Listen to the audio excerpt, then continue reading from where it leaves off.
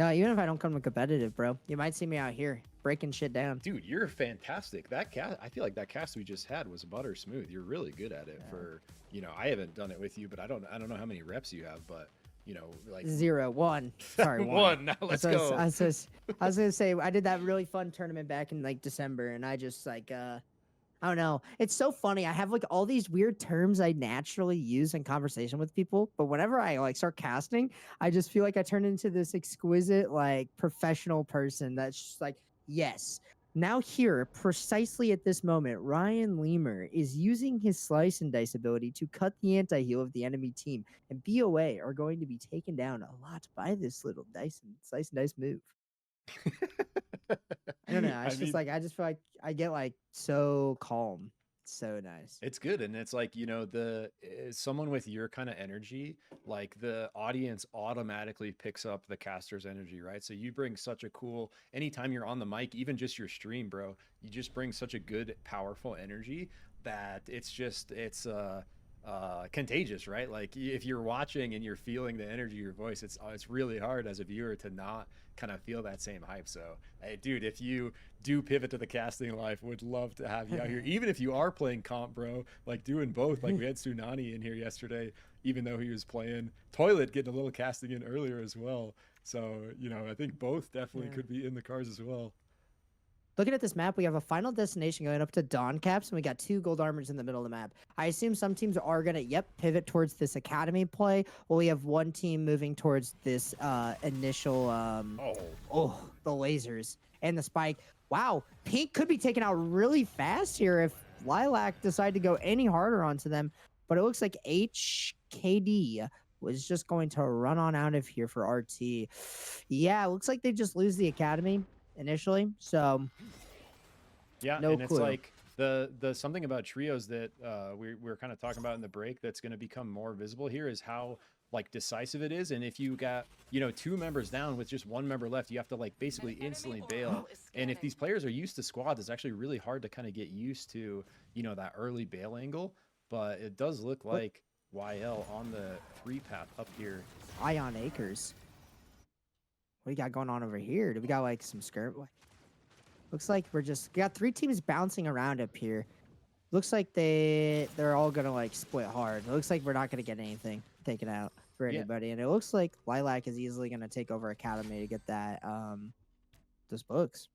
Yep, and off to like a pretty typical start here. This is pretty much what we've seen in squads in the recent tournaments in the competitive meta. Everyone dropping in fairly spread out and looking for that early farm, trying to rush level 6, get that buy-in, which is, remember, the soft level cap now. So instead of a hard cap, they reverted the daily level cap changes, but instead of a hard cap, soft cap, so you still get 20% of experience from creeps. You still get full gold, so still worth some farming if it's on your path. But as soon as these players get 6, they look for the buy, and then they're going to be looking to play objectives, kind of scale up their power by not only farming gold, but looking for, vaults, and then the bosses hitting the map, the biome bosses popping up as they clear their zones, and that's going to win right at that nighttime Wedel, which is kind of what we're used to from previous SUPERVIVE, is when we start to see like the big amount of violence breaking out.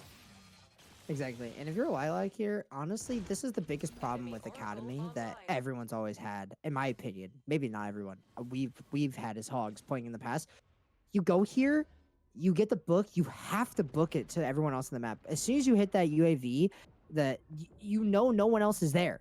Yeah. You'll see no one else there. What are you doing with your level 7 advantage? Nothing. Lilac has no way to get into the game fighting anybody right now. And it looks like Pink and Orange might be fighting on the far left side of the map. Yep. Yeah. And already getting a little skirmish going off. Really good point there on that call out. And it's like by the time you make it into any other teams, it's already in day 2 and they're already 9 off of the creeps, right? So it's like definitely a little bit of a tricky situation there. Dylan kind of holding Loom back here. Looks like Loom is down 1, missing Massive Dick, so they were able to get a pick. Yeah, Dylan actually an entry solo in the 2v1, putting so much damage into Loom. Twist now here, able to follow up on the Bishop, so just like that. Our very first team is going to go out there in 12. So Loom getting taken out very early by Yeah.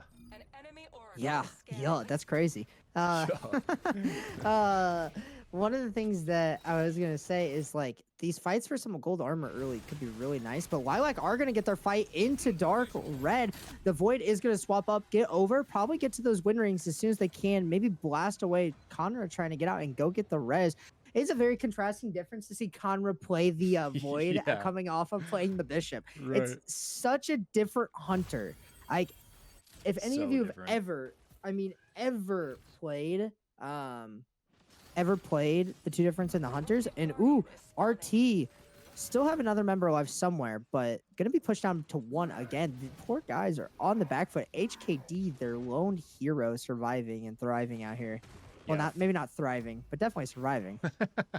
That's like you survive so that you can maybe thrive later. That's what you got to do sometimes. And we see right at this point in the game, right where we would expect, fights breaking out across the map, resulting only in 1 squad wipe before. But as you mentioned, multiple teams on the back foot. Now we see a fight breaking out in Mana Kyle's coils here. Taking on Ya now down a member. So Quiz on the Bishop. Versus Ya. That's actually hilarious. It's so good. Yeah. It's literally Brawl, dude. It's Brawl sound effects. Yeah. Just going out. It's crazy. Though, good thing to know is that we do have Resurgence on. So a lot of these squads are gonna probably just look for. If I were to play with Resurgence on, this is my thought process. Like, major fight coming out here.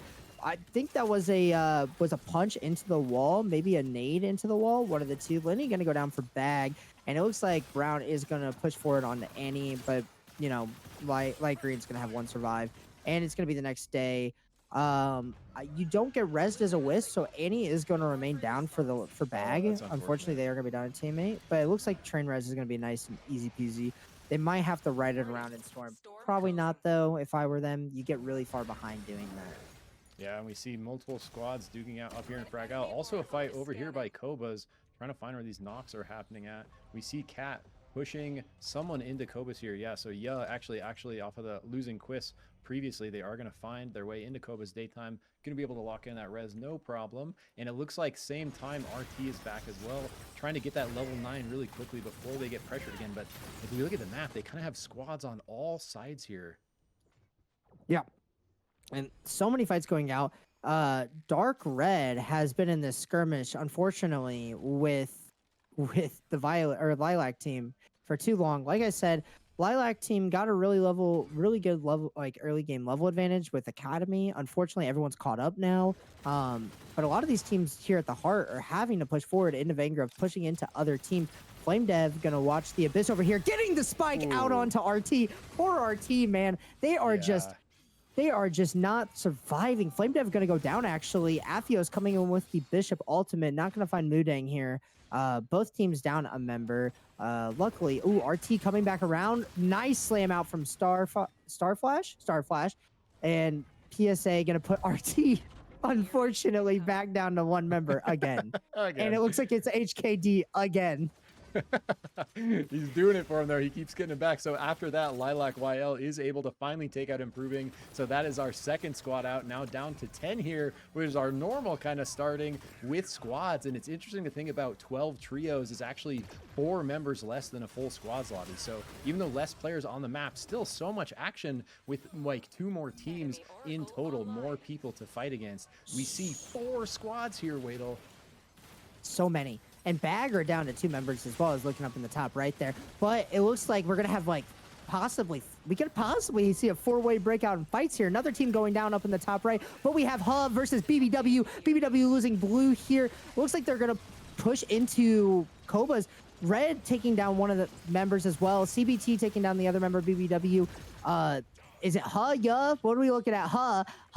Getting 2 members out. One of them losing their members, pushing into Kobayashi's. It looks like we're going to maybe get some Kobayashi skirmish before the daytime has begun. Pushing one of them out there.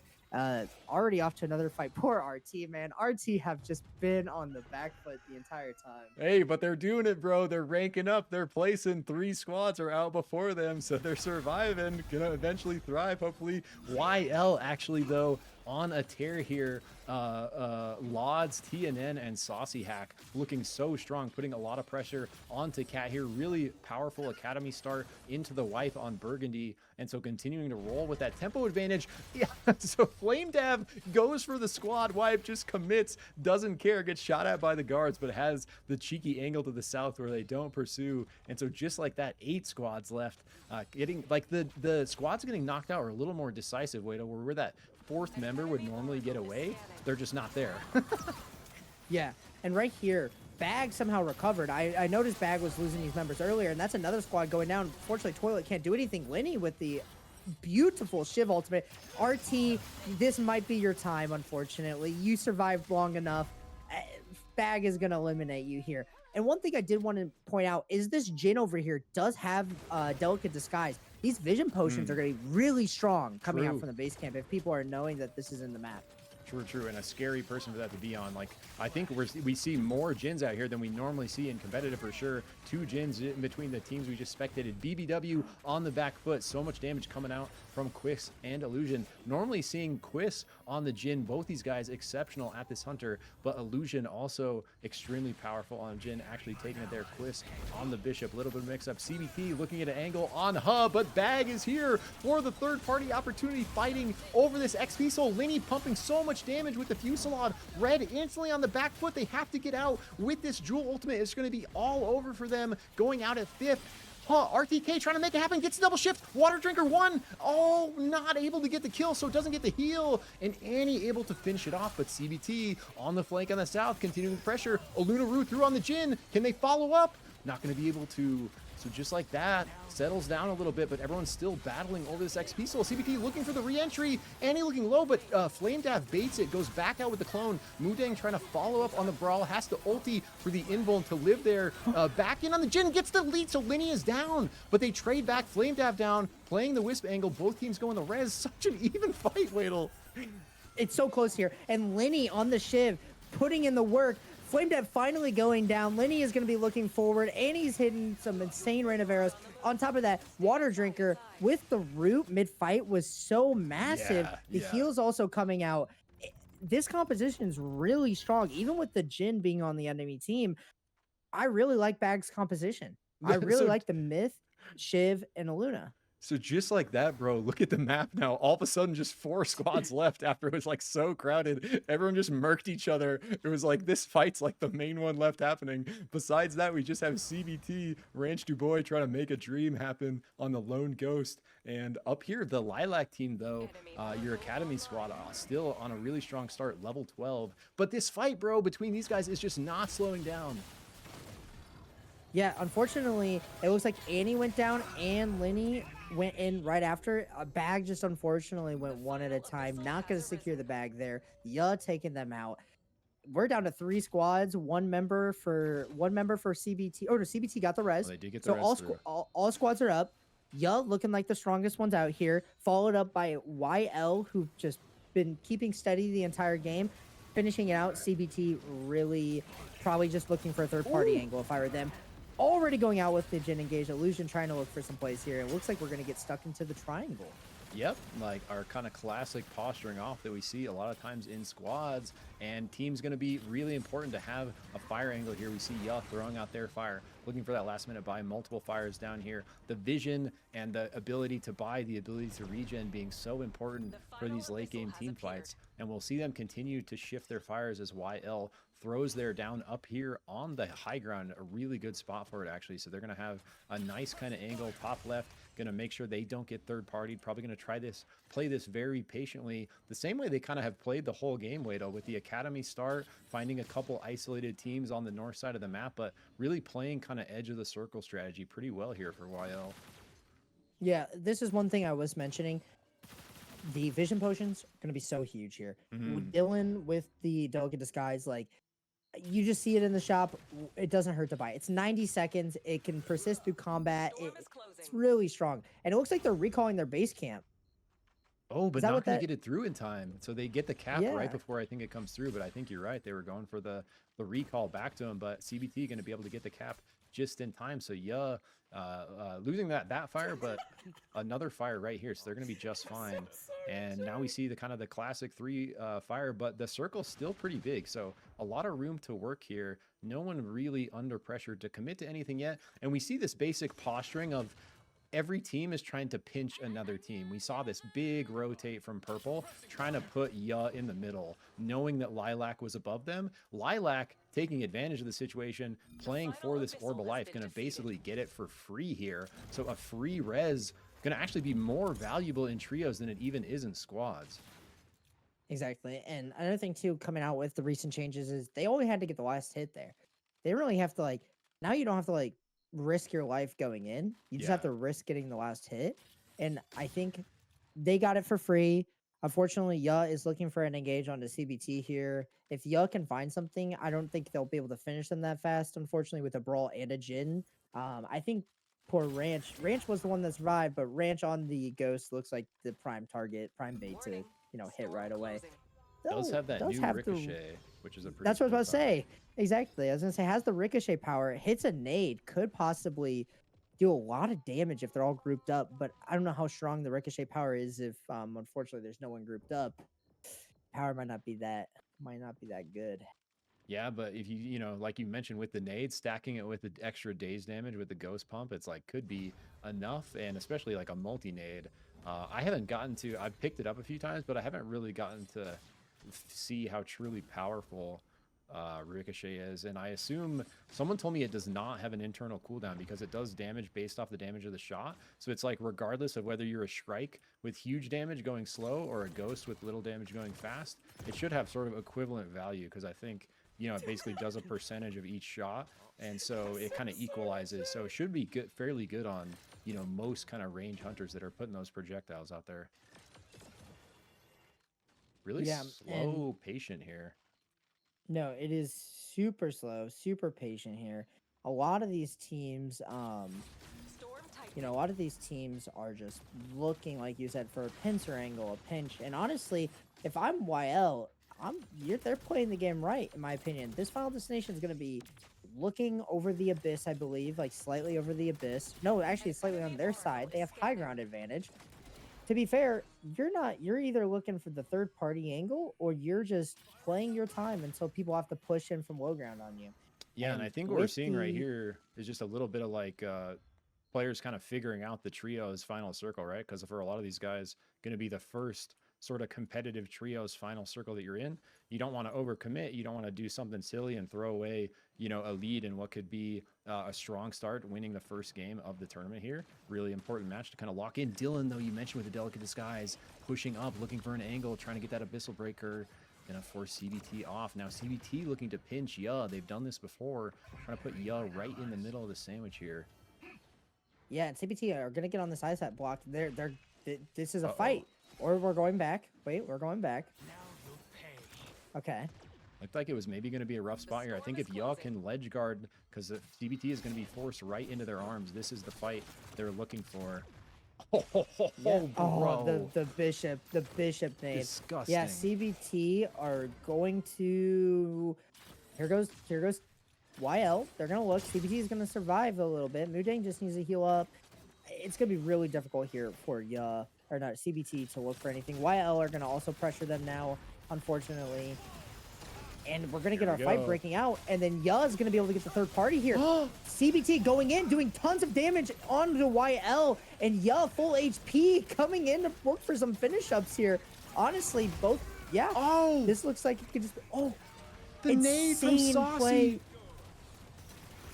Oh, maybe going to be able to finish it off. Gets the laser, has the crown, down a member, but just like that, with an excellent third party, eliminates a squad, puts themselves in a winning position here. YL losing a member off that CBT engage, so much damage coming out from the Jin, not able to keep everyone alive. Following up, putting CBT in the pinch, making them the meat of the sandwich, securing that squad wipe. Now looking to do the same to YL, just 2 members left. Sauciak needs a kill on this Ghost, needs to lower this crown timer. A minute 24 left. They're looking to take him out. So much pressure. Dylan is going to be able to get the kill. Just going to be Cat microwave left. on the Saros is going to get taken out there. So yeah, with a very nice calculated finish there, playing the third party to perfection, cleaning stuff up, playing the patient game, like, you know, pretty textbook.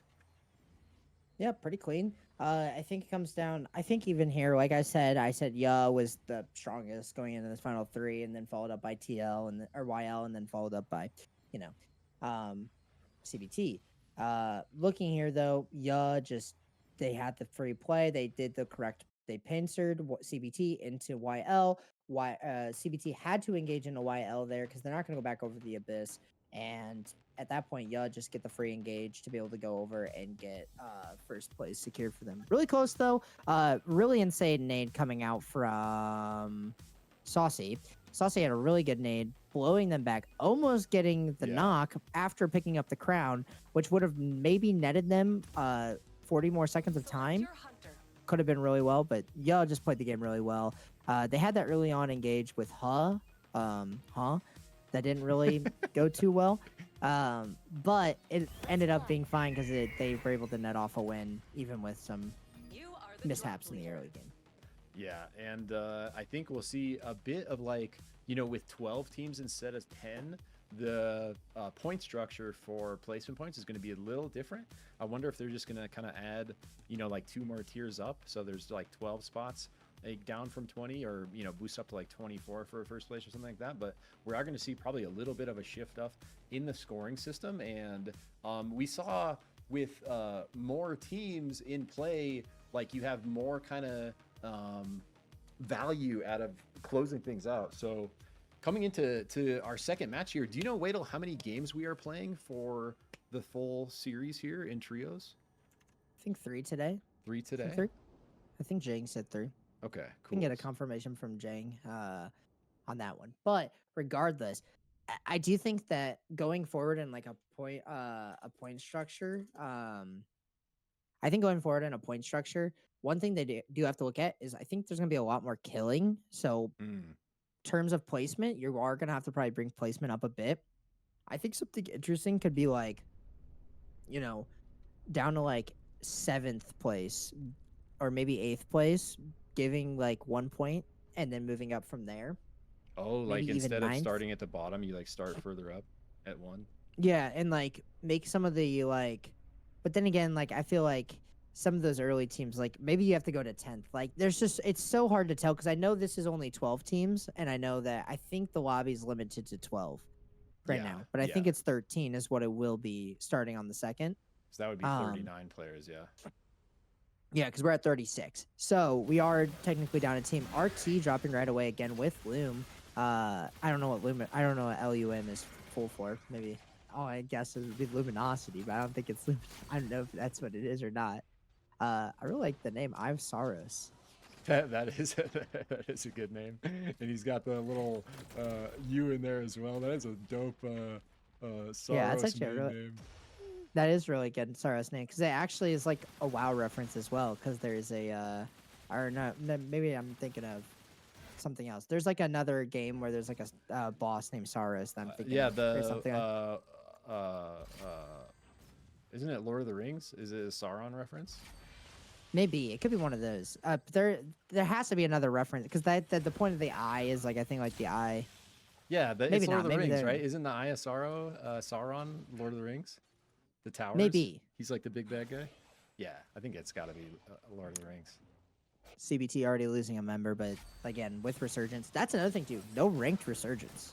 Oh, true. Yeah, we see it on in this tournament, but as soon as Wednesday hits and this goes live, Resurgence is going to be off as we see a spicy fight here breaking out between YL and HUH. YL, big start last game, but going to be kind of put behind. They do have gold armors, but they lose a member. Almost able to trade back onto Galaxy. Not quite enough damage. Galaxy lives, gets the heal turn, but gets sniped by the laser. So Sauciac, another monster play with the Ghost, is going to get a member down. They're going to be able to trade their Wisp back, so both teams rezzed up. Galaxy pushes in, but a little bit too low there. TNN responds with a shift of their own, puts Galaxy into the wall, takes them down, and just like that, HUH down 2 members. RKT out to the right here on the Jewel. Gonna be looking for that rest, but he's gonna run right into God if he keeps going this way.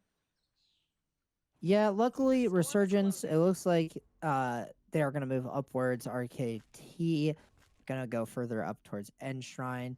Little good skirmish right off the rip. Did kind of like flip a game maybe a little bit because I think they traded armors at one point maybe, or they didn't. Oh, nice slam from Flame Dev. Really, really enjoyable to see the slams from the Jin. Not enjoyable to play against it though, for sure. For sure. I will say when he does the flip in the air, I think it's worse than Brawl invulnerability because I don't think there's a character model for me to hit. I'm pretty sure he's like jewel dashing while Brawl ulting at the same time and then slam dunks you into the ground. It's like, what am I supposed to do? The way and the speed at which it comes out kind of gives it more, makes it more like oppressive, harder to deal with than even the Brawl or the KP dunk, because you can preload the Q1, then the Q2 just comes out so fast. As PSA looking to pressure RT here, RT tries to look for the fight, but kind of gets put on the back foot. Gosu kiting up through the rings on the Felix, looking to maybe turn Spike. Pamu reads it, puts the glider away on that final ring, flies through, able to get the pick, but RT is going to be just fine right by the heart. Still Resurgence on. They're going to be right back in it here. Right.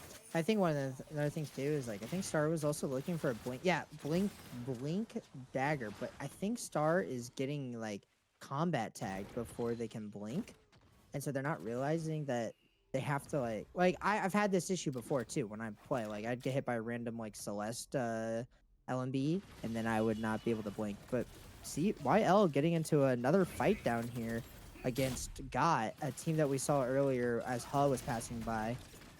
Yeah, and nice. Getting a knock already.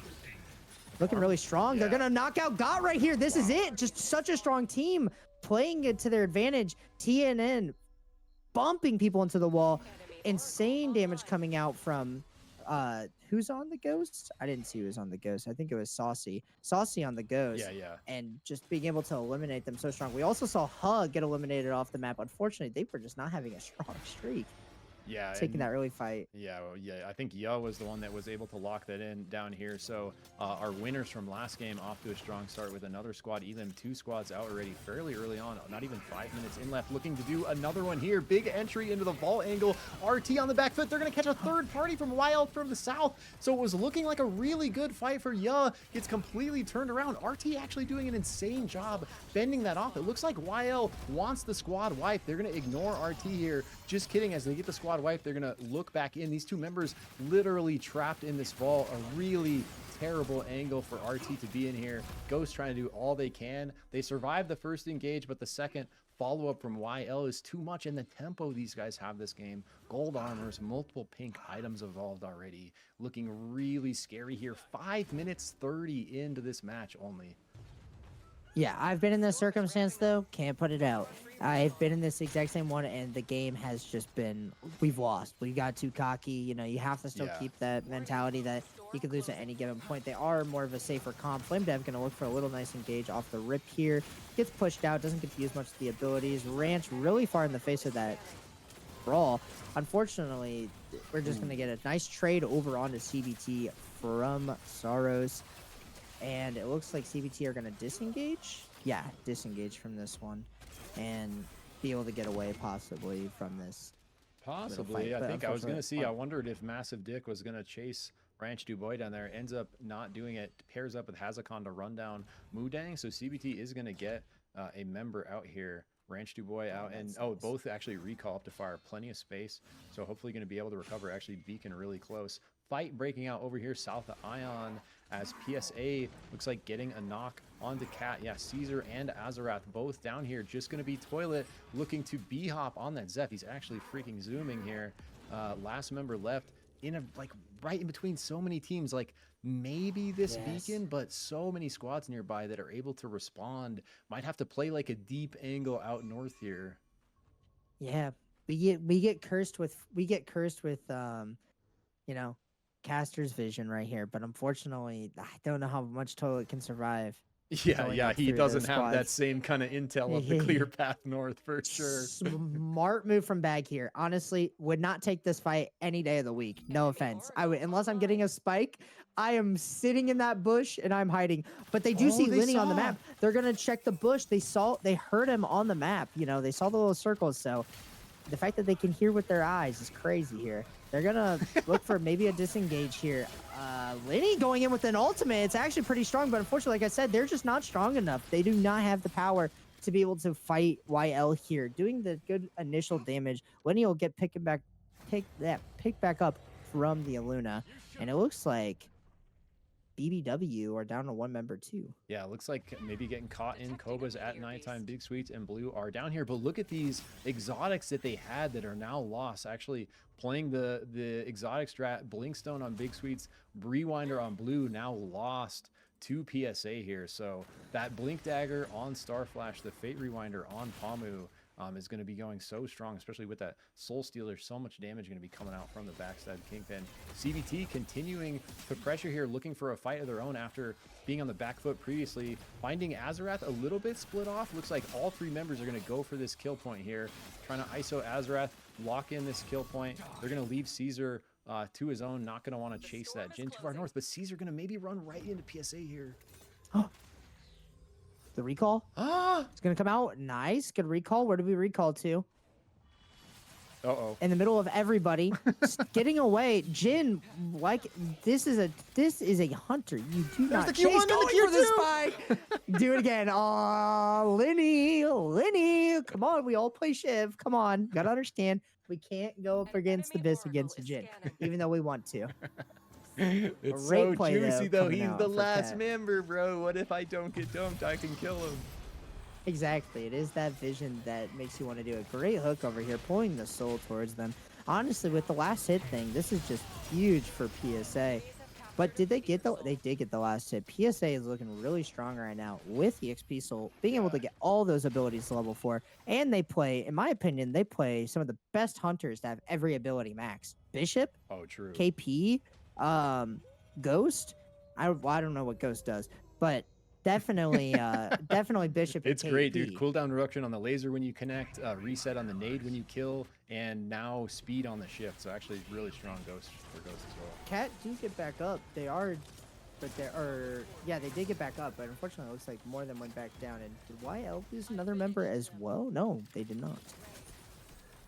Yep, Shrapnel Soul for them, and continuing, like, look at this, fully pink evols basically across the board. Such strong power coming out. Actually, Bag fighting this really well. Fends off the TNN engage, but it's not going to be enough. Big napalm coming out from Sauciac. Sauciac just having an incredibly powerful game on the Ghost, putting out so much damage, not just this game actually, but last game, as another fight breaking out over here on train tracks, just to the right of Cobas. It looks like PSA Starflash with the huge preloaded slam, Blinkstone in, almost able to finish it off with the grab on improving, but they do get two members of OMZ down. They have to be a little careful about over chasing onto improving here though, because they have another squad right to the left, Lum lurking on the flank here.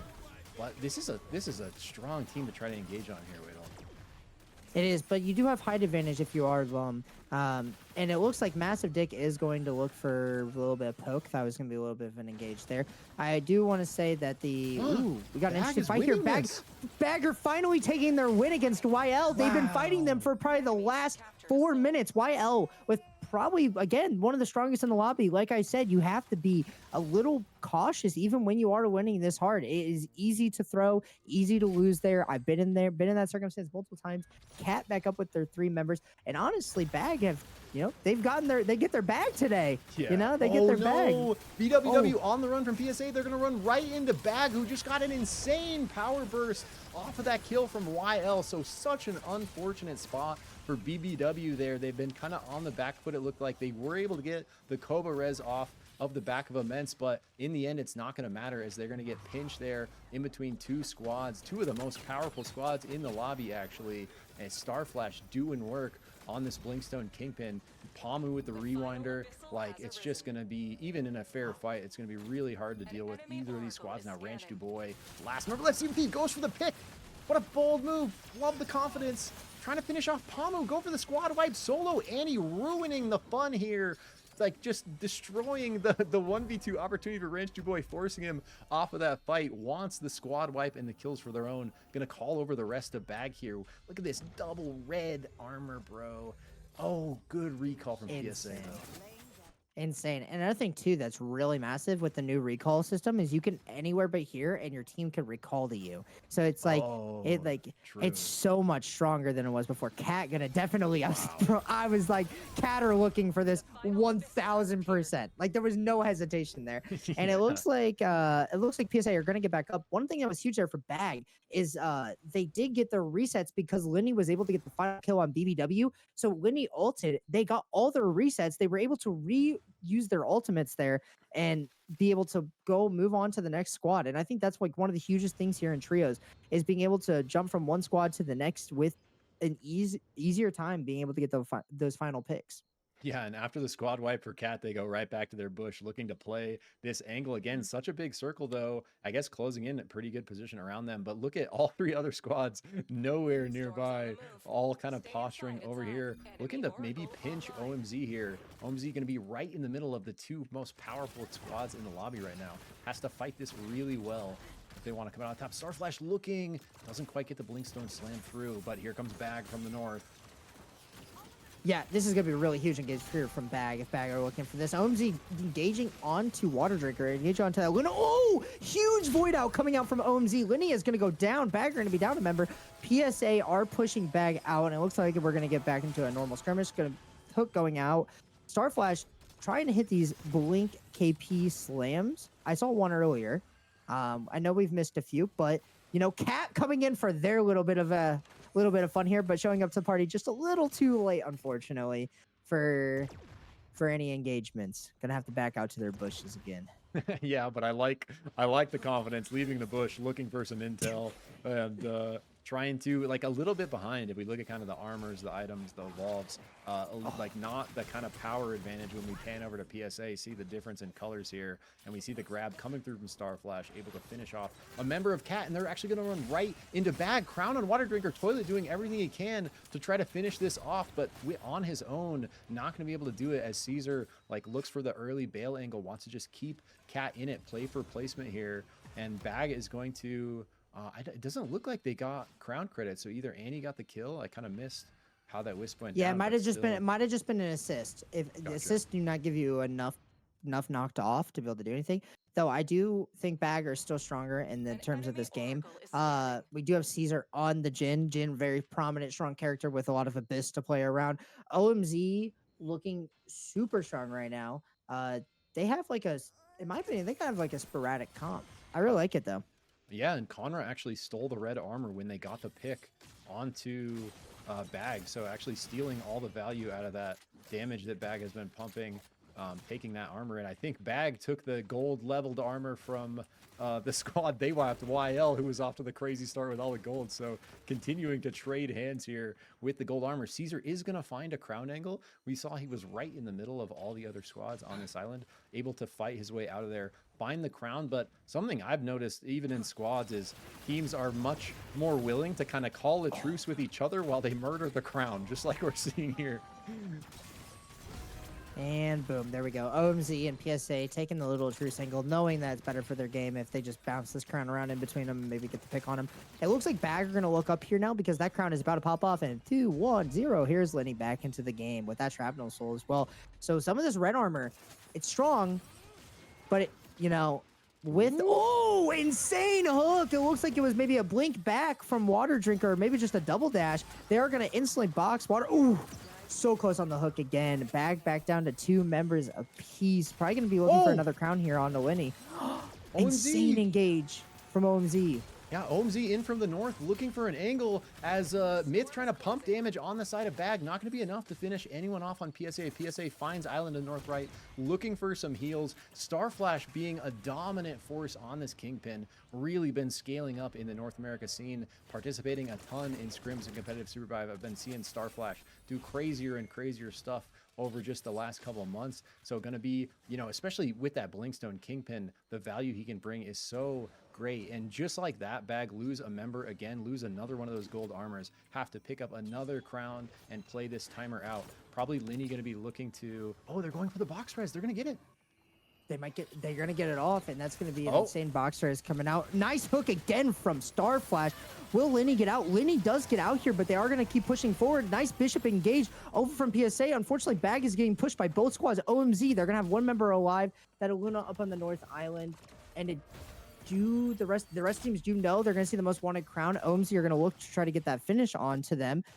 We have Improving jumping over, pushing Water Drinker towards PSA. Water Drinker trying to get the kill out here, and it looks like PSA are going to get the spike. We just have 2 squads left remaining, and it's going to be OMZ versus PSA. PSA with a double soul here, but OMZ looking really strong in terms of armors and items. Yeah, it would have been really big if OMZ was able to snipe that kill, get the soul for themselves, but in the end, PSA gets the Aluna to wrap all the way back around to him. They're able to finish off the fight they started, get the squad wiped, get the Shrapnel Soul stacked on top of the XP Soul, going to be doing so much damage with and all the extra utility of upgraded abilities. Somehow, the Bishop Improving is still alive here in the kind of ISO 1v3, but it's not going to matter as they delete it. With 2 members back from OMZ, the ult coming out from Conra, almost able to catch someone, but doesn't, is going to shift the Wisp out, trying to go for the Miracle Res. Starflash blinks in, not going to let that happen. So in the end, PSA having just a very clean, calculated game. Really nice follow-up on the back of this Starflash Blink Dagger Kingpin that's been kind of rolling since pretty early on. We saw him get that Blink Dagger this game. Exactly, and Starflash, with that KP hooks, with the pullbacks, Aphios with the follow-up ultimates, punches into the wall, being able to fully box people. Honestly, really strong squad. Kept playing consistent throughout the game, had that blink, had the rewind, got those guys in Koba, just had a really phenomenal game, was able to play their map really well. And probably a lot of kill points racked up that one too, right? Zach, you're going to other lobby, correct? I have no idea what I'm doing. What yeah, go. Jing said we're in group 2 now. So yeah, group 2 for the last game. Okay. Yeah. I'm not sure if their second game is done. Do I have it looks like it's code not. somewhere? I can go get it for you once. Thank you.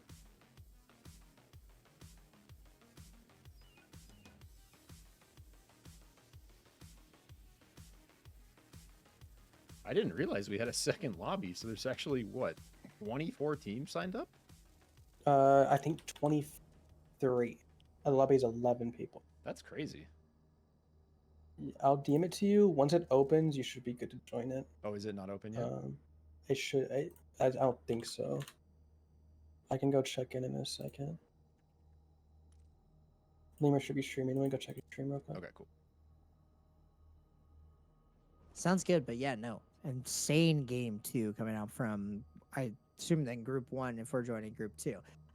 Insane game out from group 1. PSA, man, just being able to play a little bit of somewhat slower and patient game, though playing really strong into that.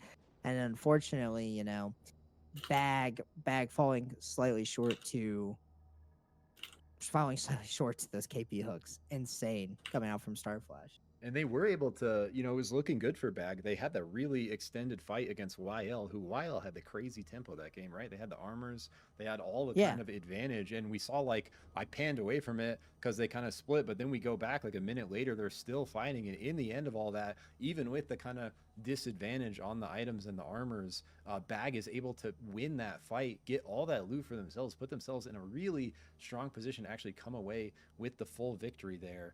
But in the end, not going to quite be enough. Like you mentioned, PSA and crew able to just put out too much pressure off the back of those engages and the follow-up from the rest of the team. So GG's to them, and a couple good start to our trios games here. And it's interesting to see, we see the mid-game violence pick up really big into the level 6-7, right around the night 1, day 2, everything starts to go. And then when we get down to the last 3, last 4, you mentioned the triangle, the triangle forms, and then we have this more slow, steady posturing, looking for that advantage. And in that situation, the third party is just so important. And I think, with everyone having, 4 or 5 months or whatever it's been of experience playing the game now, people are getting better at sort of knowing and reacting to those situations. And so it's, it makes for these final circles where before you would see teams kind of ship it in a little more YOLO. Now these players have seen final circles play out time and time again. They've watched the VODs, they've watched their own gameplay, they've learned that the third party in most scenarios is able to win. So in these final circle posturings, we see these teams constantly trying to put each other in disadvantage positions so that they can force the angle, force them into a third party, you know, kind of make them the meat of the sandwich, as it were, and, you know, give themselves advantage in that fight purely off of positioning. And I think more and more players are doing that, basically. As we've seen the evolution of SUPERVIVE, players are less apt to just ship it in, knowing that a third squad is lurking on the wings. Okay, is it game 2, like it's like towards the beginning, so I sent you a new code to come back into the one I was just in, and we're gonna do game 3 of this one. Dope. I think they're gonna be waiting on you for a game 3 of theirs. Dope. It's gonna be happening. Okay. Thank you, Toilet. We are back in Yes, with you, sir. sir. Appreciate you. Have fun, have fun. You too. And then another thing too, and not to mention because Toilet was just here, I was really hoping to see a Jin dunk on Caesar. I love seeing like a crown pop over the abyss and just like seeing how a team plays off of it. It's like when you're that team that just randomly reses over the abyss, the panic that sets in is so immense, so fat. Yeah, like you are sitting there like you're just like, where do I go? Which way? You're just like, don't glide, don't glide, don't glide. And it's like, dude, I'm playing Shiv and I'm like having to like cartwheel, aim instantly, and find someone to auto attack. And like half the time you're paying so much attention, you're like so locked in, focused, trying to figure out where you're gonna go, like where your team's going, following them. It's just seeing those is so insane. Seeing those little clutch moments, even when the teams end up losing, unfortunately, it's like seeing those reses happen off in that moment, seeing the potential there is just so nice. Yeah. All right, so diving into game 3 here of our first lobby is some pretty good matches so far. We've seen kind of teams with the tempo getting some good looks, but like that game, Wedel kind of getting reversed on them, and Bagged getting all their power, then it getting reversed on them. And it's like the fights are definitely more decisive. Like if you kind of, the commit has to be cleaner. And it's like, if it's not clean, you just don't have as many people to try to get out and survive. And like, especially early on when there's a lot of teams on the map, we mentioned like, you know, 2 more teams being in play, potentially 3 when we roll to the full 39. If you're running from a fight, like, you know, 2 of your teammates go down really quickly, you turn to bail, the odds that a team is somewhere in the vicinity behind you in the direction you're heading are higher than they were before with 3 more squads on the map, right? Yeah, exactly. And you know, early in the last game, Yug got eliminated really early on, being the winners of the previous game and not being able to get like such a strong start and a strong going. And you know, poor like one team here that, you know, I hope does well in this game is RT, man. Poor RT. Always caught up in just an unfortunate circumstance where they're getting third partied or they're just getting look at like, this running drop around the though. map. Way to look, 3 squads right on top of him over here. Oh my, we got RT coming in right away with Loom and another squad as well, CBT. Okay, wait, RT have a little bit of an advantage here going out early. Gonna get that, Gosu gonna get that wonderful Felix shield, but major heal. Oh, Mudang slice or dashes into the big heal, but it's not gonna matter as Mudang does go down. RT get their first initial kill. Let's go. Of RT these. off to a good start. They really need to lock in this nuke here. Big XP going to come from this hatchling. Hopefully no one else around to contest. It looks like the other squad in Loom did kind of go to the south here. So I think our T is going to have time to take that. So actually really nice, strong start for them. Exactly what they want. Win that level 1 fight. Find the early levels and power off of that exotic and, you know, kind of lock that in, ride that tempo into the rest of the game. Cold Fang fight potentially breaking out down here as we see Cat in it with YL. Azrath taking a bit of damage, takes the strike shot, has the mark, cannot take another one. Caesar peeling out with his homie Toilet as well. On the back, look, Caesar looking for the Delito, goes for the entry, gets the damage through. Huge pump coming from the Jin. Q reset maybe, but actually don't think he got the killing blow for the Q. So waiting for that cooldown, gonna try to heal up off the creep. Toilet following up perfectly though. Full health on the Zeph, pushes in, putting out so much damage pressure. Now Cat hopefully can get some heals through, try to follow up on this YL team who is going to be on the back foot. One thing to note as well, and if it's still a thing, Zeph stack healing is so strong. It's Yeah, like the Zeph is supposed to do these exactly because Zeph's supposed to be the single target healer for the most part, but the pass through stack healing is so strong. Like you stack, you just get like sometimes you can get like somehow you can do like a double proc pass through sometimes. Yeah, that's big. I swear. I swear, maybe I'm wrong. Maybe I'm mistaken. Maybe I'm just yapping. But they're already teams getting off to early skirmishes. It looks like BBW have one member split off. Blue, honestly, if I'm blue here, unless I have any shards, yeah, no money, no shards. I would just probably hop back over with my team to Yeah, get regrouped. got the resurge, not a big deal. We saw them BBW going for the split farm strat up in Shards of Fate, kind of spreading out, trying to collect as much of the gold XP and farm as they can very quickly. CBT on a similar strat over in Dawn Caps, but I think Blue was maybe able to get a few of these camps before these guys made their way up here. We saw them engaged in an earlier fight, and so, you know, like you mentioned, not going to be too bad for BBW. Blue maybe going to be slightly behind on items here with that death, but not going to be a big deal. But going to be able to buy up. It looks like RT off of the strong start with attack new. Going to be lurking on the side here though. Yeah, and with only one soul coming out, XP soul, strongest soul, one really strong soul by the way, being able to get all three of your abilities.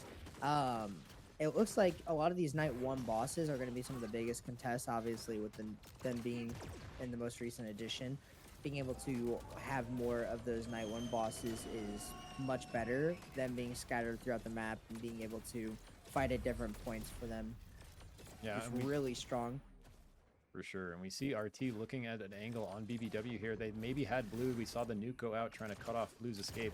It's not going to be enough in the end. Now BBW looking for a potential re-engage here. Want to defend the fire. RT, or 3D2Y, goes in with the shift. Forces these two members back, but not enough damage to really do much. RT, HKD trying to follow up. There we go. 3D trying to put Immense in the wall. Immense shifting back though. Big Sweet's trying to trade damage on that Saros, but gets kind of collapsed on by the Oath Ghost. Blue looking to do something in the back. Is going to get the punch through, but not going to be quite enough to take out HKD. HKD does blow the napalm. Immense maybe lurking to see if he can get that wisp angle, but not going to be able to get it through. BBW going to peel out of there as we come down to a fight between Bag and PSA, with Linny just pumping the Fusillade damage, and Pamu one shot. The rest of Bag comes in, able to follow up. Afios now half. This is our victors from last game. Going to be losing a member here. Looks like Bag wants Starflash. Starflash going to play to the north. Oh, I was going to say, well, Afios goes south, but just kidding. They're not afraid. Afios lurking with the resurge. Want to maybe try the fight again as soon as they get this res through, but a third party lurking on the flank here. Coming through. Galaxy Gayboy gets the Soul Stealer evolve. Yep, we got YL down here. Finally getting a little skirmish going on to Cat. They have TNN on a little bit of a flank, playing the Krista this game instead of the Oath. Caesar gonna be able to get the kill onto TN. It looks like they're gonna try to go for the finish there. They're gonna try to get Saucy here. Saucy no dash. Only one left is Cat microwaved, and Cat are for sure gonna be chasing that Cat down there. Yeah, and Azarath here with the glider jet on the Krista. Actually really strong power for her to kind of help her get in the position she needs to be effective with those shift entries. And coming back up to our fight with Bag, Linny still pumping the damage. Water Drinker and Annie trying to follow up. They are going to be able to put Hall on the back foot, but PSA is here. They want the fight again. We saw we saw Afios lurking, waiting for the resurgence res. They want to re-engage on Bag, knowing that they, were one of the strongest teams, made it to the final circle. Taking them out early here would be a big victory for PSA, lessening their competition in that final circle. There's just fights all over the map here, Wedel. There's so many fights going on. CBT are going to lose Ranch here, down to just Mudang. If they can get the kill here, this would wipe out CBT.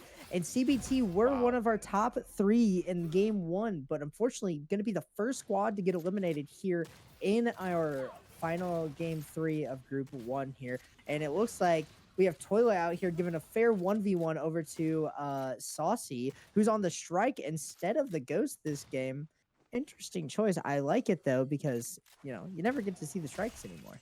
Yeah, now we do. Playing to try to keep Toilet in the storm here, doing a pretty good job with it. Toilet playing pretty patiently, and it looks like YL was able to put up a little bit of a good fight back against Cat, even though they were in a bad storm position. But Cat regrouping here, finds the angle onto Saucy, so just like that, only TNN going to be left in YL, but way kind of off in the boonies, going to be maybe just fine. Trying to look for a res, but look at all these teams migrating in the side of the storm. Oh my gosh, this is crazy. We have it looks like 6 teams, all just in a wall line, like a wall cloud line. It looks like a storm. The migration west. Exactly, a storm is coming through. We have so many teams pushing inwards. honestly, knocking out so many Bag, another team that was fighting so many different teams early on, gonna be down a member, and it looks like Loom are gonna be taken out by PSA. PSA have been such a strong team playing throughout these this game and the last one, and YL do get the res off, but YL are gonna get into a fight with OMZ right away. One member going down, but OMZ look like they're about to lose a member as well. Maybe Void swapping over. Conra again playing on that Void. Very weird to see. I know Improvy's playing the Bishop, but like I said, going from watching the Void to watching the Bishop is insane. And it looks like TNN is going to get out again. Maybe move to the left there as Omzor is going to look for TNN. And BBW still with a couple members left alive. Yeah, so Blue looks like he finds his way out. Sorry, yeah, Immense kiting out to the south here. Very little health, but looks like he's going to be able to recall the Blue as RT, bro. Here's your boys. Let's go. RT, Soul Stealer, HKD, right level 10, gold armor. HKD, my man. Bag over here. Bagger just like in this really unfortunate circumstance where they don't have a lot to play with, and Lenny is getting trapped on the shift, hitting the auto attacks, being able to get the quick flip resets, trying to dash around, trying to get that pick. Unfortunately, nothing left. Nowhere really to go. What can you do if you're Lenny here?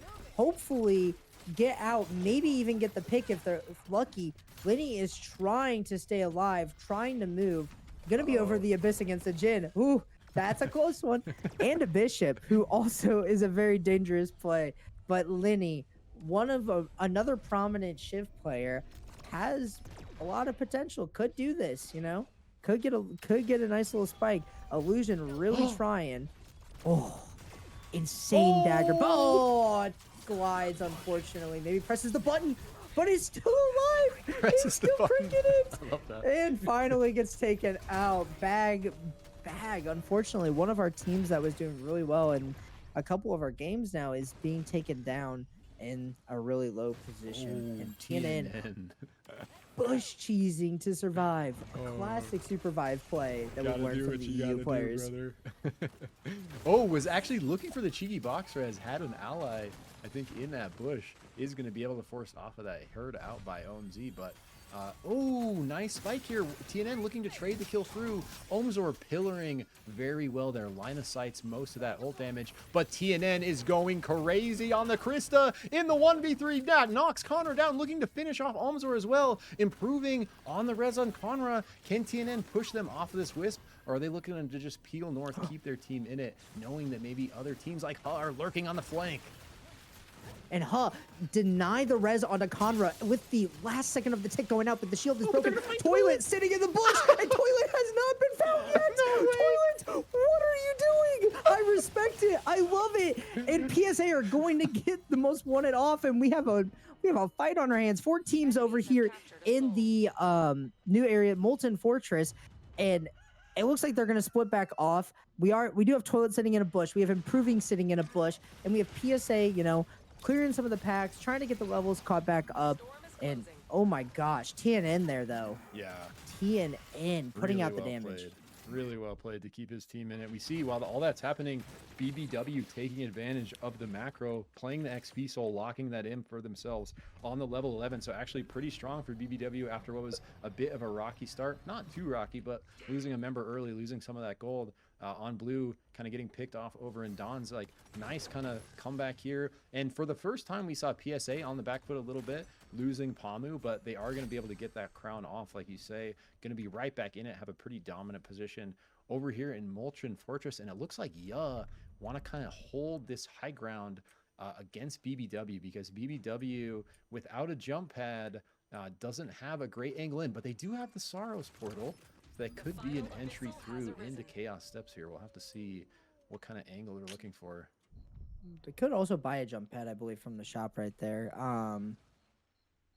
If unless they're not in the shop and I'm just griefing, but I'm pretty sure they they are. Yeah, it's like 3K. They're kind of expensive though. Ooh. Nice hook coming out from Starflash. Another prominent hook into the punch from Aphios. Way to wombo combo.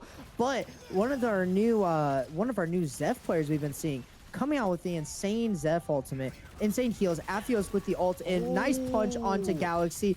Oh, unfortunately, the dash away.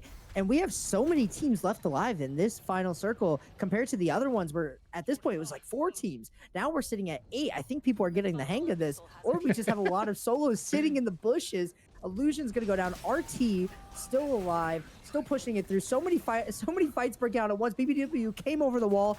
2 left for Oh, big sweets. BBW are denied from Quizzes. Oh. Quiz's bomb, and BBW have to push back over to the shop, hopefully get the most wanted and maybe get a pick going off. Dude, PSA though, just looking so strong. Every time we pan over to them, they're just constantly putting out pressure on other teams. We see another Orb of Life coming down here, closing in on the end game. RT off to the strong start on the full fish play themselves, looking for the cheeky pick as PSA continues to run down squads. Just 1 member left on OMZ here, improving, trying to do their very best, but not going to be enough. And so PSA, like Atheos just being so disruptive on the Bishop, having some really clean engages on the back, you know, of the crowd control and pick potential coming with the Kingpin, and Pamu just doing such a good job following up with the ghost damage. These guys are looking kind of unstoppable. Correct, and BBW with 1 member left, trying to get that pick on with the Sorrows. It looks like, unfortunately, they are going to be stopped and taken out by Ya. So we have Ya, YL, RT, and PSA left. I believe YL have 1 alive sitting in a bush somewhere. No, they don't. Everyone should, or no, it's that has 1 alive sitting in a bush somewhere. RKT. Bush cheesing it away, you know, doing the classic. Making sure they stay alive, maybe get some placement going out, maybe get a most wanted crown, get a pick off. But it looks like a lot of the teams are sitting really strong right now. They are playing together really well. And it looks like some teams are going to have to push up. RT kind of putting themselves in between 2 teams here. I really don't like this chokehold right here. RT are going to be pushing themselves into a really bad position. I want to try to maybe play out left here. Not a ton of places to go. Want to get to this island, but PSA is just so decisive with their entry. There's Atheos again following up on the engage with the Bishop ultimate. Instantly 2 members down. Just going to be Gosu down here trying to live, but Pamu just pumping so much damage on the Ghost. But Gosu maybe does it here, but wait, what? I didn't even see what forced Gosu back. He started the laser. Oh, he hit him with the laser. Huge, bro. I didn't even like see that. There was so much happening. Really nice there from Pamu. I thought that the Fox was going to lock it in, but not quite enough. Perfect laser with the knockback. Stop the flamethrower damage from coming to. Not enough from the ignite to finish it off. So again, PSA showing their dominance. One health. It had to have been 1 health on Pamu, who started the heal at the right time. Perfect timing on that heal. Obviously, with the level 1 passive, if all is true, it does have lethal damage now, and so you do have to be careful and start that heal right away. We are down to 3 squads now. This is looking more like our final circles. Our triangles should be starting up not too long from now. PSA and Ya looking like the strongest. While we do have a YL out here, we have seen YL and Ya in the final circle in the game 1. Now we're back here in game 3 with a different team looking like PSA. Really strong teams, all really good in their own rights, and all have their own, it looks like their own compositions too. Look at the items over here though. Masamune on the Jin, Soul Stealer Evolve on Quiz. Like pretty strong item stack over here on the side of Ya. PSA not looking too shabby themselves. Red armor, 2 gold, so kind of armor advantage on the side of PSA, along with a rewinder on Starflash, giving him the ability to do some potentially crazy stuff with the Kingpin grab. Ya not afraid though, just holding this position. Actually have a really good spot, kind of on this inner circle. Excuse me. Yeah, no, 100%. You're 100% excused. And over here we have YL, who are just kind of they're playing themselves in the middle of another squad, but at the nice part is like PSA aren't like too far to the left of YL to be able to push them in. Ya are on a little bit of an island here. They do have a lot more room to play back with towards the right versus the other 2 teams who are going to be closed out here in a circle in a second for it. They do not have a lot of room to play back with. PSA and YL are going to be sharing some land here in a second. Whereas Ya will have all this land kind of to the right to play with. So we're going to see some Starflash hooks going out. Hopefully maybe a rewind hook if we're lucky enough. But otherwise, we're just going to see some picks going on, or like some poke going off until a team, you know, finds maybe a pick or finds a play onto another team. Yeah. It looks like, oh, nice snipe coming through from YL. Sauciac getting the strike snipe through on the ultimate, gonna put PSA down a member. They are gonna get the res through, but Cat Microwave following up with the huge orb, gets the kill through as they're trying to go for the wisp res. YL continues to push, putting PSA on the back foot for one of the first times throughout all 3 games of this trios. I think if Yo was maybe able to have some intel on the fight, was what was Illusion was trying to maybe get down here, they all would have maybe tried to push south, follow up on PSA, kind of knowing how strong they've been looking. Not going to be able to end up happening. I was going to say Yell had a really good position on this island, but with this next shift Wedel, it goes right back into the hands of YL here. Yeah, with the jump pad though, honestly, get the jump pad on the oath, get him over the air, and maybe slam down. I do like this teleport going out. They don't stand in the teleport, maybe. Yeah, this is what they do. Send illusion early. Now they can stand in the teleport and go because they know that it's safe. They can get across the abyss really easily. But they're not gonna. They're gonna see how PSA are playing this. Honestly, you don't really want to let PSA go this way over this lane because then they have to jump into Ya, and Ya don't really want them to jump into them. But unfortunately, they do have to give it up because they don't want YL to take the spot from them. YL are going to hold their nice spot here. PSA in a second is going to have to jump over and fight one of the 2 teams. I don't know what team they're going to fight. We'll see here in a second. Ooh, wait, we got an emergency platform going out. Probably could look for a hook. Might just play the timer on it. I have no clue, but we are stuck in a standstill for a second until this most wanted crowns either goes off or gets engaged on. Yep, and kind of in our final positioning, we see PSA looking for this sort of not liking that angle, even with the emergency platform. They're looking for more of the southern angle, going to try to pinch YL. Now YL going to be right in the middle, even though PSA are not quite in the circle yet. They are going to have some space here, and it's going to put YL in a really precarious position. Ya knows it, looking for the entry. Jin just trying to force out some pressure, goes in, and Illusions right back out with the clone. So really nice look there, trying to just bait some cooldowns. YL finds actually a little bit of space over to the left, so we're back to our triangle configuration here. And PSA with 8 seconds left on the crown, going to be able to proc that. XP is probably going to take them all to 15. So going to be right back at sort of full strength here. Full strength, get this base camp, be able to repair. Dylan's going to be putting some poke on them for sure, not trying to let them repair here. Palmu needs to probably get an armor up, maybe get some powers back onto them. Really right now, Ya are behind in levels, but only in terms of AP. All their abilities are upgraded, so they do have an advantage there.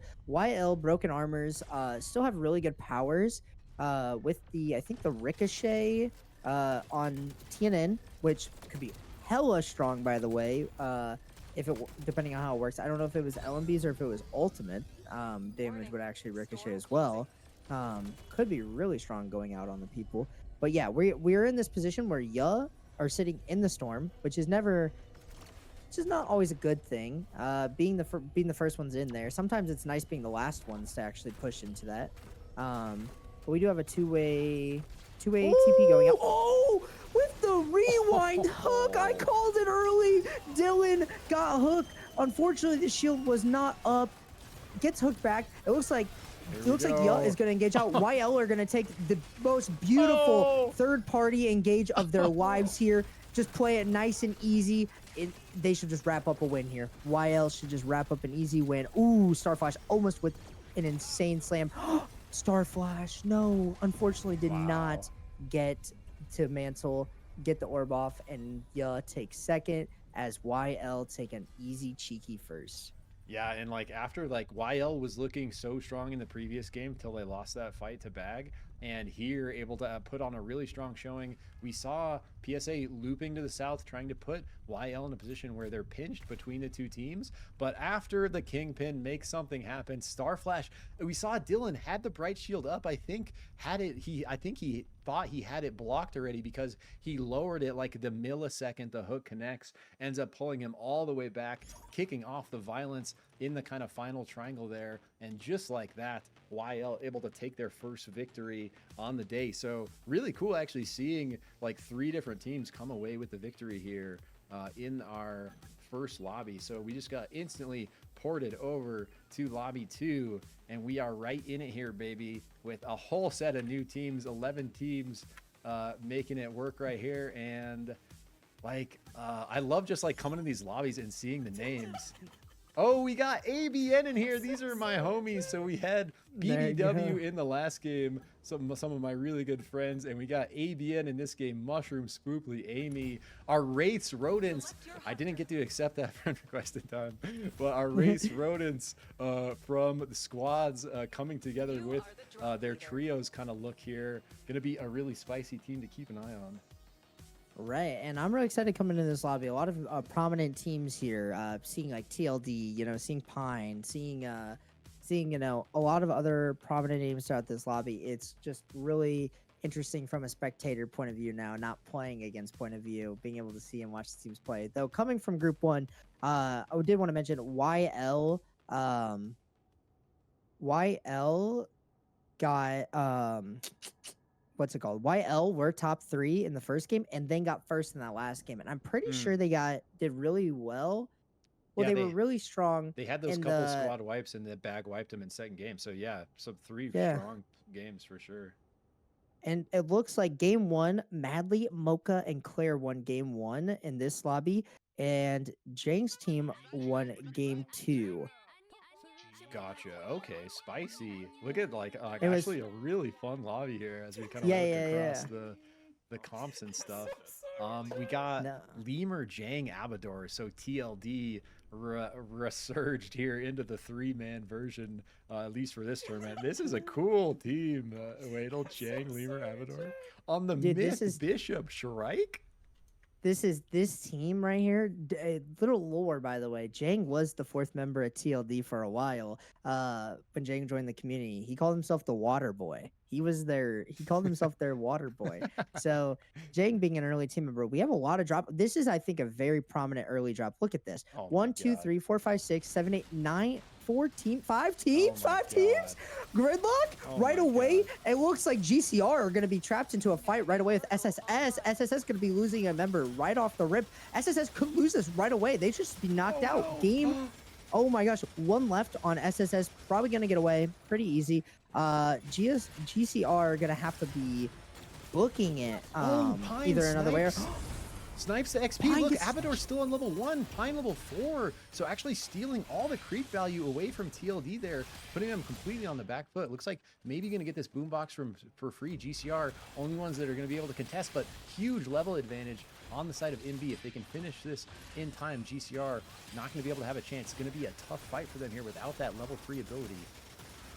Yeah, GCR are going to be struggling a little bit here, but it looks like MB know to leave, in my opinion. I think after taking that, they want to just keep pushing their way up into Academy. Maybe fight Hat. It looks like Hat is up in Academy. But yeah, we have ABN and SSS got back up. To get a little bit of fight going on. We got another Void in here. Like to see the Voids. So these are when these guys were a squads team, they were Wraith Rodents. We see them on their typical Wraiths Row drop here. Love this early farm. Always really good at kind of playing position, taking advantage of other teams. Oh, and the Team Pine getting the dunk there from Chinese Spy.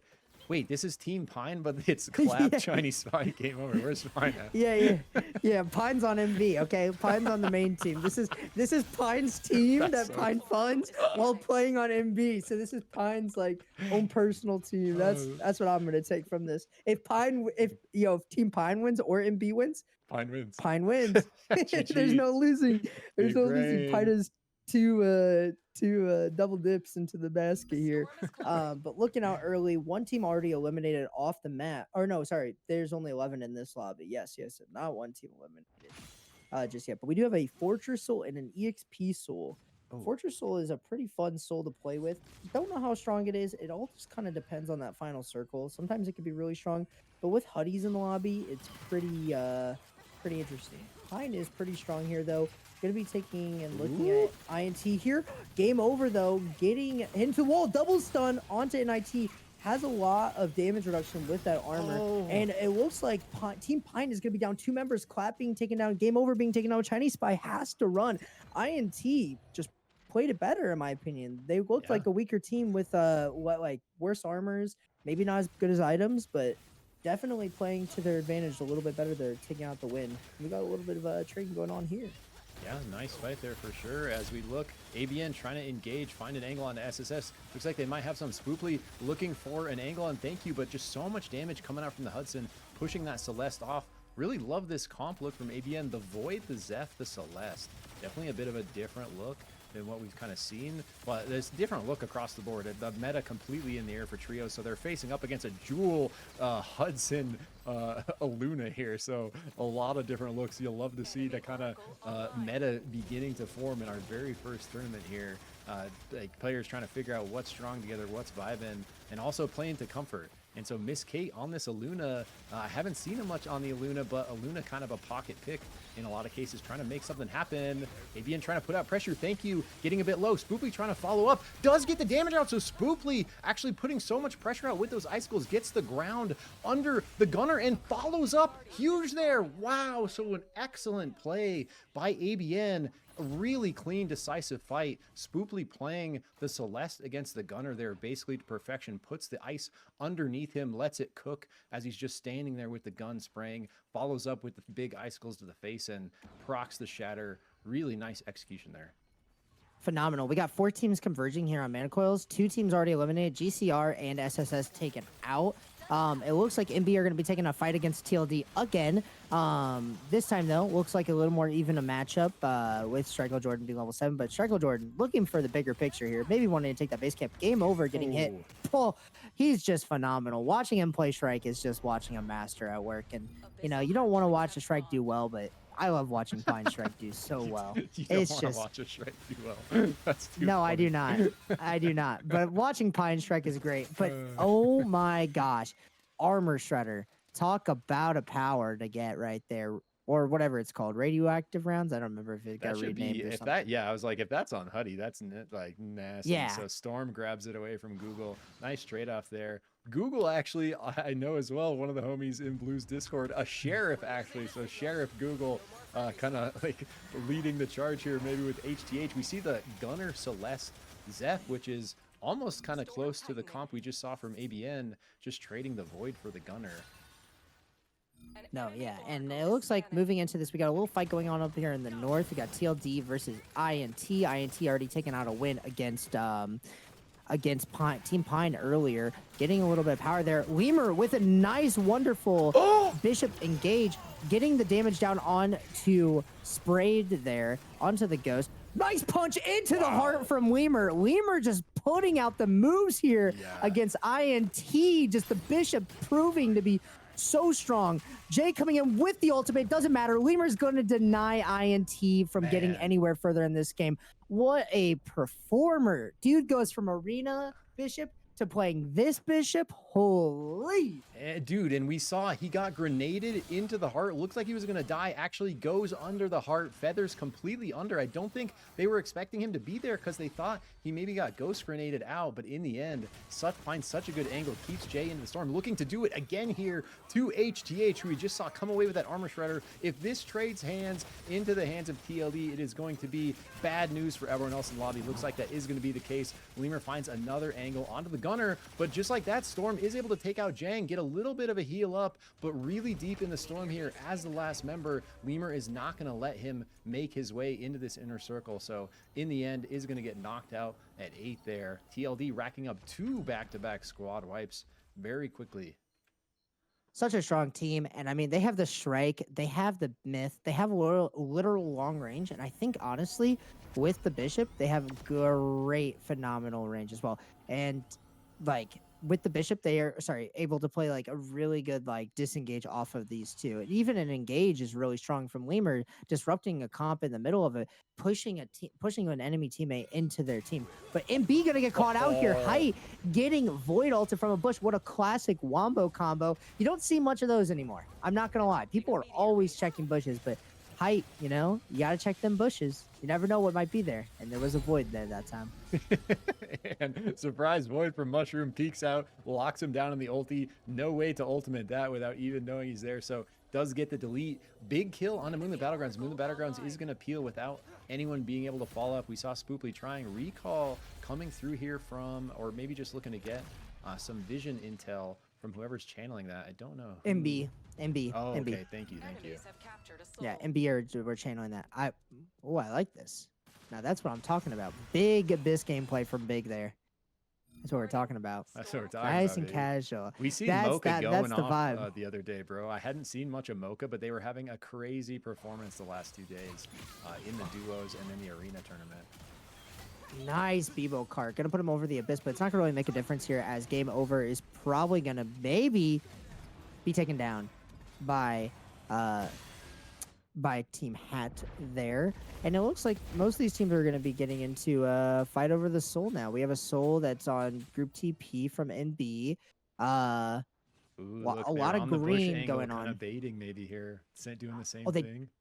They did, yeah. They're doing. It looks like they're doing it again. Fool me once. That's what I'm saying to Height here. Fool me once. Fool me once, Height. Fool me once. Is he gonna do it again? Honestly, he might. I would love to see it. And unfortunately, they're not gonna be able to get the soul there. A lot of bushes. Look at this Team circle. Look at the Oyo abyss. here. Oh, I mean, that emergency platform that Team Big has is big right now for them. But we got a fight going on between two green teams here. MB taking the engage onto Team Oyo here. They're going to get the pick onto this Oath. And honestly, it's going to be a base camp capture for them here. They have a lot of good powers, too. MB is not that weak, even after losing height.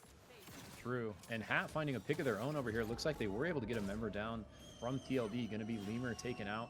Abador and Jang on the kind of split play here. Abador bringing the rest of Hat to the right is going to end up getting dunked there. Nice dunk by Scrub McLord, locking in another kill for Hat. Looking pretty strong in their own right. XP Soul levels 11 and 12. Armor Shredder now on their side. Pretty good item evolves. We see the Endless Reaper coming through for Brawl. So going to be a scary team to take out. Now Jang, last member left, looking to maybe make a miracle crown play, get a kill on Phantom, bring the squad back. But Jang in a really rough spot here, like between literal 4 squads. Going to be pretty tall order. Yeah, he honestly, in my opinion, ABN. They're just lurking, This is it. Yeah, here they go. This is it. Pull it, trigger. Wow. Nice, dead. And TLD, really 2 squad wipes early on. Such a strong team. We're able to get that. We're able to get the armor shredder. Unfortunately, losing it to Team Hat. I assume he probably got spiked because they got a brawl and a kingpin. I would assume a dunk. Nice route going out though from Krillo here. They're gonna get the pick onto Clap and game over. And Team Pine have to be on the run yet again for another crown res. I don't know if they're not gonna get a beacon. So these guys do have hunters that are cracked at playing the crown, and these players are cracked at playing crown. Chinese Spy and Clap and Game Over I've also seen do crazy things with crown. So Game Over trying to play the deep abyss angle, making his way out here, building an ice bridge. Has actually so much space to work with. It's kind of insane out in that direction. Ooh, and we got a most wanted crown going on here for Oyo. But I wonder what's going to happen if they're going to get the slam into the execute. And it's just going to be Krillo left. As MB are going to be looking to get fought at from ABN. ABN, Void Swap over. Mushroom going to be ticked for a ton of damage. Getting the Void all over the Abyss. Really good Void all, honestly. Yeah, playing it for the zone control. Apro ships over, gets the hit scan. LMB through is going to get the spike there before Mushroom can kind of get the read. Was a nice look for the ulti, kind of using it for the positional advantage, keeping them off them. In the end, is going to go down. Kulo, though, for Oya, grabs a crown, making their way through that inner Soul Storm, and going to run right into Big, madly running him down on the gunner, gets the spike to come through. And so ABN posturing, like looking at trying to find an option here with Mushroom down. They do have, looks like a 2-way out near their fire going somewhere. Yeah, and they're gonna drop this base camp down over on the Orb of Life. ABM really love their bushes though. I respect it. Hey, I respect it. Like I said, their previous name was Wraiths Rodents, not afraid to rat, you know, but it's been working out for them really well this game.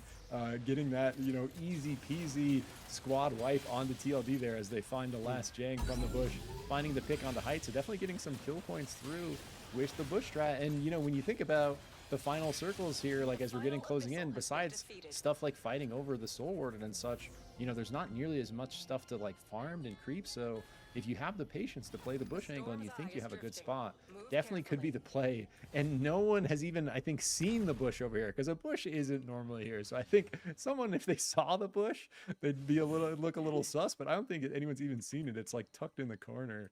So honestly, I respect the play though. Like, listen, if they if we get a Void ult coming out from who's on the Void? Mushroom. He's the one that Mushroom. he's down, so they got to find a res first.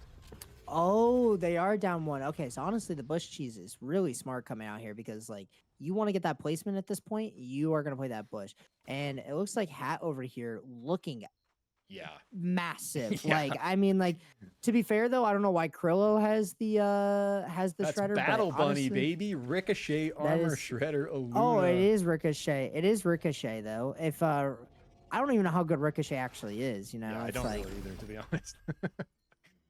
I don't really either, but definitely going to be. Is it- I'm actually interested. Like, it's curious to see he actually does have a helmet. Normally, when you see a build like this, it's going to be double blade Aluna. Oh wait, no, this is quick. It is- blade. it is double It's the damage. Scholar Evolve. My bad. Yeah, so it is double blade. So it does have massive ability power coming through. Is going to be able to do some work with that armor shredder. Team Pine, game over. Still playing the ultra deep abyss angle. if I was Team Pine, I would have already had ramen made by now. While Game Over's been doing this the entire time, would have been eating my nice bowl. Probably would have finished some homework, maybe a project or two. I might have edited a video for somebody. Like at this point, Big. I don't think Big know that what's behind them. No. Okay, like because they're gonna have Hat fight here in a second. Unfortunately, Team Pine's not gonna have a crown, so Game Over is just playing placement here, as is ABN. So we have 3 teams fully up. We have MB who are looking strong. We have ABN who are trying to find a crown here in the middle, like this. Boom, nice, good crown. And we have Team Hat who are probably looking the strongest in the lobby next to MB, and then we have Team Big. Big, I'm honestly not seeing much from Big. Apparently, they won a game already today, so another win here would not be too bad for them. Yeah, Playing and like kind of Hudson, playing the patient like Aluna. placement angle, like you were saying, right? Like especially if you already got a win under your belt, like if it's like not super strong on the item front or the armor front or anything, so kind of playing the patient angle might be the exact correct move. Just ranking up in placement, maybe not farming kills, but with a previous win, a high placement, even something like a 5th, 4th, or 3rd can continue to elevate your points. We saw actually in the EU Sprocane tournament earlier, the final squads tournament for EU, the Black Frogs had 3 first places out of 5 games. You're like, how do they not win off of points? But in the end, they lose because they got a 9th in game 3 and a 7th in game 4. So despite having 3 victories, they were not able to win because another team, Wisp Enders, delivered very consistent games. Only won first place, but basically top 4 every single game. And in the end, when the scoring played out, Wisp Enders end 8 points above Black Frogs, who, basically had the victory advantage. 3 out of 5 squad wins, Wedel. You're like, how do you not win that tournament? Yeah, no, exactly. And ABN, it looks like they're going to get this most wonder res off. Big trying to stop it, but I don't know if Big are actually going to be able to get this off. MB are probably going to have like a slight look. They are. Shrikle Jordan is up on a little bit of high ground here, looking down. Mocha slowly walking over on the KP, trying to get a look. We got a little bit of Birdward getting teleported over. 8 I like it. seconds. Okay. Spooply gonna make it Spooply. happen. Game here. over.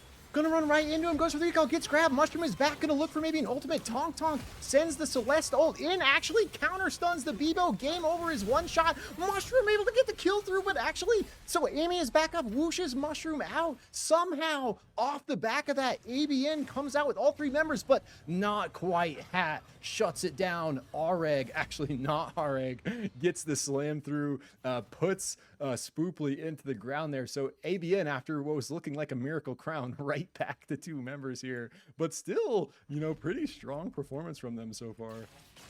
And that's what it looks like. We missed it. Big went down to 1 member. It looks like they fought, and B definitely lost because they are down to 1 member left. And Mocha, the only one remaining, probably going to be stuck. Yeah, unfortunately, it looks like you're just going to be stuck out here. Height's definitely not going to let you get back in. Neither is Shrikle Jordan. But it looks like, wait a minute. Oh, the dash. The dash into the wall pushes them off, and we're down to 3 teams left. Amy right here, gonna be dashed over, but it looks like, ooh, that was a weird interaction, but definitely got spiked or knocked somehow.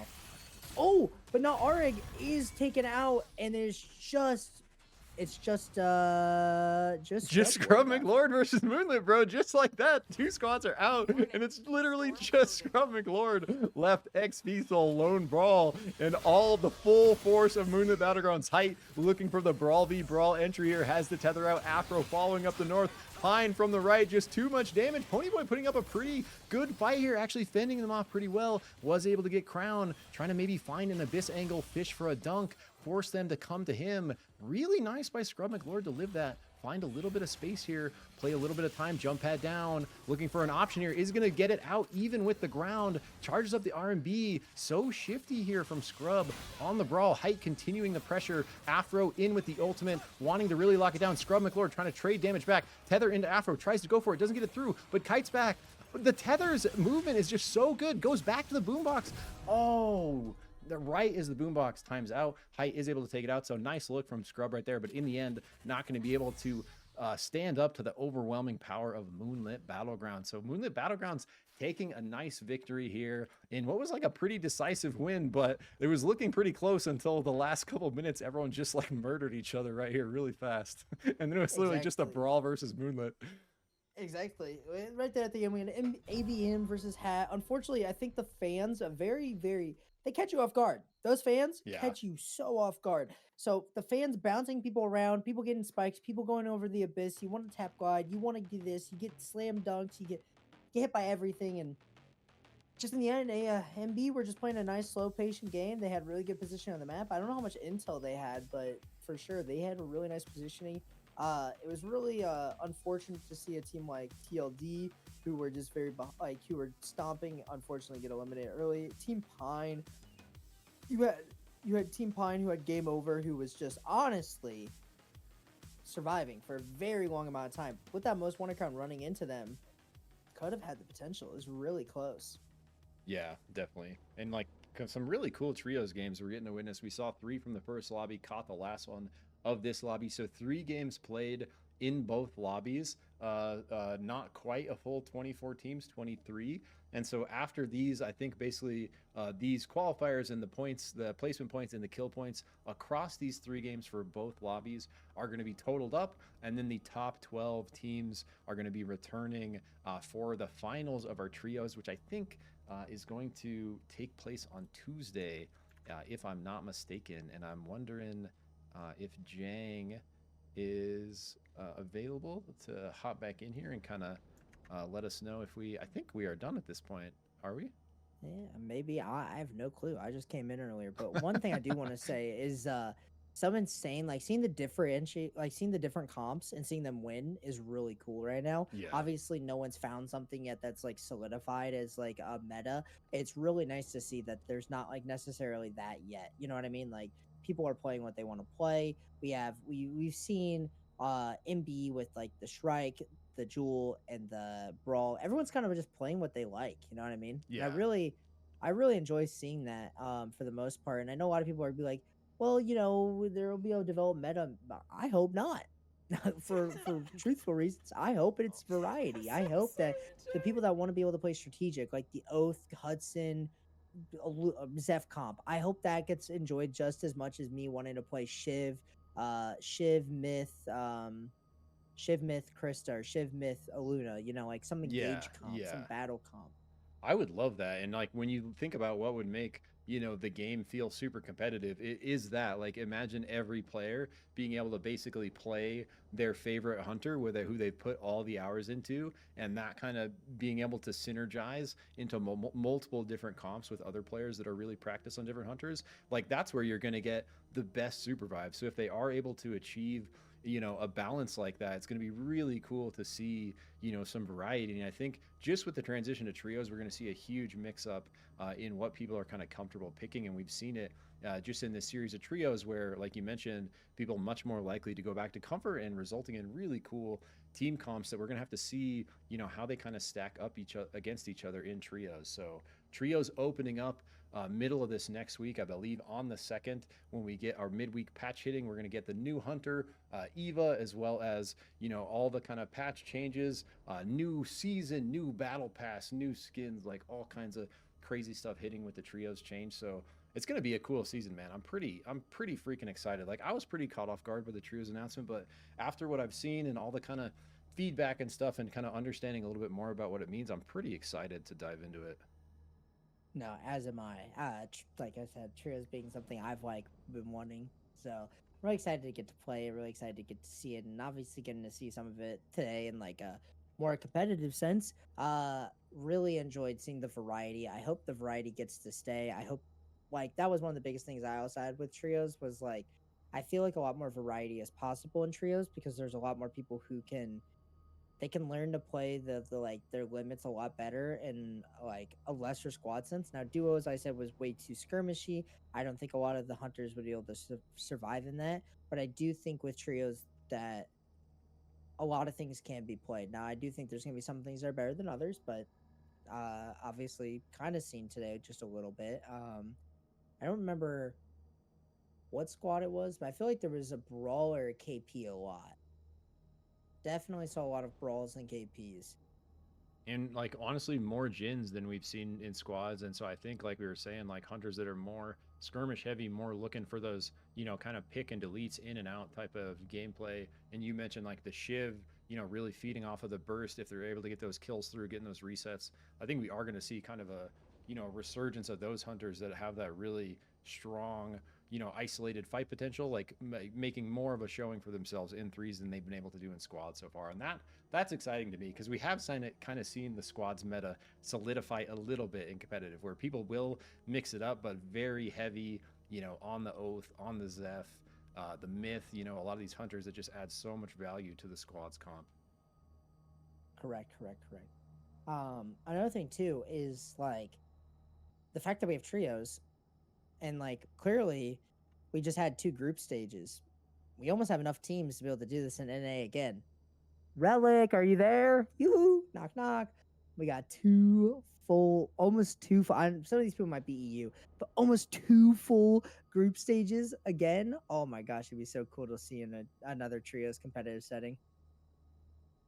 It looks 2 like full we groups. actually might maybe are playing the finals tonight. So it looks like Jang just messaged me back and they are totaling up points from what has happened so far here. And I don't know if I thought for some reason finals were going to get played out on Tuesday, but it looks like we might just be going through with 5 more games in the finals here tonight, finishing off trio. So going to be a marathon of a day for us out here, but it's all Honestly, good. totally I'm fine by here me. for it. Totally fine by me. Dude, I appreciate the last minute assist on the cast, brother. It's been so nice having you here. Not having to solo cast spectate this whole thing would have been. It's been really good having you, bro. I appreciate it. Yep. I am gonna grab my food and use the restroom real fast. Totally understandable. with a I'm little probably bit going of to do the downtime. same while we're kind of waiting here. So we'll take a quick couple-minute break here, guys, and me and Wedel will be back to hopefully be able to capture the 5 games of the finals. If not, those might be happening on Tuesday. So a little bit of a TBD here, but it looks like the stream is going to continue. Otherwise, Jang would have told me to end it. And so I expect actually the 5 games happening here. So quick break. We'll be back in a couple minutes here and gonna look to dive into the finals 5-game series of trios, our first trios tournament happening here in North America. So GG's, and we'll be right back. See you shortly. You got final lobby scores? Yeah, I did all the scoring when our game finished. Okay. I've just been pumping them, and I got all the teams ready.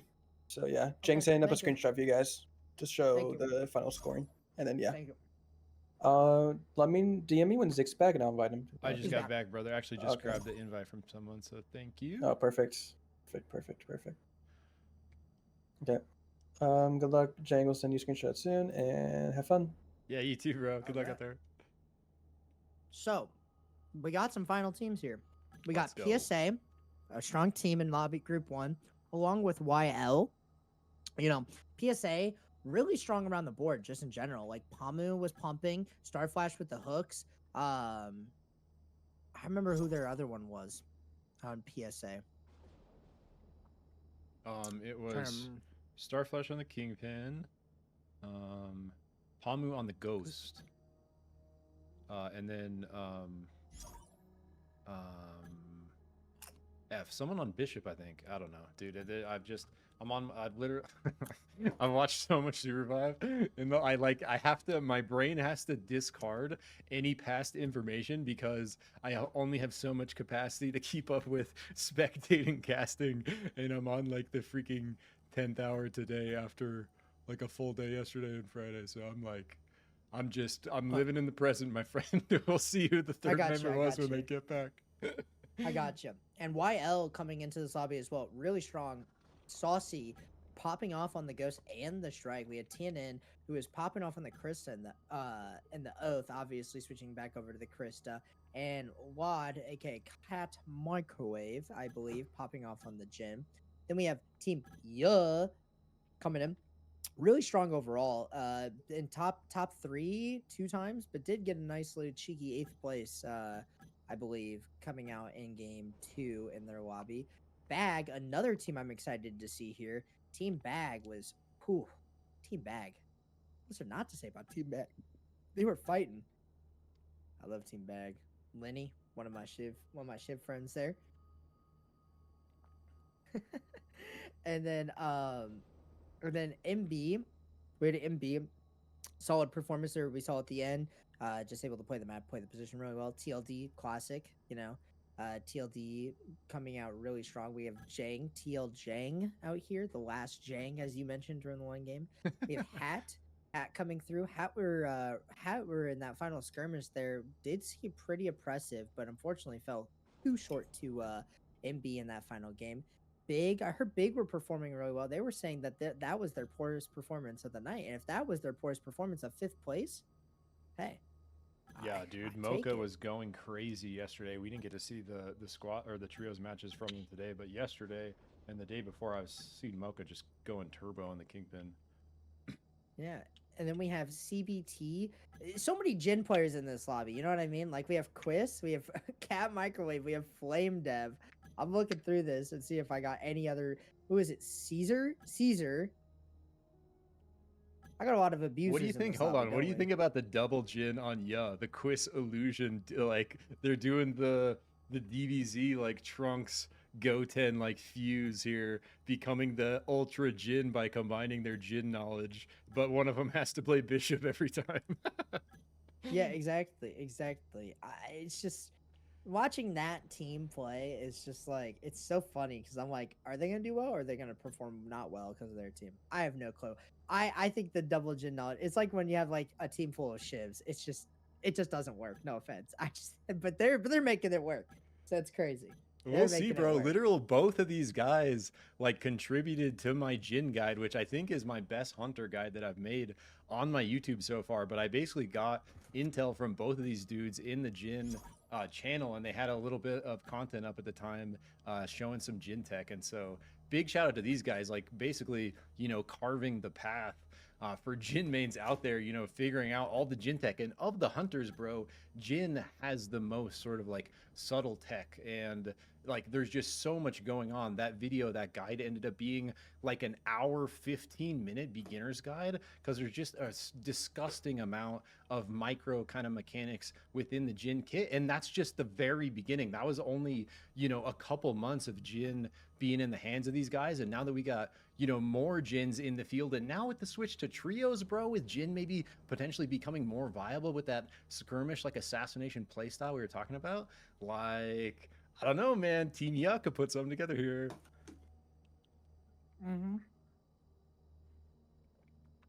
Sorry, mouthful. 1 second. Wait, look at that strong agreement from Wedel right there. Definitely. I know you're eating, bro. You can keep chewing. I'll keep yapping. But in all reality, moving along, we got ABM. Crazy bush plays. I love the Void. I love the bush plays from the Void. All right. So I have the graphic for you here and results, and you guys can talk about that. We are ready for a game whenever you guys are ready. Cool. I was just going through each team. We're almost done with each team, and then we can pop the graphic up. Where is that at, Jake? Results at the top of Quintessence. I see results. Yeah. So I color coded on the right side for you guys the teams that moved on from Group 1, Group 2, and then in top points. So Wedel, you're not going to see this on stream, or on through Discord, but I should be able to share it. I'm already looking in the channel. I'm in the channel. Oh, okay, cool. I'm gonna switch to this. I thought this maybe was messed it up last time. Hopefully it's not. I'm gonna try to switch to screen share so I can show people the scoreboard real quick. Hopefully it doesn't screw up the stream again. So here's kind of Jang. If you want to real quick high level, what are people looking at here? So from Group 1, we have PSA, YL, Ya, and Bag. And something to note is that 8 teams moved on from Group 1, while 5 moved on from Group 2. I wonder if this is also because of the way the lobbies are. One group has more teams, which means more kill points, more opportunities. So that could have been the tiebreaker, because our last team was 38 points to RT, and in 14th, CCG with 37 by 1 point. Oh, interesting. Yeah.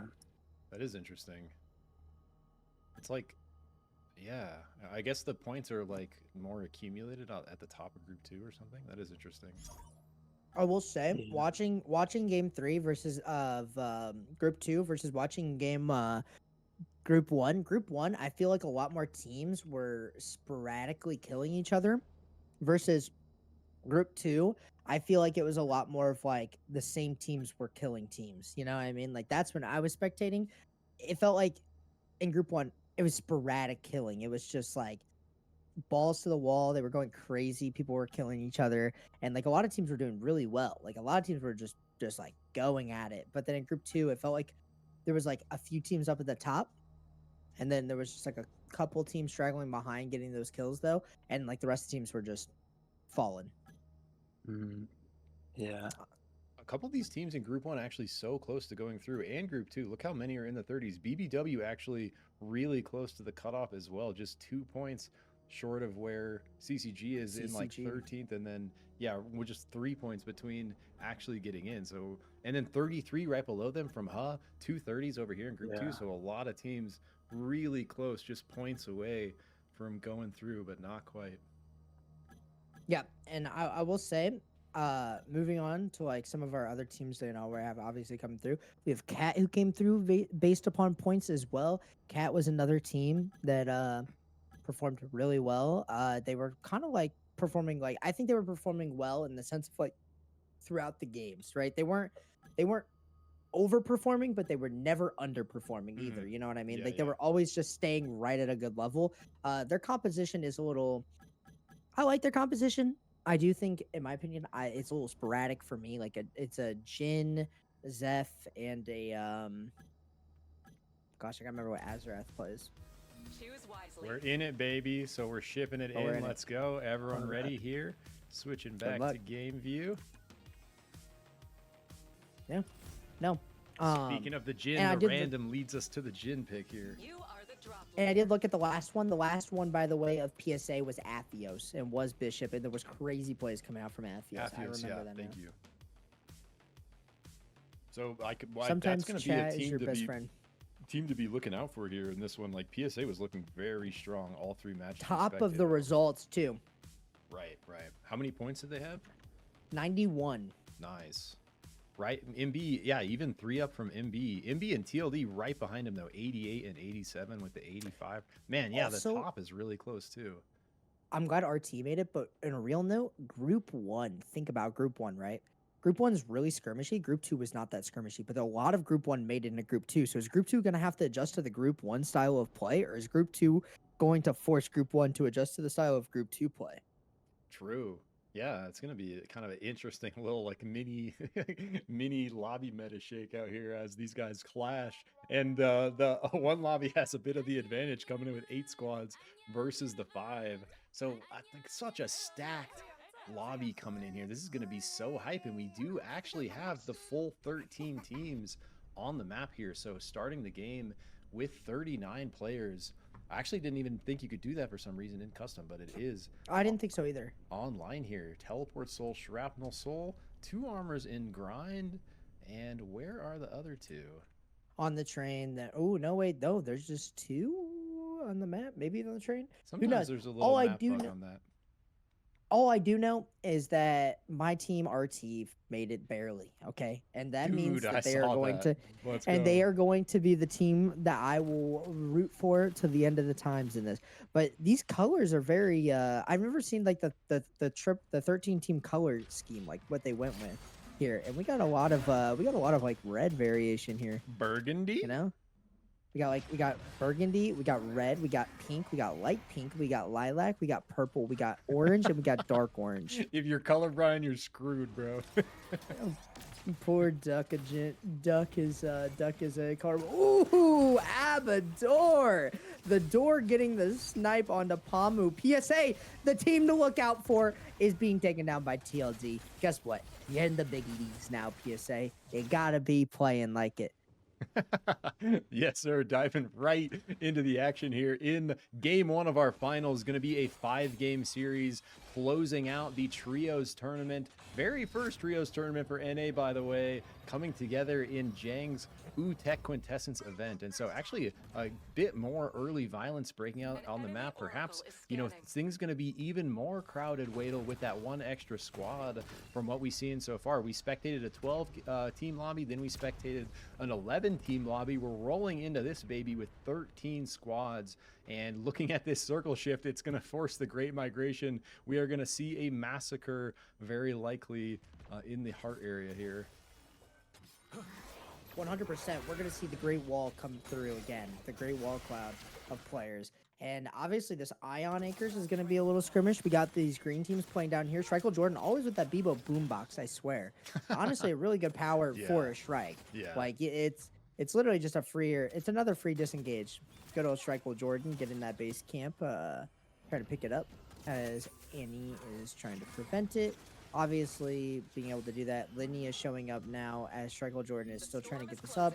Linny gonna come in, miss the auto attack. Shrike Jordan sidesteps, gets the bird bond, double hits it. It's taking a half HP, but it looks like honestly Shrike Jordan is just he was gonna anywhere but here, almost got it off, but gets RMB'd into the wall. So really nice play there, gonna get the boombox for themselves after all of that. So like that was an excellent pin. Really heads up awareness, sees the anywhere but here, cancels the animation despite not being able to deal damage, is still able to knock back. So really nice execution there. Coming back down to this fight, actually, Moonlit Battlegrounds responds, coming back into the action. They find Bag a little bit on the back foot. It looks like MB trying to respond. Linny, one shot, fully stacked by Afro. Height following up with the grapple. It looks like Bag down to just one member. Water Drinker looking for the wisp play, but not going to be the angle because the rest of Moonlit is here, bro. All 3 members with the recall get right on top of Water Drinker, and just like that, our very first squad out in game 1. Another thing too there is you can recall to your closest ally now. So another thing too is like those Bebo boomboxes are just strong in general. You can recall while standing in them. Right. You know? Yeah. And like the only time your recall or anywhere gets messed up is if you get like, I think, stunned or grounded. I don't think it changes if you just get pushed. So I think an Oath Shield just pushing you wouldn't count, or a Celeste Wall pushing you doesn't count unless they changed it. Last time I played, I remember you can actually get moved. You just can't be stunned. Gotcha. That makes sense. We Yeah, got like and- pretty spread play here, Wedel. It's like very, like we thought, you know, we'll probably see some clashing with the migration in here, but still pretty spread map. Everyone looking for this early farm, looking for the level 6. We see Afro and Height on 7 off of the back of that PvP. So now Moonlit wants to push the issue here in night 1 with ult advantage. Going to be looking for a scrap. They're going to find it as RT right to their north on their fire. Going to be looking here. They do have high ground, but not much space to work with as Moonlit Battlegrounds sees them, has the armor advantage. Oh, big nade coming through from HKD, pumping some damage. R3D takes some as well, but big response from Moonlit Battlegrounds. Instant engage from all 3 members together, deletes the ghost, and RT's going to run right into half. So Dunk coming through from Reg snipes that kill away from Moonlit Battlegrounds. Somehow 3D2Y is still alive, though, is going to get taken out there eventually by Height. Now Hat looking to run after going for the third party themselves. And B already off to a strong lead, eliminating 2 squads. Obviously, Hat taking out, I think, a member of RT there. But MB have taken out 2 squads in total here. 2 full wipes for them. Gonna be gonna be really good for them here. But we already got a fight going up between YL and CBT up here in the Sacred Grove. Ooh. Hopefully, ooh, what a good nade into a blast away. But it looks like, did someone get out? No. Yeah. Lods is up here on the Saros, maybe Portal or something. I do like the recall angle from Ghost there. Ranch Dubois getting the, kind of angle on YL from the south. Flame Dab looking to stay alive with that Fusillade, putting the damage out, not quite able to get it through, not able to get the heal off the knock. So Mudang trying to follow up, back up his boy, maybe go for the res, but not going to be enough to lock anything in. Ranch Dubois is going to maybe get a bold cross on the bombing run. I wouldn't have done that. Does note the calculated distance, gets across, going to be just fine. Looking for a res angle, but it is crowded over here, Wedel. It is indeed. It's very crowded over here. And first off and foremost, we have 2 voids in this lobby, I believe, because we have Mushroom and we have one over in Molten Fortress. Now, I don't know. I forget what team was over there in Molten Fortress. That's Conra again. Oh yeah, Conra. Yeah, Conra. So we have Conra and we have Mushroom. I like to see the voids out here. Like I said, I think Arena the voids... tournament winner on the Bishop, by the way, just a few hours ago, right here. Exactly, and I really like to see the void. Like I said, I think void is very strong. I think the ability to shoot through walls is insanely well played, and it looks like PSA is getting kind of pushed out here. Team we thought was going to do phenomenally well. First one to go down early in the game, but they are getting some... It looks like they might get some picks here. We have an Aluna all going out from, it looks like Claire onto Mocha. Starflash missing the stun. PSA trying to push them back. Oh, the hook almost landing on to Madly. And then, nice slam onto Madly from Starflash, but a good counter engage from Mocha, but they're going to get the pick onto Madly. Starflash is going to survive. Gonna get the Wisp pick up. We're gonna get the slam again. Back-to-back slams from Starflash, eliminating Big out of the game. Our fourth team is down. PSA getting the pick. And was that a Soul Stealer? Yes, it was. On him? Nice. And right after that, TLD getting a team wipe of their own. We see the Masamune on the Bishop Lemur, going to be looking really strong themselves. But PSA, a really strong team from a previous lobby, off to a nice start there. Does get a squad wipe. Going to have nice tempo moving up from Cold Fang. And Starflash, what a good second stun on the Aluna. Just back-to-back, really big slams to set up his team for victory. And speaking of victory, Moonlit Battleground wants this one bad. They've been hunting all game. You mentioned it earlier, multiple squad wipes right off the bat. Going to be continuing the hunt here, but it looks like whoever was nearby them got a little recall off. Ooh, look at this Blink Dagger Rewinder on TNN Bishop. Yeah, this is insane. It looks like TNN could get some like crazy blink punch, or maybe like a blink ult and then rewind if like it looks bad. I don't know. Something insane. Crazy for sure. Something crazy for sure.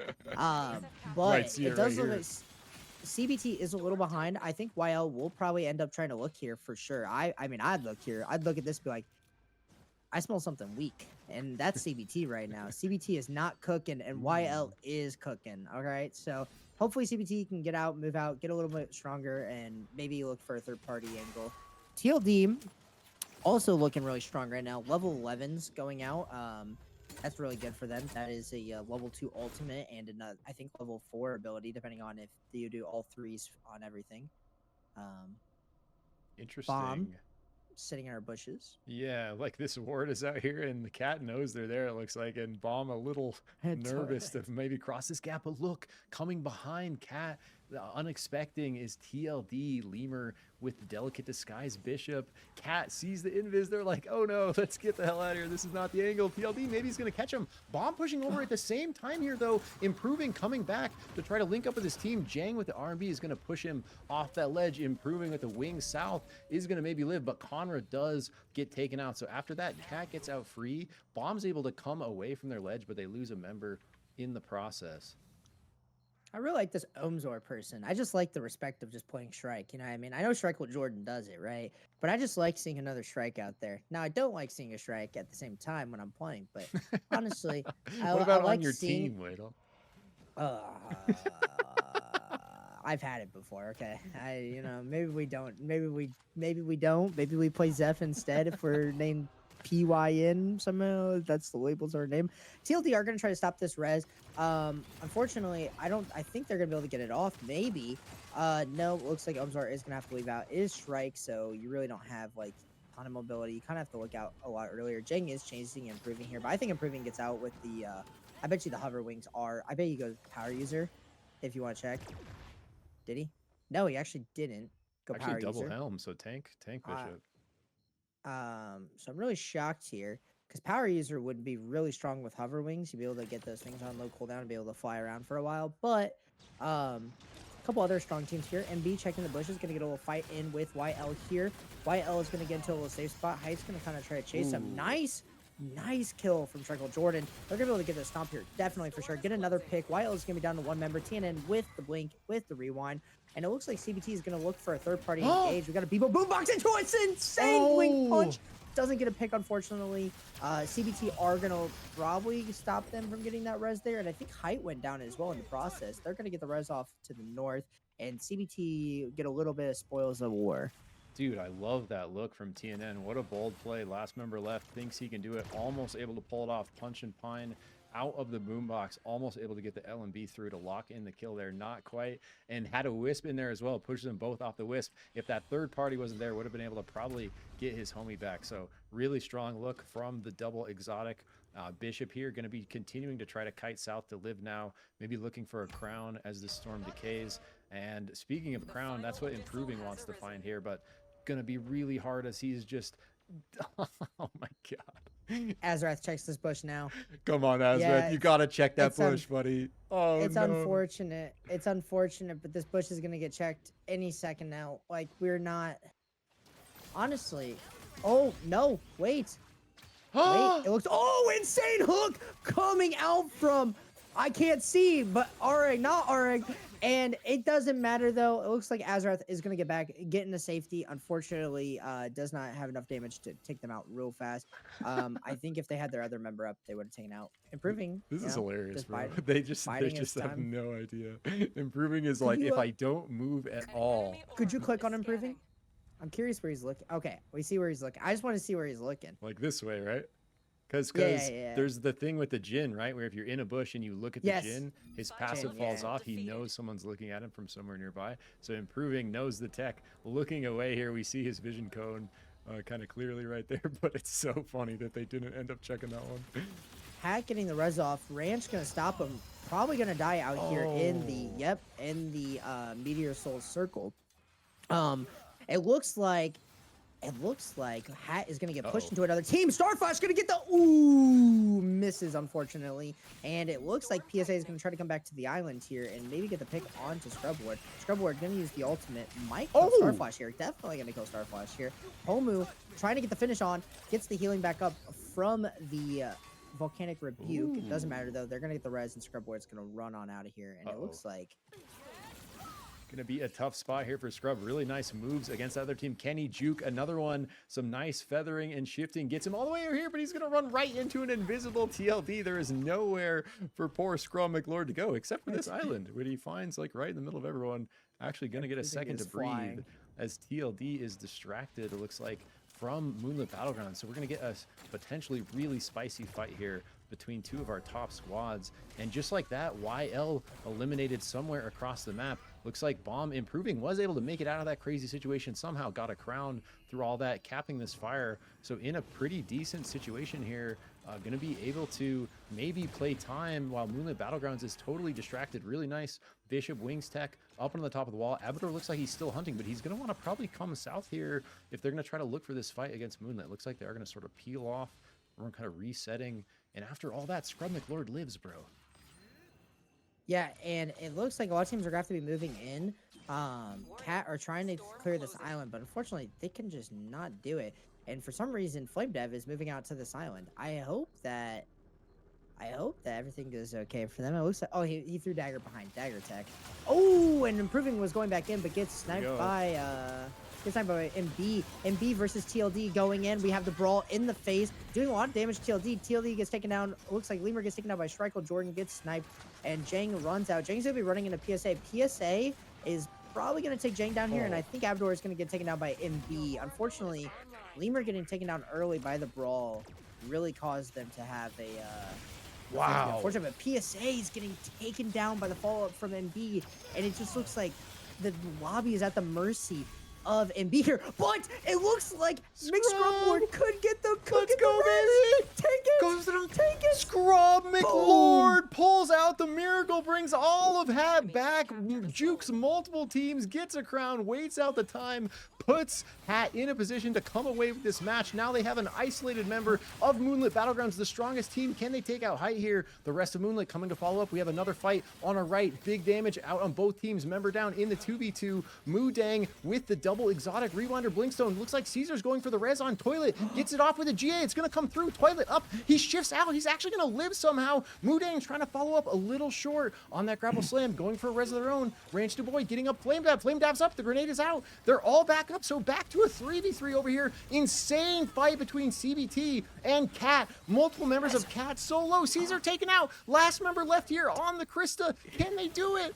Azarath looking to kite south. What a battle. Moodang on him here. Grapple in. Can he move across and lock in this squad wipe? Going for it. Azarath trying to pump that damage. He is. So in the end, Moodang gets the squad wipe. They're out of fourth. Huge action to the north here. Another fight going on. Scrum McLord. All of Hat is down. Wedel, it's back to Scrum McLord with the crown. Back. It's crazy. Oh my gosh, McLord. He gets hit by the angle on it, but he's probably going to go down here. Oh, he survived. Dude. Barely. Height is chasing him down. He's going to finish him off. And now we have CBT versus MB here. Honestly, crazy fights coming out. MB super strong right now. CBT, after just coming off a long skirmish, going up against a really strong team right here, all legendary armor, but CBT do have really good powers here for this fight. Gonna blink dagger in, misses the sun ever so slightly. Ult coming out from Afro. Ranch gonna be taken down by Height. Not fully stomped yet. Flame Dev going in with the Shiv ultimate, getting pushed back. It looks like MB should just be able to take out this win, but we'll find out here in a second. Ooh, yeah, Boombox down, big snipe out on a Flame Dab. Just one member left here. Moodang on CBT does have the double exotic, trying to make the miracle happen here, fighting pretty well, but taking a lot of damage and not able to do it. So like you said, Moonlit Battlegrounds looking like their lobby to win the entire time through. Really strong start, getting multiple early squad wipes, riding that tempo into a double soul finish.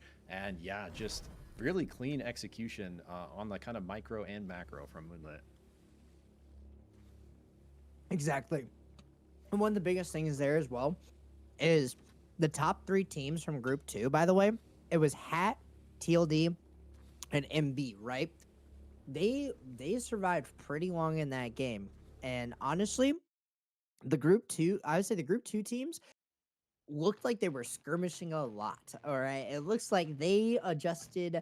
Group 1 did not know what was coming for them. Okay, a lot of these Group 1 teams were like already skirmishing, but then they just got checkmate. Heights brawl, Pines, Strikel Jordan on the Shrike, and sorry, and Afro on the Jewel.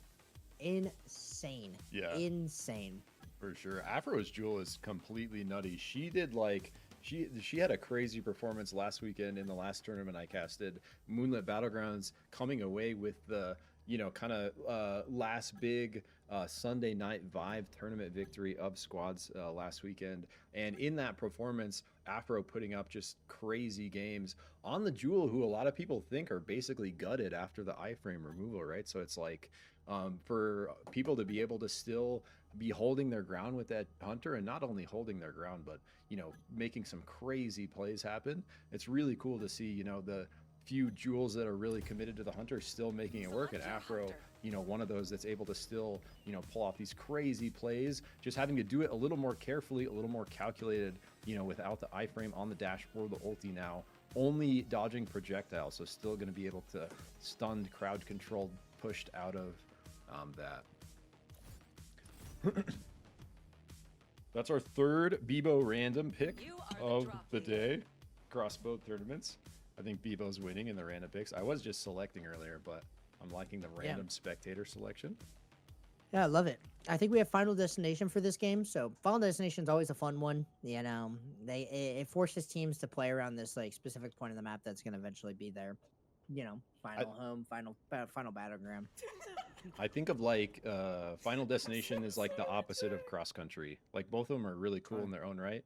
Final Destination, like giving teams an opportunity to really set up like space and focus on holding and controlling space, knowing that it's going to be in the circle, and the complete opposite of that, cross country, completely disrupting the end game positioning, the RNG of those shifts going so far, and the storm doing so much damage that it's like really cool to see both those play out. Two of my favorite storm shifts. So Final Destination here. Wait a look at this one, brother. Oh my, I love this. Dude, I'm not gonna lie, this is what I call, this is my favorite Final Destination. It's on the Fragile Isles. Frag Isle. Dude, honestly, you know what this means? This means that we're gonna get a Final Destination 6 after Bloodlines. You know what I mean? Like, there's gonna be a lot of Bloodlines going on here, though. All right, we're gonna have a ton going on here. We got a couple teams dropping down. Initially, looking at the Cold Fang, I assume for just money, right? And it looks like if ABN can probably Mushroom gets this nice kill here. Come on, come on. There we go. Mushroom gets this kill here. Honestly, I just start opening chests, maybe try to chase people out.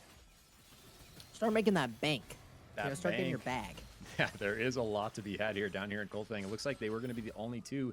PSA down to the right and Skyrun going to get that gold. Looks like uncontested. Could make their way over after that. Try to find, some spoils after this team fight breaking out over here. But ABN definitely has advantage. Ranch Dubois actually kind of stealing this whole camp for himself. If he can get out of this, it's a bit of a victory. 3 seconds we can see on the Resurgence. Going to get a member back in, but ABN putting out big pressure, going to take him out. So now Mudang is going to get the res through, but it's just going to be a level 2 here on Flame Dav. So they're going to be looking to retreat and recover, while it looks like ABN wins the Cold Fang battle.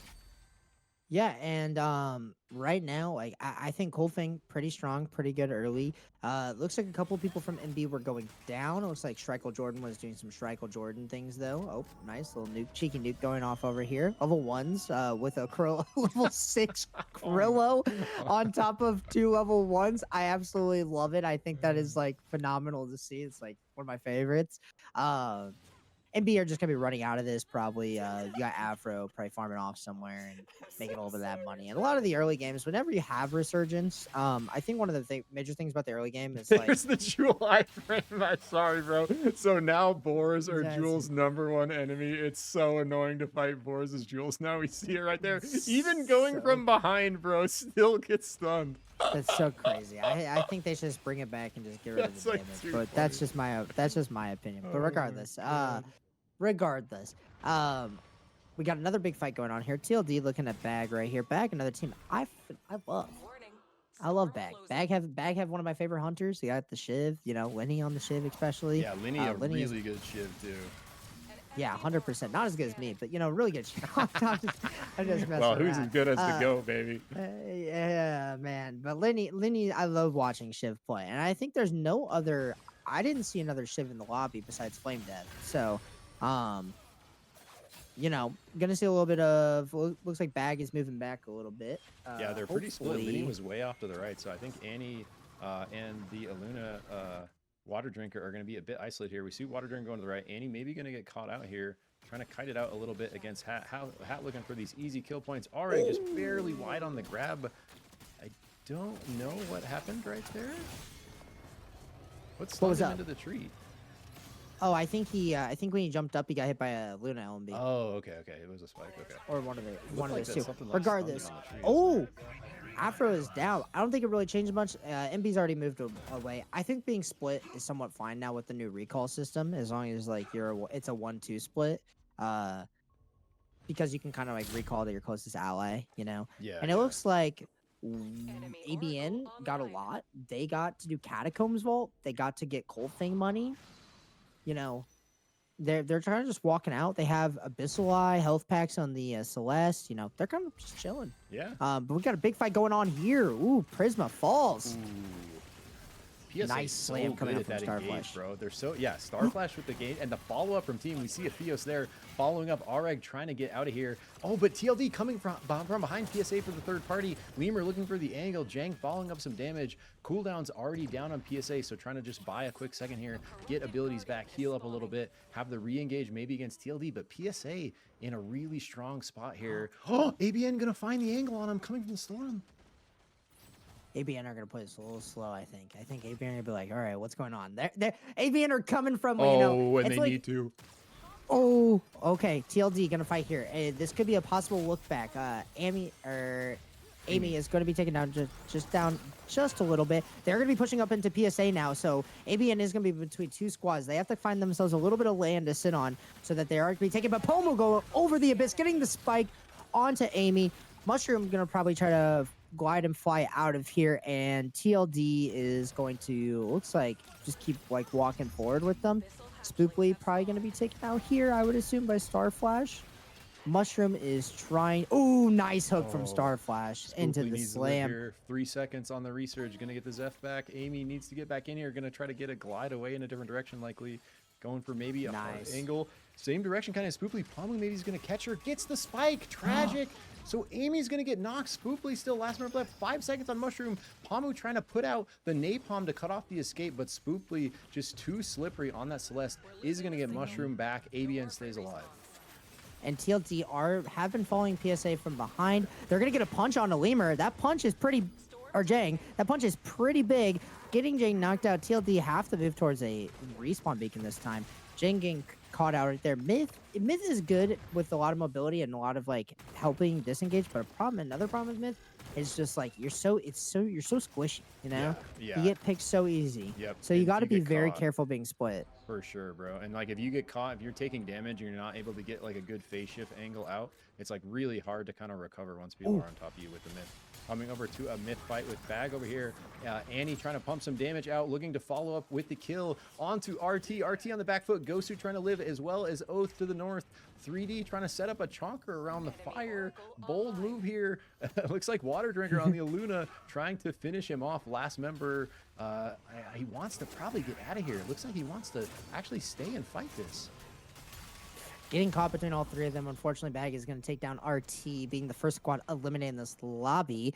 But we got a lot of fights going on around the map right now. A lot of skirmishes going on. Trios is like I feel like Trios in the early game, like round night 1 to like night 3, like day 3, the beginning, it's just a lot of fighting. And the day and then like halfway through day 3 to like till the end game, it's literally just like strategy. No matter what team composition you're playing. But we got CBT jumping straight onto ABN, getting the stun on the Mushroom. Could probably kill him here. Gonna be void swapped over, and it looks like ABN are gonna try to dash out of here, but CBT are not allowing this to happen. Flame Dev on the Shiv. Dude, they want vengeance from the Cold Fang fight, bro.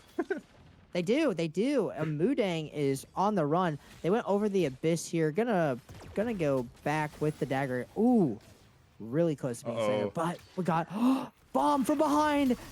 Nice hook coming out from Omzor, and then it looks like another hook going out but missing. Omzor switching from the Shrike to the Kingpin. Wedel, what do you think about that? I know, I love it. I think it's phenomenal. I think if you're looking for like a really strong team here, Bishop, Void, KP, really strong. If you think about it, like you get like a hook.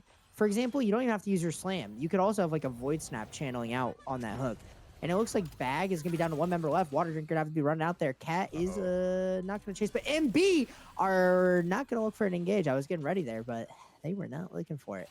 They were just peeping. Height on the Rewinder nuke here with the Brawl. Double exotic. Moon the Battleground's very good at farming those exotics up, playing the objectives as they're chasing the kills. Coming back up here to Frag Isle. Multiple teams positioning. PSA always on the hunt this entire tournament, constantly looking for kills. Look at this item and armor stack already online for them. Starflash relentless on these engages. Gonna get pushed out by something there, but right back in, continuing to threaten Yell with this hook. We see Illusion on the Jhin this game, Quiss on the Bishop, our double Jhin team, looking to put something together with Dylan. Our scrims go on the Oath. So I think Yell could really put something together here. And I like this comp too, the Bishop Jhin Oath. I think that's a really cool one. I think ABN, I know we're fighting, but ABN, nice slam down there. I think ABN, one of their members intentionally died to put a box over the abyss. Oh, interesting. Yeah, I saw something really cool there. I don't know. But it looks like PSA, another strong team, just being able to do some good damage. I thought that's what the Celeste just did. You could be right. right. It's like died and like put a box over the abyss.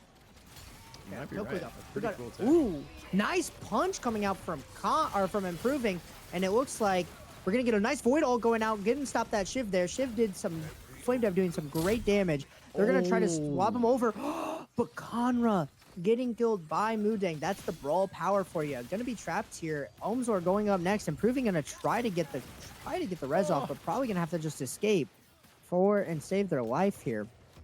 Yeah. Unfortunately. Really nice fight there from CBT. Looking strong in this game. Like, these were the guys that lost the Cold Fang fight to ABN. We saw him come up with a vengeance, put ABN into this abyss position where they're kind of out here just biding their time, trying to find an entry back in. They want to do something, though, getting behind on levels. Level 7 out there as we pan down here to stacks. Multiple teams fighting it out. Already level 11. Shield broken here on the side of YL. TNN on the Oath gets grabbed back from Aureg. Is going to somehow sidestep the slam. Doesn't matter. Aureg deletes him with the ulti anyways. Now it's just going to be Saucy Hack left on the strike. Last member for YL looking to kite to the north here. Madly last member of Big as well. Might see a clash of final members here as instead of grabbing the crown, Saucy's just going to hit the portal while Madly is the one that pursues the crown here. It is going to be an insane final circle over frag. We see, you know, kind of how sparse the land is already very early on. Improving is able to take out Saucy Hack. So in the 1v1, because we saw Improving run away. Oh, it looks like all of BOM is back. So BOM looking for multiple crown finishes here. Just Madly left on the side of Big, trying to make some crazy stuff happen over Abyss. Ohmsor in the end does get the spike through. Does go down himself, but trades the kill. Boxra is going to be just fine. So nice double elimination there for BOM. Yeah, no, 100%. Over there in the academy play, we had a most sport. YL gets the most wanted off. YL then ends up dying, I'm pretty sure. Did they just do what you were talking about, bro? The Deathbox thing? Is that what they're doing right here? I don't know. Because Mushroom just died to World. I don't know. Maybe I think that's what they're doing. I think they're putting the platforms up, and then they're dying and leaving a Deathbox so that whenever their platform goes away, they're they have like a path to go to? They have like a you're thing right. to stay Look, on. there's a little thing there. There was a little island there. Yeah, that's what I'm thinking is happening. Dude, some crazy tech coming out from AVN playing the I don't ultra know. I've deep. never thought about that. Yeah, there's AVN dying and Mushroom dying again.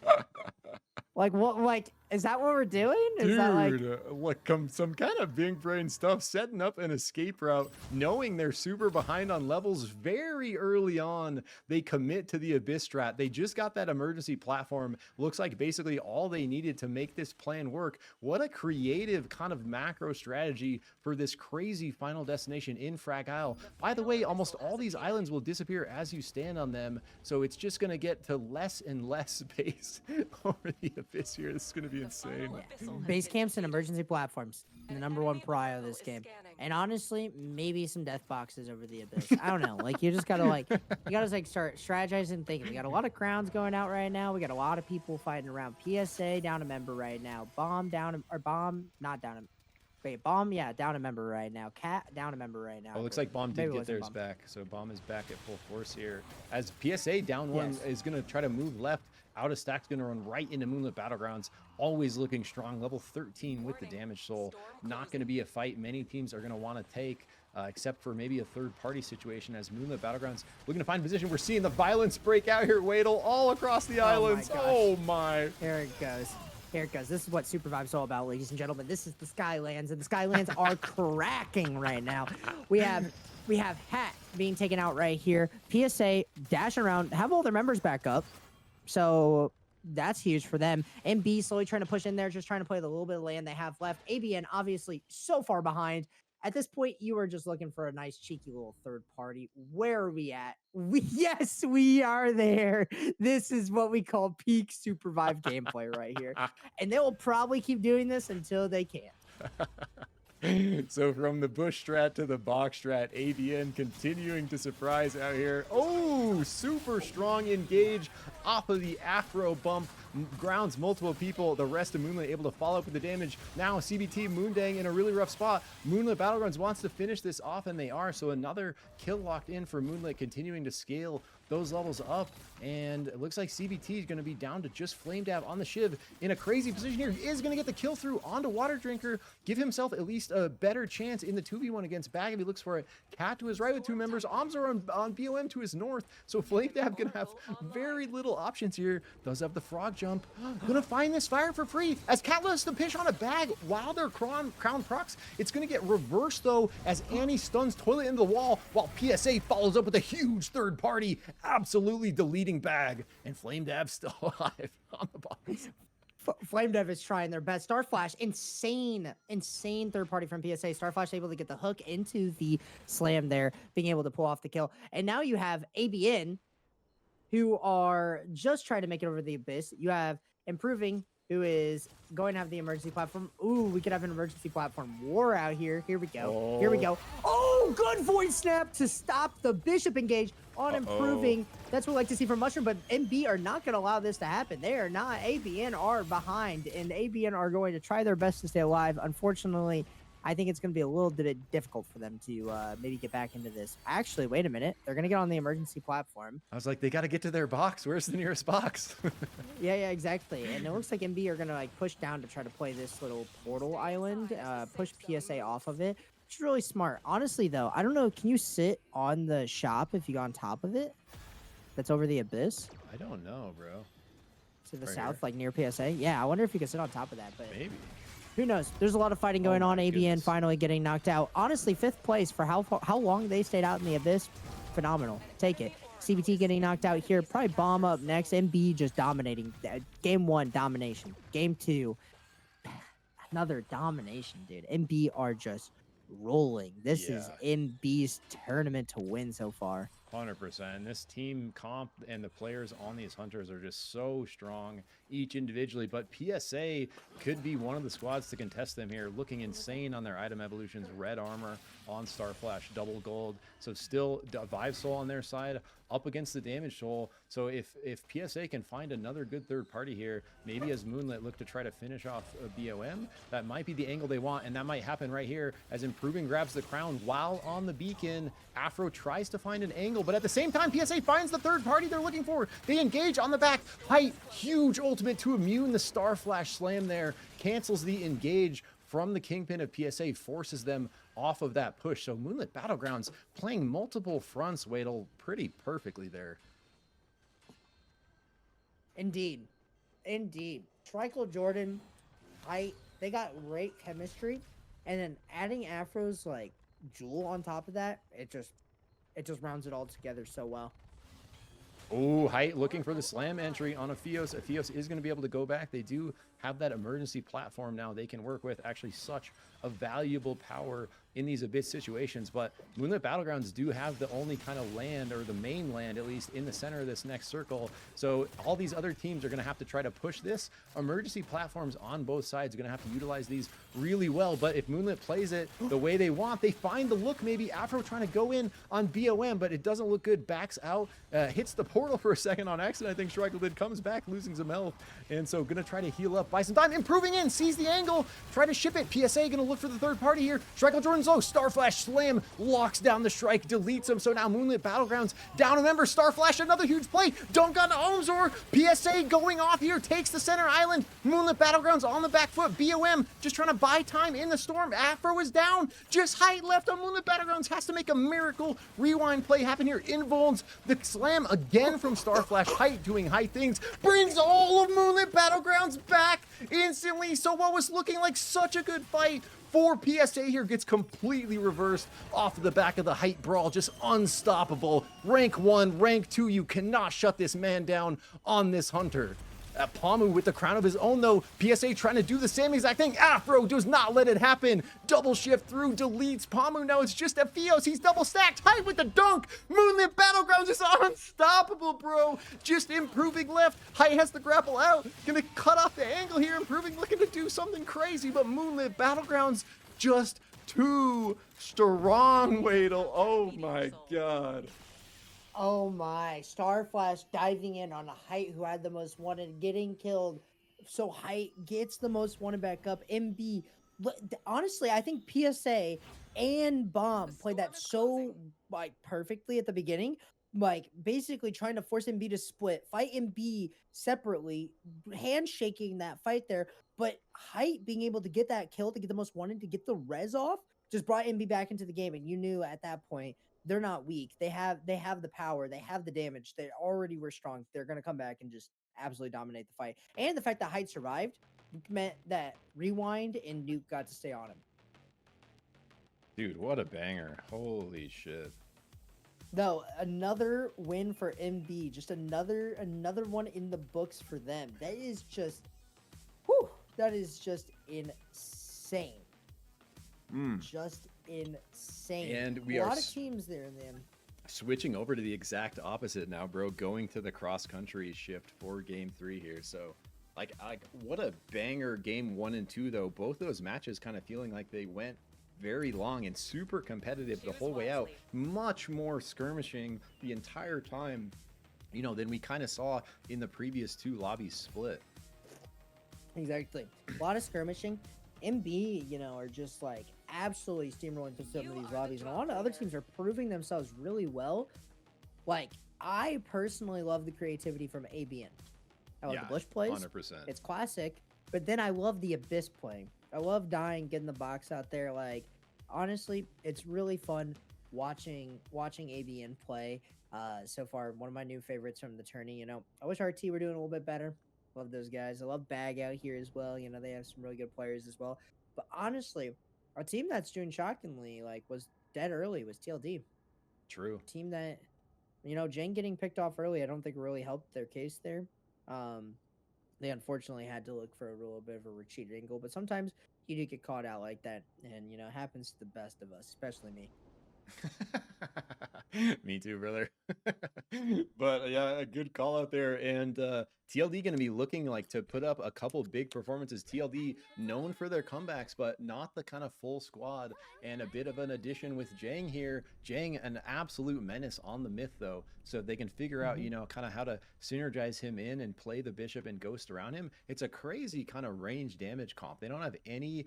I guess they do have the Bishop engage, but it's a really powerful amount of ranged poke. But if someone does find an engage angle on them, you know, besides their grenade, I guess they got a couple tools. They got the grenade, they got the R&B on the myth, they got the punch, so they can peel a little bit. It's a pretty cool comp, actually.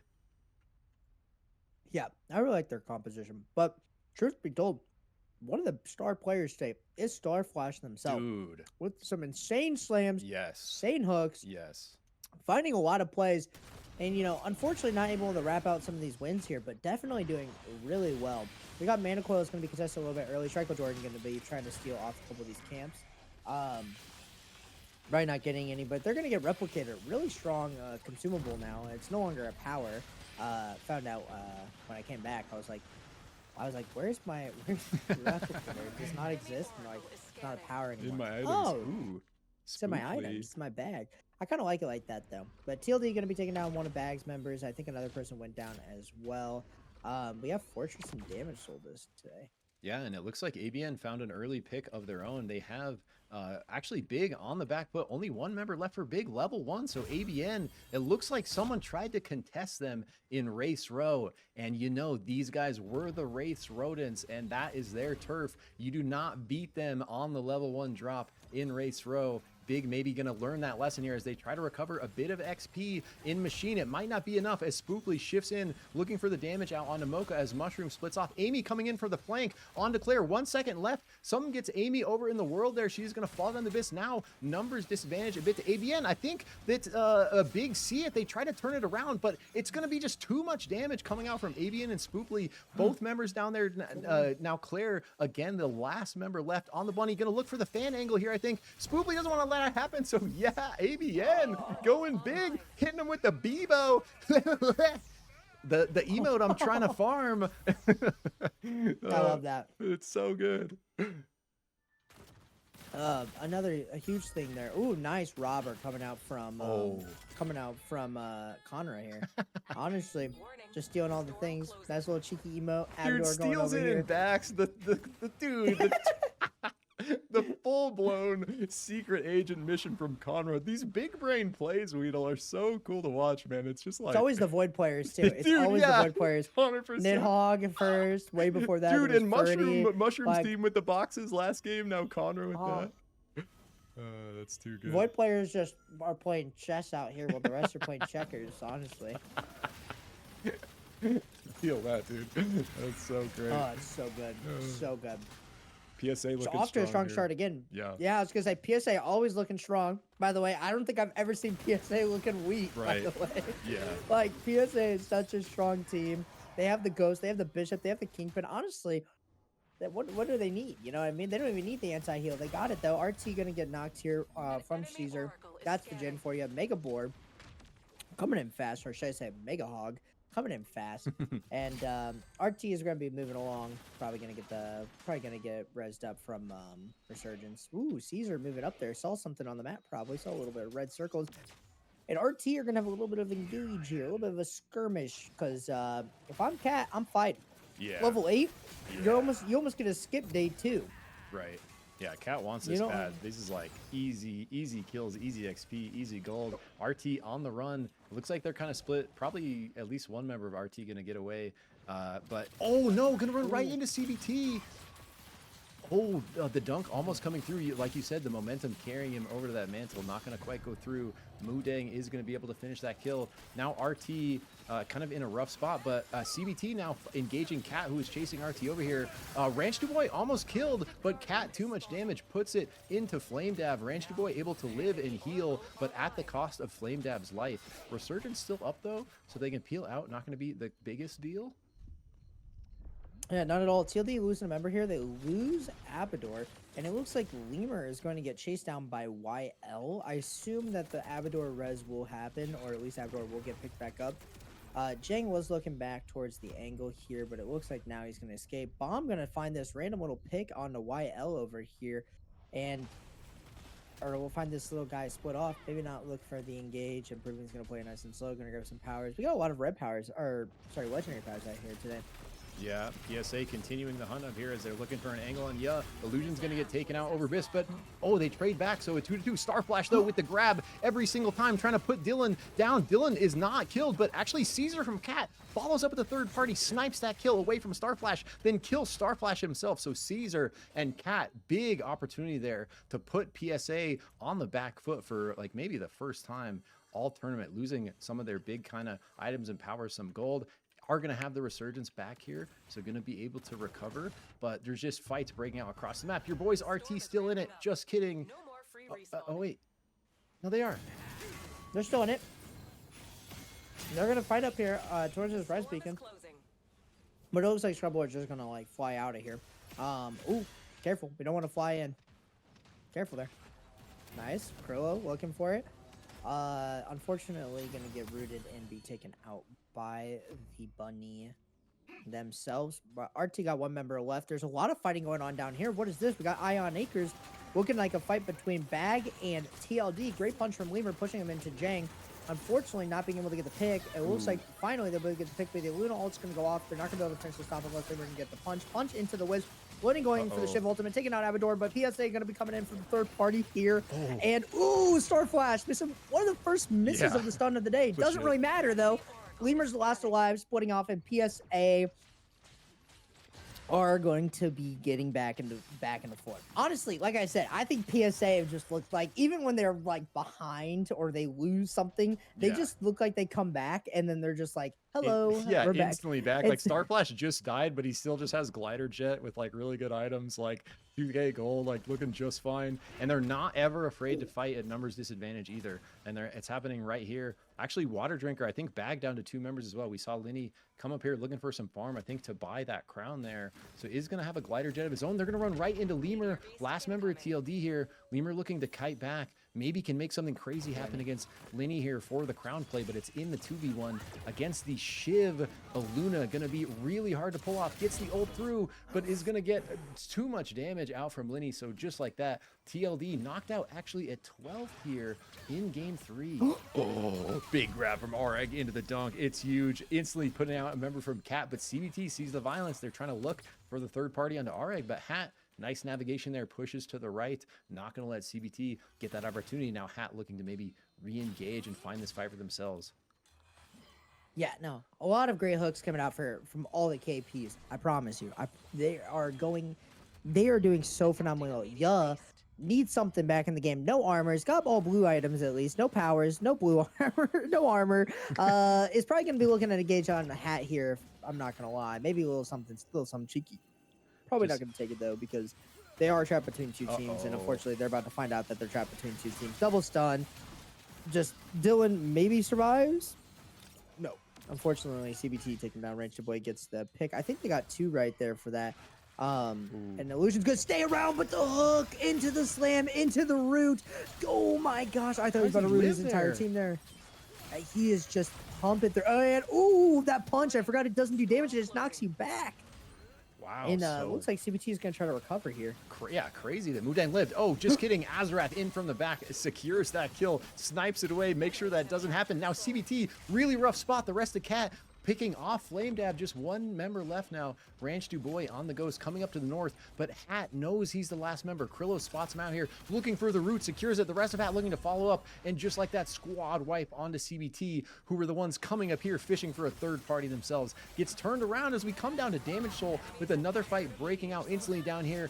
Bag looking for the entry onto Cat. Annie pumping big damage to the width, but the grenade by Toilet Zeph just insta-deletes the myth, and it's just too much to handle. Linny trying to pump a Fusillade out and makes it to the other side, but both teams going to get away after the res comes through with 3 still.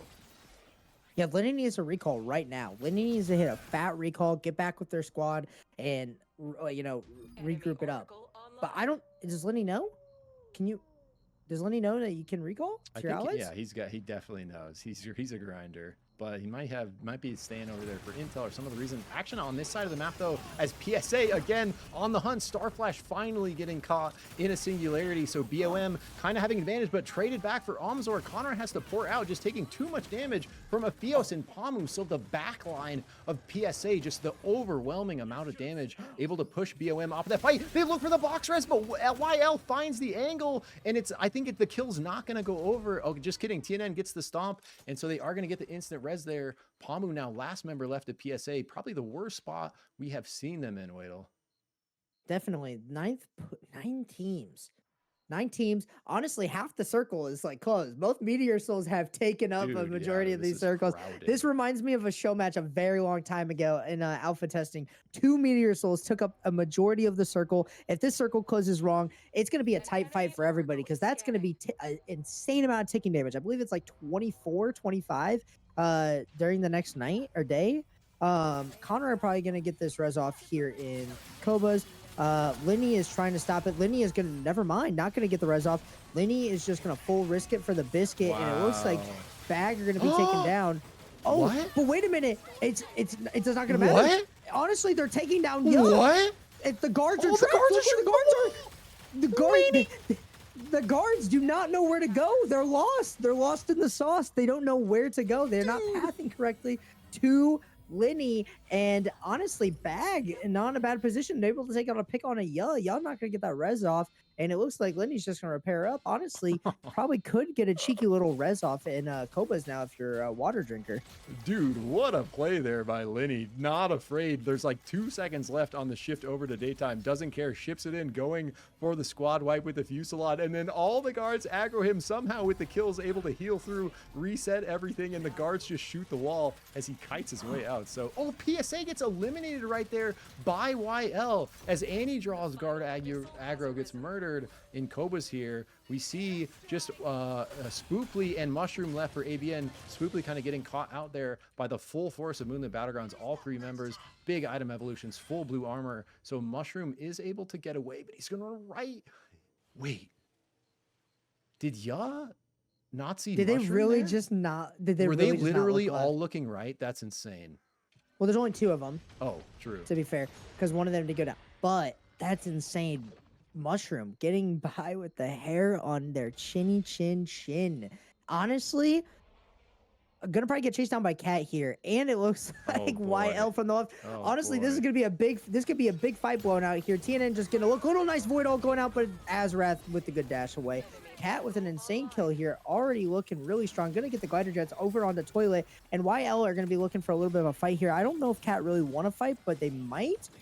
No, it looks like they're just gonna try to retreat to their base camp, have the high ground. Honestly, I would too. That's exactly what I would do. But 2 of Cat down below, 1 of Cat up above. Could look for a cheeky little pick. Gonna get a recall going out. Gonna be canceled by the ghost long range laser. But now we're gonna have a base camp war for this ground up here. Yeah, fight breaking out here as Cat looking for the engage. Sauciac taken down instantly right there. Cat, huge advantage in this fight right off the bat. TNN doing what they can on the Krista. Nice roots, nice damage, catching the other Krista in a spike there. Azrath still wants to follow up. The rest of Cat want this squad wipe, chasing TNN. Terrible kind of spot here for TNN based on the storm, taking double storm damage. Gets out of the first storm, still in the soul storm. Able to heal, actually has a little bit of space here. Cat not going to over chase for that squad wipe, but TNN maybe going to get spotted out by Ya. Uh-oh. Wait, Yeah. what? Huh. Honestly, oh come on, no. They actually just aren't looking behind him. It's crazy. No, TNN just got a wipe by himself. And this is what I wanted to see in trios. MB taking out the kill here. Cat going in on MB. They're forced to. Cat gonna lose a member here. MB are just gonna keep pushing forward. This is really good for them. Height almost taken down. Height is gonna die to Caesar. And MB is down to 2-2. Bag might look over for this. Wait, Caesar could go for it. Oh. Wait, well, they're gonna get the res off on Height. No, they're not. Krill is not gonna allow this to happen. Yeah, so Moon of the Battlegrounds. Good route. Yeah, such a rough spot. They do get the res through on Height. It comes through. Height out with no health. Wants to keep that Blinkstone so badly. Afro has a Blinkstone of their own. Is going to get taken out by Linny. Linny double glider gas just going insane on the Shiv this game. And Hat looking to take this fight maybe against Bag while they have cooldowns down. But Bag not going to let that happen. Annie ripping. Virides Fury trying to pump big myth arrows out. Linny with the double glider jet going in. Not afraid. Trying to get this Fusillade damage out probably. Oh, but is going to get daggered back. So looking for the aggro entry. Glider gas right back in though. Wait, Krill going over the... Okay. It looks like we're going to be at like a nice little standstill here. Did MB get recovered at all? They did.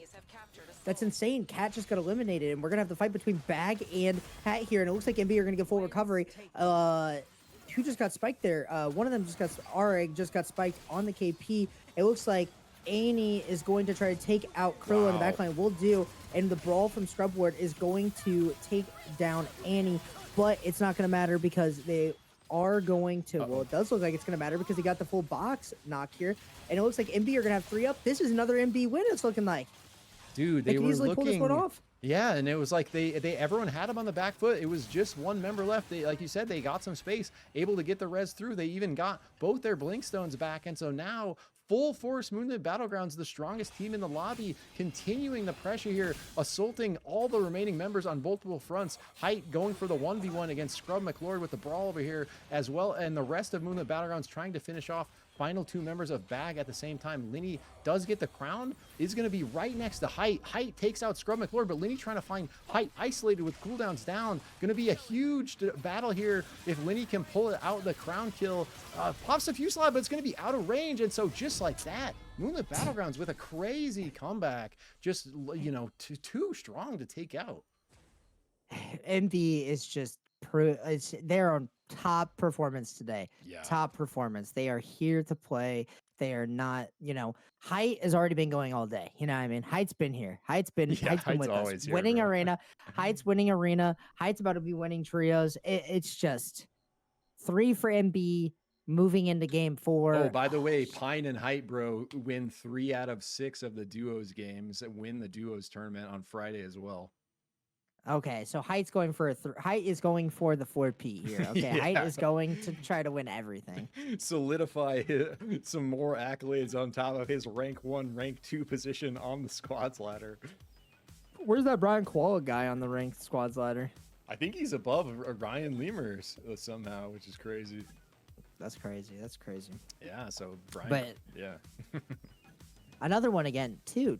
TLD getting taken out again really early on, you know. Maybe trios, you know, maybe it's a new adjustment for some of those players. I think a lot of people are going to be feeling the new adjustment for sure in trios.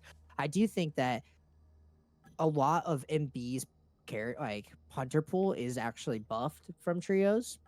Brawl and Jewel being for sure. I think Strike too. I personally think trios might help Strike a lot more. Now I might be griefing by saying that, but I think trios make Strike feel better. Maybe I'm wrong. I think you're right. That I mean, that kind of makes sense. Like, especially talking about how like the value of the bird bomb and the anti-heal and the stuff we were kind of talking about in arena, like that comes into play a little bit more when you have more of the isolated, you know, 1v1s or less. Like a Strike really suffers from the pressure, you know, of a full force squad engage. So like lessen that force a little bit, you know, might give her the room she needs to be, you know, pumping the damage and keep people off her with the damage pressure.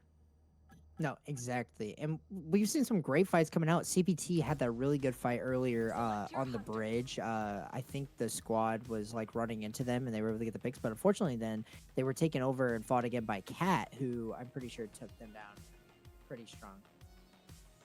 Took them down, and unfortunately CPT was able to lose there. Another team that I thought was going to do phenomenally well, or do really well today, not performing out of their minds. Again, Cat is just like hitting that middle bar for me. Maybe a little above the middle bar now, but like they're still hitting that middle line. Couple teams that are like I'm like kind of shocked about. Like I said, I think TLD is still on the lower end of things. MB way outperforming than what I thought, but then again, their hunter pool is just going really well. PSA, I think that was PSA's weakest game. Yeah, in my opinion. Yeah, and it was still a strong game. Like we saw them having some really strong engages, but we saw for the first time them kind of getting picked themselves, like a couple members going down, getting isolated, and Starflash a couple slams not quite going through, some shifts out of them, and those were like that was the first slam we literally saw Starflash miss like the whole time we've been spectating. So has been on point with the moves. So here coming into game 4 of our very first trios tournament in North America, hosted by Jang and OOOTECH Quintessence, a multi 5-day event. Remember, there's this like meta game happening where all the OOOTECH regions are competing. So we have these 3 kind of nations within the OOOTECH server: Void, Luster, and Starfire, and each of these players is on a different one of those regions. So not only is this kind of every tournament happening within itself, but over the course of the 5 days, there is sort of an Olympics, you know, medaling happening between these 3 regions in OOOTECH, and at the end of the 5 days, one of these regions going to be walking away with the grand victory, the gold medal, as it were. So as we drop in here to game 4, Wedel, how do you think it's going to play out? Is that by the way 3 wins for Moonlit? Yeah, that's 3 wins for Moonlit Battlegrounds. Oh my, RT and stuck in the middle between MB, and PSA here. Unfortunately, getting caught in the middle of the nuke here. Oh. Nuke is going to take 2 lives. Look at PSA right there, but PSA are going to be fighting. Ooh, Strikel Jordan going to get the healing up from the plant. Gotta love those plants there. Pomu looking around for the play on the Afro. Afro's probably going to get maybe a pick over here onto Pomu. Yep, for sure, with the help of Height. Another nuke going out from Starflash. And honestly, I still think it's fine for PSA. I think that was actually a best case scenario for both PSA and MB, or a good case scenario. Unfortunately, RT is knocked out right away. Yeah, that nuke was just really unfortunate.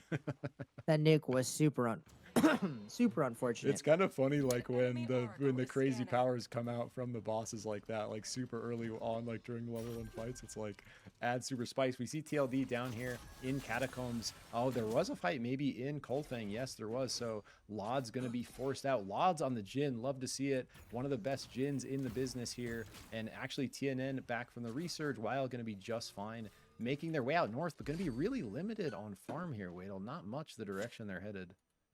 Definitely not much indeed, but luckily there is some things in SUPERVIVE that you can actually do. MB taking out Pamu from PSA. Oh, PSA a little bit on the back foot here, but yeah, Quiz coming from behind, trying to take out the Trickle Jordan, fails. Height takes him out instead, and it looks like is just gonna have to leave. Dylan literally looked in the bush, looked at them and said, "Yeah, all right, we're going the other way." He said, "Not today. I'm good." Yeah. So nice pick there. Yeah, go ahead. I was gonna say, fortunately, in the game, you can level from doing a variety of things like vaults, opening chests. True. I really taking a like base the camp. vault XP and like the pillar XP and the camp cap XP. Yeah, those are some nice. I think next we need like a distance travel the XP. I told them, bro, it feels like an MMO when you have like all these random ways. Oh, and who got the hook, by the way? Star Flash. My God, I love watching this guy play, this person play. It's amazing. Mushroom probably gonna get out. Yeah, probably gonna be able to get out from that. But Star Flash, my, time and time again, they are just like doing these most insane hooks. Honestly, it was almost like it's almost like I got a glimpse of Aiden BY, but like the NA version. Yeah, dude. So he's been putting on a show for us these last couple days. Really fun player to watch. And Mocha actually on the Kingpin themselves had a really monster performance the last couple days. We haven't seen a ton from Big here yet in this tournament. Looking for an engage here on the hat. Madly going in on the Jewel. Madly huge comfort pick here. One of the best Jewels in the game. Super aggro on that Hunter. And Hat gonna actually kind of push them off of that while Big goes back, gets that gold for themselves. Akrillo looking for the engage, goes for the root. I think got pillared there. Yeah, I have no clue exactly what happened, but it looks like nice slam from R-Egg, but unfortunately Scrubboard got rooted. It looks like Madly is going to engage over, gonna ult up, knock over into Scrubboard. Ooh, I thought they were going for the spike there. Madly's probably gonna get the dash, yep, into the finish there, and it looks like Hat is probably just going to have their one member anywhere but here. Yeah, way out of there. Nice. Honestly, perfectly fine. Safe around the map. Looking good. We have a fight breaking out between Abian knocked out. Next team to go. And YL getting a little bit of that pick right there. And then we got a little fight going on here. Mana coils. Dude, there's just so much violence on this first night, man. It's like it was starting to, like, the first couple of games were slow in the early lobbies, but in these finals, teams are just destroying each other. There's Cat out we see on the kill feed, so like 3 squads getting wiped very early on here. Night 1 still in our 4th game. Star Flash and PSA on the hunt, looking for the angle on CBT, but TLD is here as well. TLD maybe going to look for the third party, and PSA now has intel that they're there with the fire capping, so PSA is going to turn their attention to the TLD, and so this is going to be a spicy fight if we can see a little clean 3v3 here. Starflash always wants it. Starflash always looking for it. Unfortunately, Starflash is going to get stunned there. There's only one more dash left. Not going to be looking for it. CBT coming in for the third party. Going to get the kill on the Starflash. Huge kill, by the way. And it looks like probably going to get the kill on the Pamu as well. No mana left. And it's just down to Atheos to run out of here. Ranch to Boy going to stop the chase here. Definitely a smart move because you're about to see here in a second. PSA is going to get the res off with the new day. MB going to be fighting out YL here. And we're about to get another fight in the mana coils. This is just so much skirmishing. We love it. We love to see it, baby. We do love to see it. TLD actually peels to the right, shifting over to the next day. Creeps going up, level cap going up. They see the level 7s on the side of CBT. Want to try to match that themselves. Trying to get some farm here. Going to actually fight with just 2 members, I think. Oh, no.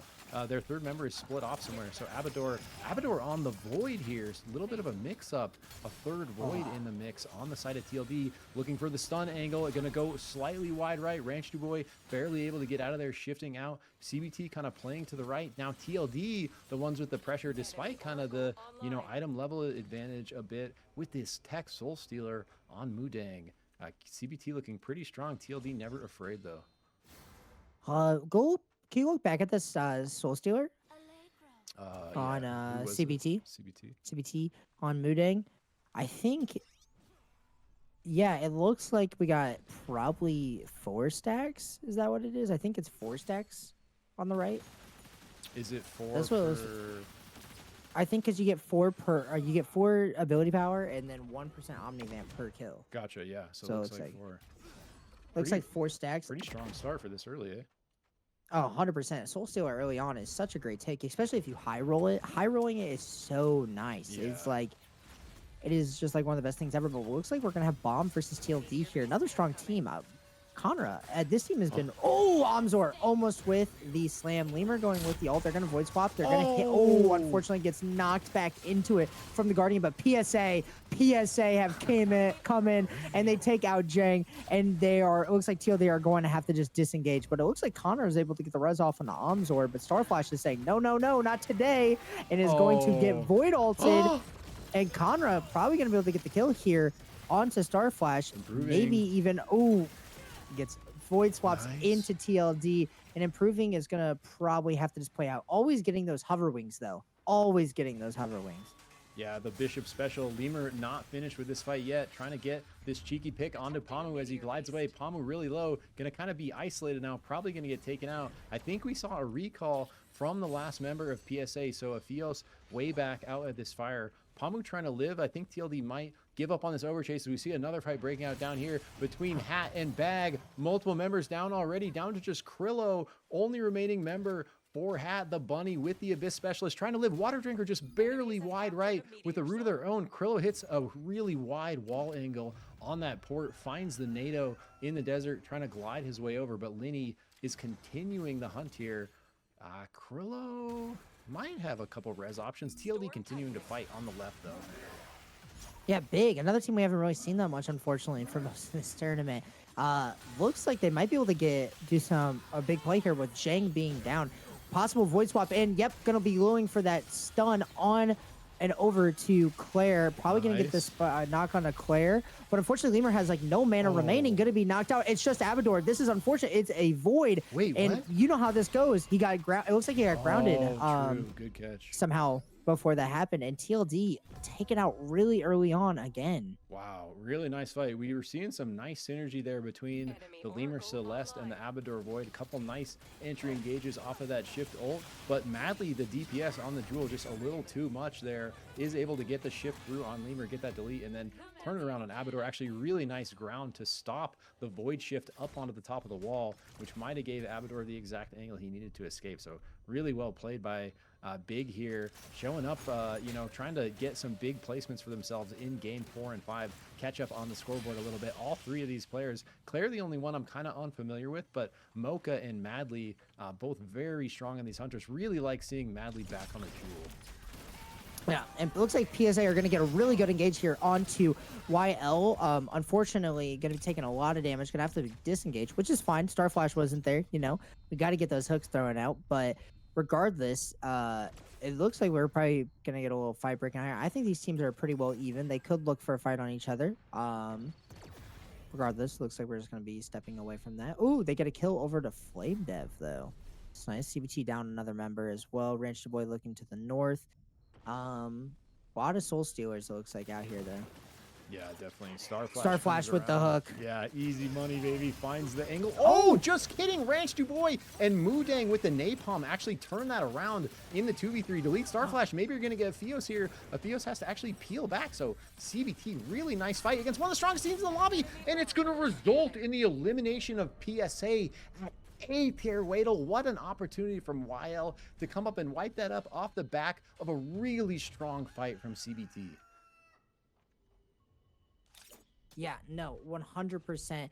CBT, really great play, great stun coming out from Mudang, and able to get that pick onto Starflash.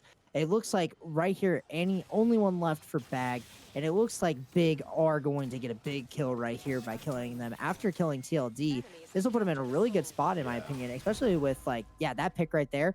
Holy, and they're in such a good spot on the map too. There's no one there, and it looks like CPT is taken out by YL after YL just took out PSA. Yeah, YL, dude, such a good move up there from up here. They come up here, they find free squad wipe, and then into the two members of CBT, another squad wipe. So nice kill points, but they come up into the force, the unstoppable force of Moonlit Battlegrounds. Double soul, armor, and damage. 2 golds and a blue. Moonlit Battlegrounds continuing this assault on the lobby. Height shipping it in, but does have that rewinder, gets out scot-free. So TNN has to look left because Ya is on the right, is going to go right into those 3 members, gets deleted. Cat Microwave maybe found an angle out south, but Moonlit Battlegrounds just like looking uncontested here. Yes, 100%. Moonlit Battlegrounds, man, like it is just looking like they are the most dominant team in trios, just ready for it. You know what I think it is? You know what I truthfully think it is, though? Let's hear it. Down and all. Bat is a 3-person BR game. Two of these players played Bat the entire time. True. They know how this works. They know how it plays. It's That's comfortability funny. for them. Dude. It's their best mechanical game on top of maybe not their best mechanical game. They might be better in other games. I don't know. But them coming from the 3v3 of that to this, nice. I love the call out, bro. So true. And a lot of Bat players kind of finding a home in SUPERVIVE. But is going to get a member of Moonlit. So Moonlit may be bleeding up here.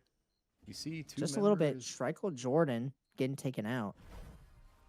You got 2 members left on MB. Got a most wanted crown on Afro. Honestly, they'll probably be fine. Did take out Shrike Jordan. I think Shrike would be the easiest in that entire composition to take out anyways. So I think that it was probably inevitable to happen eventually. People were eventually going to catch on. But, I mean, MB top 5, like, already. Then they've already had 3 first place. It's like, it's an absolute stomp performance. Yeah, and instantly grabbing the crown. Afro starting that timer like very early on. They're actually just going to stand on the beacon as well. No one even wants to go for this because we see all 3 teams posturing up against each other over here. YL sees they might be getting pinched. Bomb coming from the south. They're going to take a nice move to the right here. All these teams looking very strong. Like you mentioned, multiple Soul Stealers out in play. Probably some significant stacks as well on each of them. And with 5 squads left, we see it's looking like...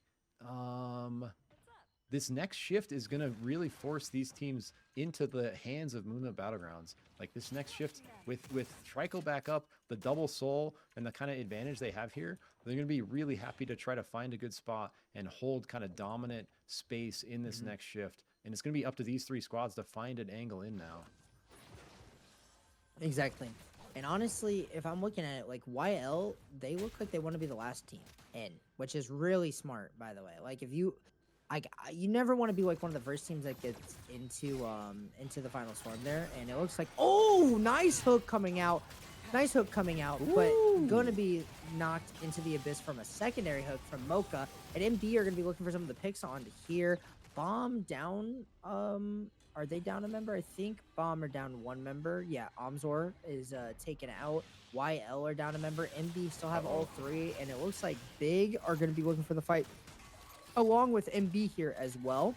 Shrike Jordan going to be holding out Claire. But a nice slam from the follow-up from Madley's ground shift backwards. So MB are going to be picking up yet another crown here. And possibly Big is going to be looking for a pick on height here, but we'll see. Yeah, that was a really nice Q bump by Madley. Gets the ground, sets up the perfect dunk for his teammate there. Mocha following up nicely. So like continuing to make Moonlit Battlegrounds bleed a little bit, which is a little more than we've seen before, but still the height brawl with the crown getting pinched a little bit, trying to fight to the south. But YL on the south, actually Moonlit Battlegrounds kind of getting picked on a little bit here for the first time as YL trying to finish them off as they move to the south. But there's just 2 members of YL down here. So Moonlit Battlegrounds looking just fine as YL is forced off of the land into the arms of Big on the boat and BOM on the land. And so, you know, after it was looking like some good space for YL, it's just going to be TNN left. We saw TNN have a 3v1 in our last game, not going to be able to do it there, is eliminated at 5th. And so now just 4 squads left in game 4. Moonlit Battlegrounds, BOM and Big. So a couple, you know, of squads we haven't seen in the final 4, in the final 3 making it in here. Yeah, exactly. And it looks like Height's going to possibly get this kill, get the res for Shrike Jordan, but Big are going to be looking towards that fight, but unfortunately the rewind takes him back. Big are going to look for the engage here. Really smart coming out from Big. Shrike Jordan's really far behind. Omzor not getting taken out right away might be too slow for them. Shrike Jordan getting taken down again.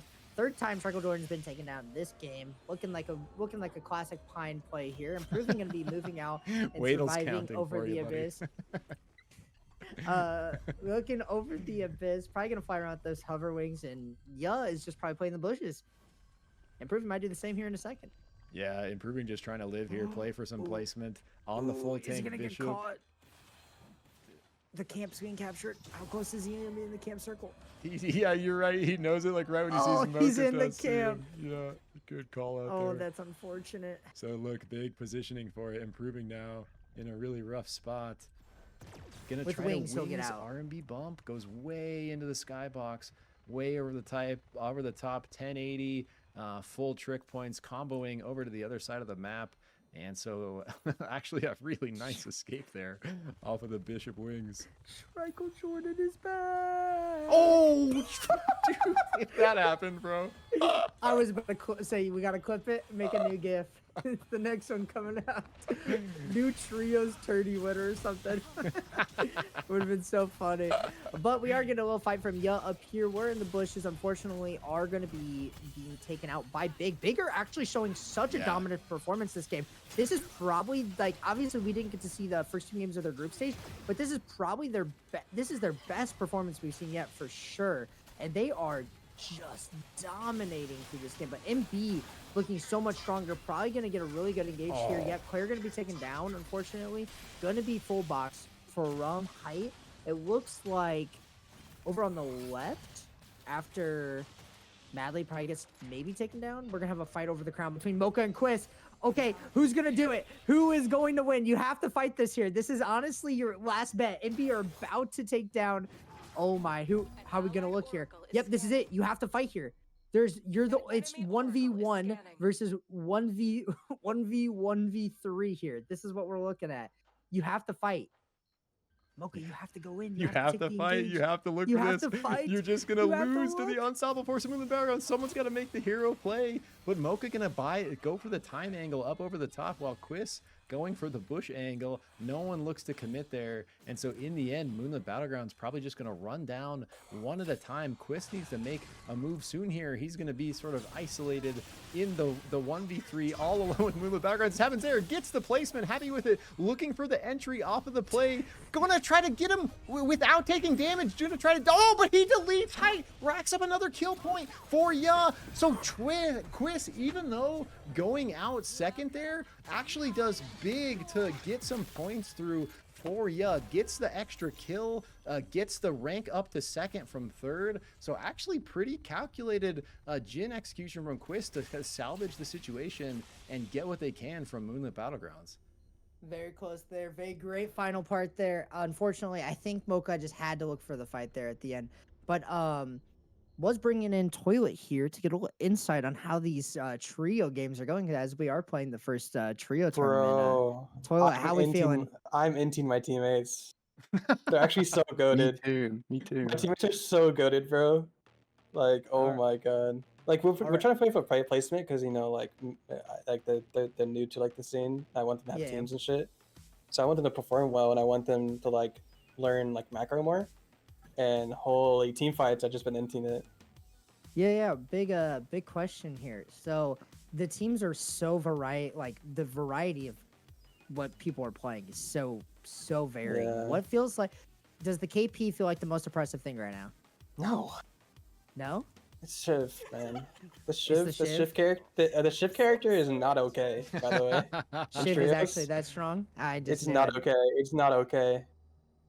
All right. So Shiv's feeling like the most oppressive. Then truth be told, who feels like the least oppressive character in this right now? Hudson, probably. I don't know. Actually, Aluna's very strong. Aluna's so strong right now. Aluna too? Yeah, dude. Aluna. It's if you don't like focus her, and if it's a good Aluna that like knows how to kite, it's like so impossible to win a team fight. Yeah, all right. watch it. Quick announcement. The bunny. That's cool. Yeah, quick announcement by Jang here. Game 5, triplicate heroes enabled. Heroes? Which means you must choose the same 3 hunters on your team. And it's also unstable portal. Triplicate heroes enabled. Game 5. You must choose the same 3 hunters on your team. Must. Make sure each team knows this. Yo. Yes. Everybody, triplicate heroes at the Quintessence performers. Lods asks, can I swap to a Jin team? Wait, Chris and Illusion on the same team. What's up with this? Yeah, he Well, Lons good wants to luck. get a quick team swap with Dylan. Wait, Dylan has to play Jin. Wait, Dylan has to play Jin. Actually, wait a minute. I love seeing this Wait, this now. is based. All right, good luck, guys. You guys can go strategize, but probably Yep. I'd say we'll give everybody a minute, probably or Yep. so. Yeah, probably just a minute. Let them decide. Good luck, homies. I'm so hyped for Good this luck. one. I'm so Last hyped for game. this one Have fun, too. everyone. Have fun. Let's go, dude. What would you? What would I actually? I don't even ask what you would pick. Would you? Well, maybe I do. What would you pick? I mean, there's like so many cool options here, but I mean, we've talked about the Mark synergy from Shrike, and a couple hunters have this. It's like Celeste has the Shatter synergy, right? Jewel. Jewel has the Stack synergy. So there's a couple of really strong kind of passive buildups that you can go for. Zeph also with the Mark, right? So actually, Shiv does as well. By the way, with the auto malice, attack, so, malice. Yeah. So it yeah, is, like really, like insane. what 5 hunters there that are actually going to be able to play off each other's kind of passives, some really strong looks. But then you think about things like the triple oath, like. Ugh. yeah. Luckily, if you're a triple Shiv going in a triple oath, you'd be okay. But no, really excited to see here. Hopefully, everyone read the chat. If everyone didn't read the chat, again, Triple K Heroes, everybody tuning into the stream. Hopefully, everyone read it honestly and understands that they need to go Triplicate Heroes. Everyone pick the same hero.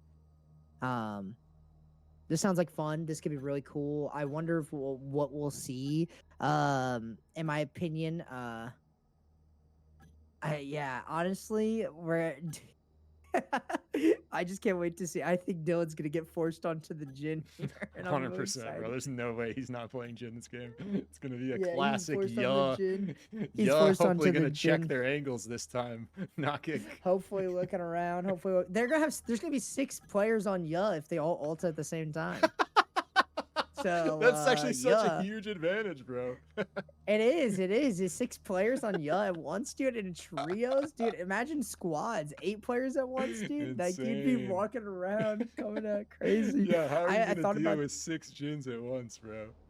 Were you there when we did the 20v20 test so long ago? I was not in the test, but I saw like the clips like right after. I think I had to miss that one. I had something going on, but it looked 20v so fun, bro. Like that clip and the comms, dude. It everyone freaking the out. comms, Just looked so dude, it was so funny. awesome. I just get in there, just go, "Yo, what's up, everybody? It's Wedel." Everyone's like, "Wedel, you're captain, you're team captain." I'm like, "Let's go, charge to victory!" And we had 11 Celestes on our team, dude. 11 Celeste, bro. We were not losing 20v20. Oh my god, that's amazing. All right, bro. last game. MB probably have taken the victory unless triple heroes means triple the points. Ooh, triple the points. Gonna be a spicy game here. We'll see where the rank. So what are you? Oh, we're gonna go yeah, see, Jewel, it just is telling you, dude. I'm telling you, if everyone autos the same person and then one person dashes and then another person dashes, I just feel like True. Jewel will stack so fast. Yeah. The only thing you don't want to run across is a triple oath column.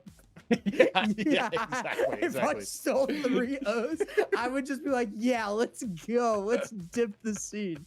Don't count me in for a triple oath count. That's hilarious. Yeah, definitely want to make your way around that. And we did see the final game of duos with duplicate hunters. And I'm trying to remember who was on Dylan's team, but it was Dylan and maybe Illusion. I think it was Illusion that went with the double oath, and it just looked so brutal, bro. It was like they just both came up on the side of a Shrike one time, and they both shift shield bash, dude, from different sides, and she's gone, insta gone, just. Oh man.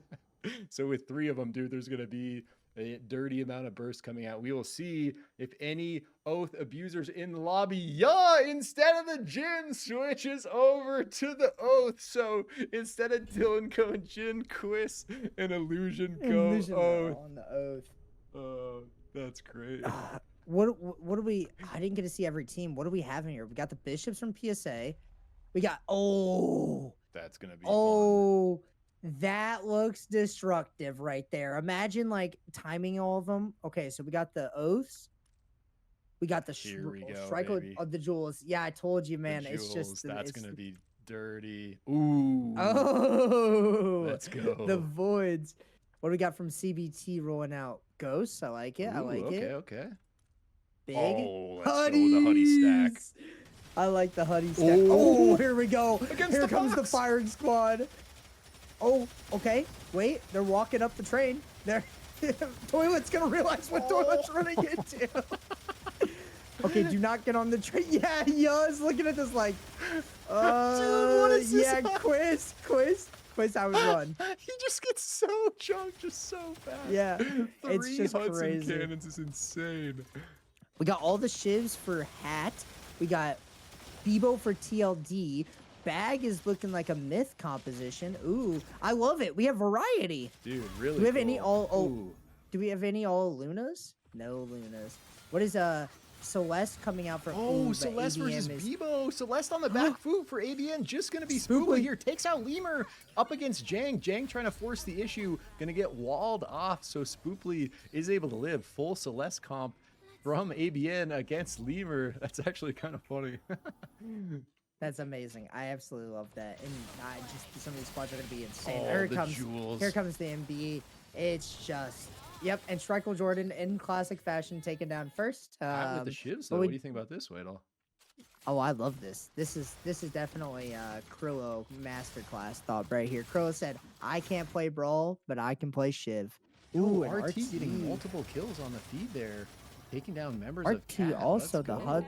Also the Huddy composition. Cat has ran into both Oh, Huddy true. That compositions. is such an unfortunate fox start. Oh, RT, I love this. I love this. I love Oh, this. no.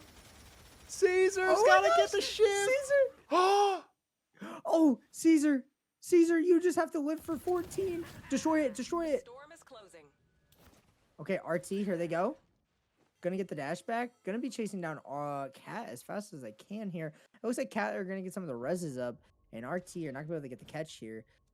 so we got the Lots of- Jins, we got the Huddies, we got the Celeste. Did we miss anyone? Bag on the myths and TLD on the Bebo. So I think we've kind of covered everyone at this point. Oh, we missed PSA on the Bishops up here in Magebog. So yeah, lots of variety. Really love it. Yeah, we have a ton of variety. Oh, here we go. Here we go. This is what I was talking about. The ult bashes into. Oh my gosh, that was amazing. They ulted out of there. I told you. There came the ults. They were the ult bashes into the wall. If you are Jewel, they did what I said you had to do. Run. Don't even look. Don't even consider it. And who went down for MB? Was it Strikel Jordan? Yep. Ah, of course it was with the rewind. Of course. I'm just kidding. I'm messing around. But it is so funny. Oh, and Toilet again. Yet again. They're just camping the train. Big or just riding the train? That's rough. Oh, TLD. Are they just riding Okay. the train all the way around? They're just turning off the train? Dude. I would too. Wedel, my feedback for the longest time, bro, like the first 2.5 years I was playtesting, every single survey on the optional feedback at the bottom, I put add a turret to the back of train. And it's never happened, but the Hudsons are making it happen for me here. I really love to see it. Okay, and you are gonna make sure Toilet does not survive. Poor Toilet here. has Poor not gotten to play Toilet, the dude. game. This is a rough game for the Firefoxes. Yeah, honestly, if I saw the O's on like, unless I'm playing Bishop, if I saw the O's, I'm just gonna stay away. Ooh, Masamune out for Annie. Solid play, and Annie is their resident myth main here. Looks like they're just gonna try to. Nope, they are just going Look to at play this the pod right racing, game here. bro.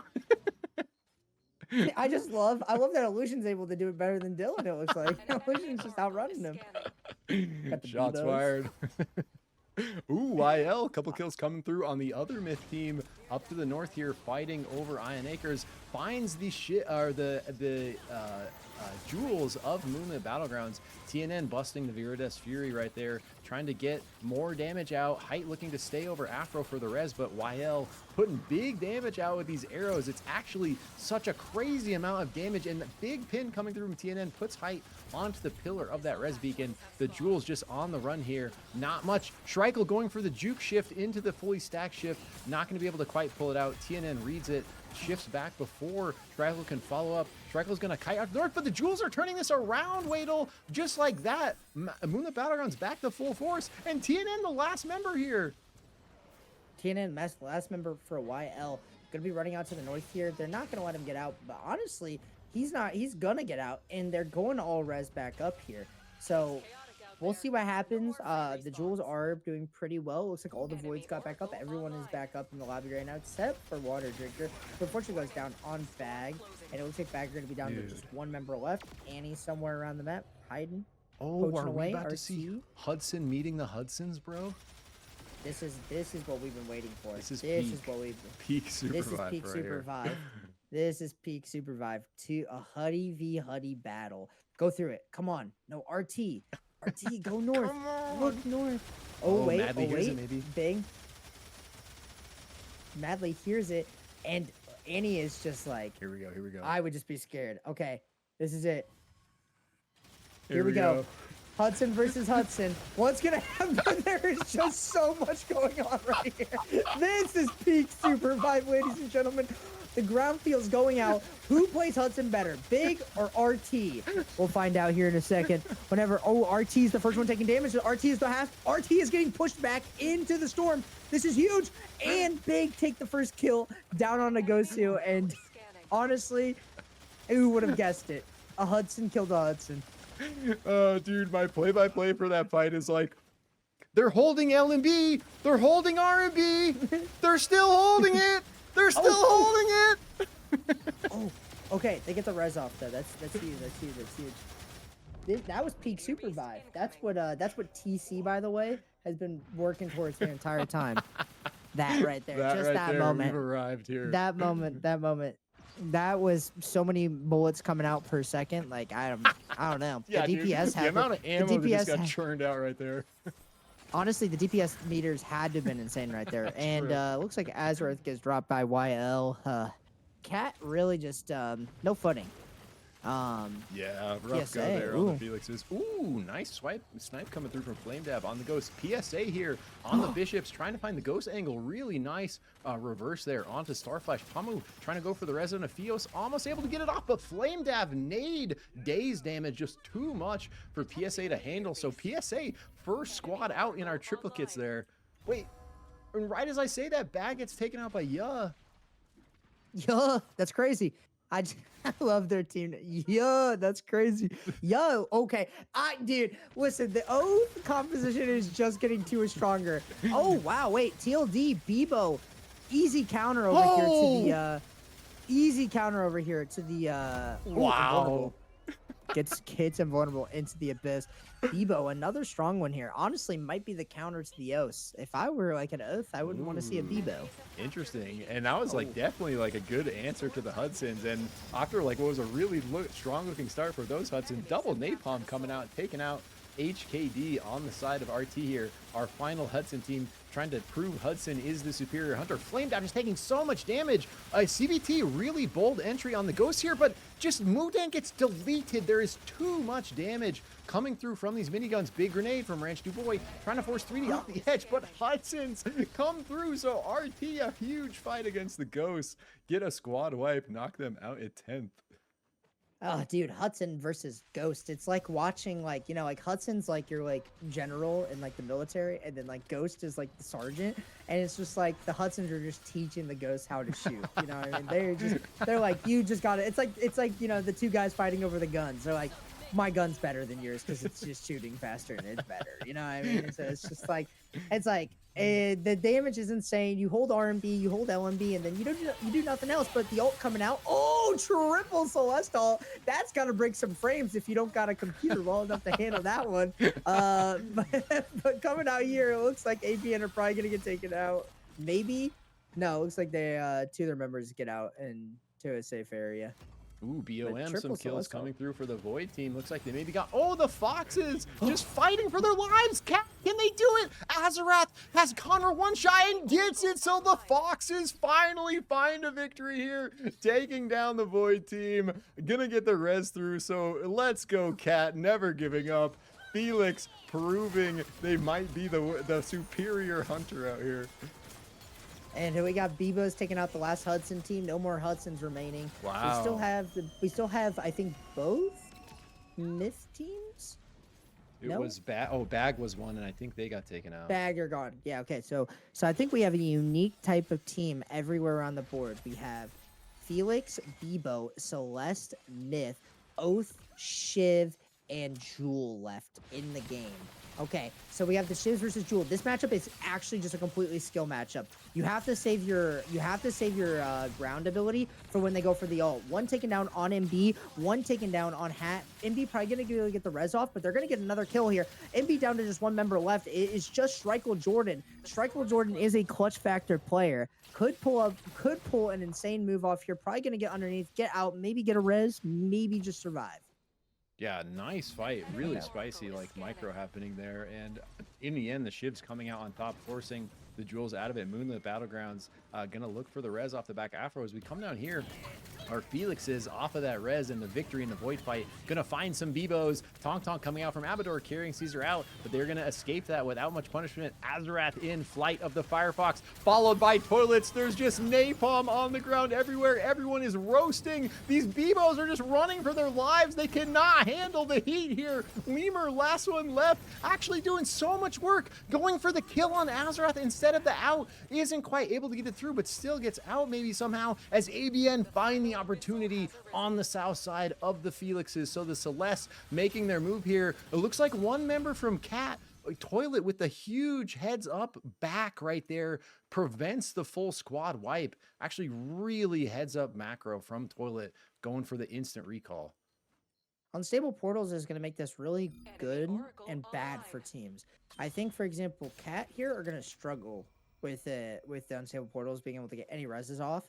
But I think like a lot of other teams are going to want to prevent those. They're going to do really well. Lemur are going to probably get finished off here from the Celeste. ABN doing really well this game. All on the Celeste. We love to see it. We got 3 new Celeste mains out here after this game. Probably going to have to separate team, you know. Do you think that made Lemur a little sad that he got killed by his true main? I think that it's just a poetic ending. Oh, okay. I think he's on his new main, dying to his old main. You know, I think it's poetic ending. It's actually a really deep moment here for Lemur. Actually, it is. Lemur took that. Lemur took that with a lot of personality to it. You know, deep moment. It just meant a lot to him. And as this chapter of Celeste ends, so begins the new chapter of Bebo for Lemur. Now we got YL versus ABN. Honestly, like I said, what team wants to fight the Oaths here? You know what I mean? Yeah, for real. I don't think a single one of these teams could want to chunk fight it the out a Oaths. little bit as long as they don't get on top of the Mist might be able to do it. But the Mist looking for an angle on the Celeste here. ABN kiting to the right, Frog jumping up, and YL having the armor soul. You know, don't want to kind of over pursue here, but just like that, Hat take out Moonlit Battlegrounds on the Jewel. So we got a second round of Shiv versus Jewel, missed it up to the north. In the end, Hat gonna get the victory off of that. So Moonlit Battlegrounds, very first game they don't win here, Wedel, on the triple Jewel. Yeah, didn't see that one coming, not gonna lie.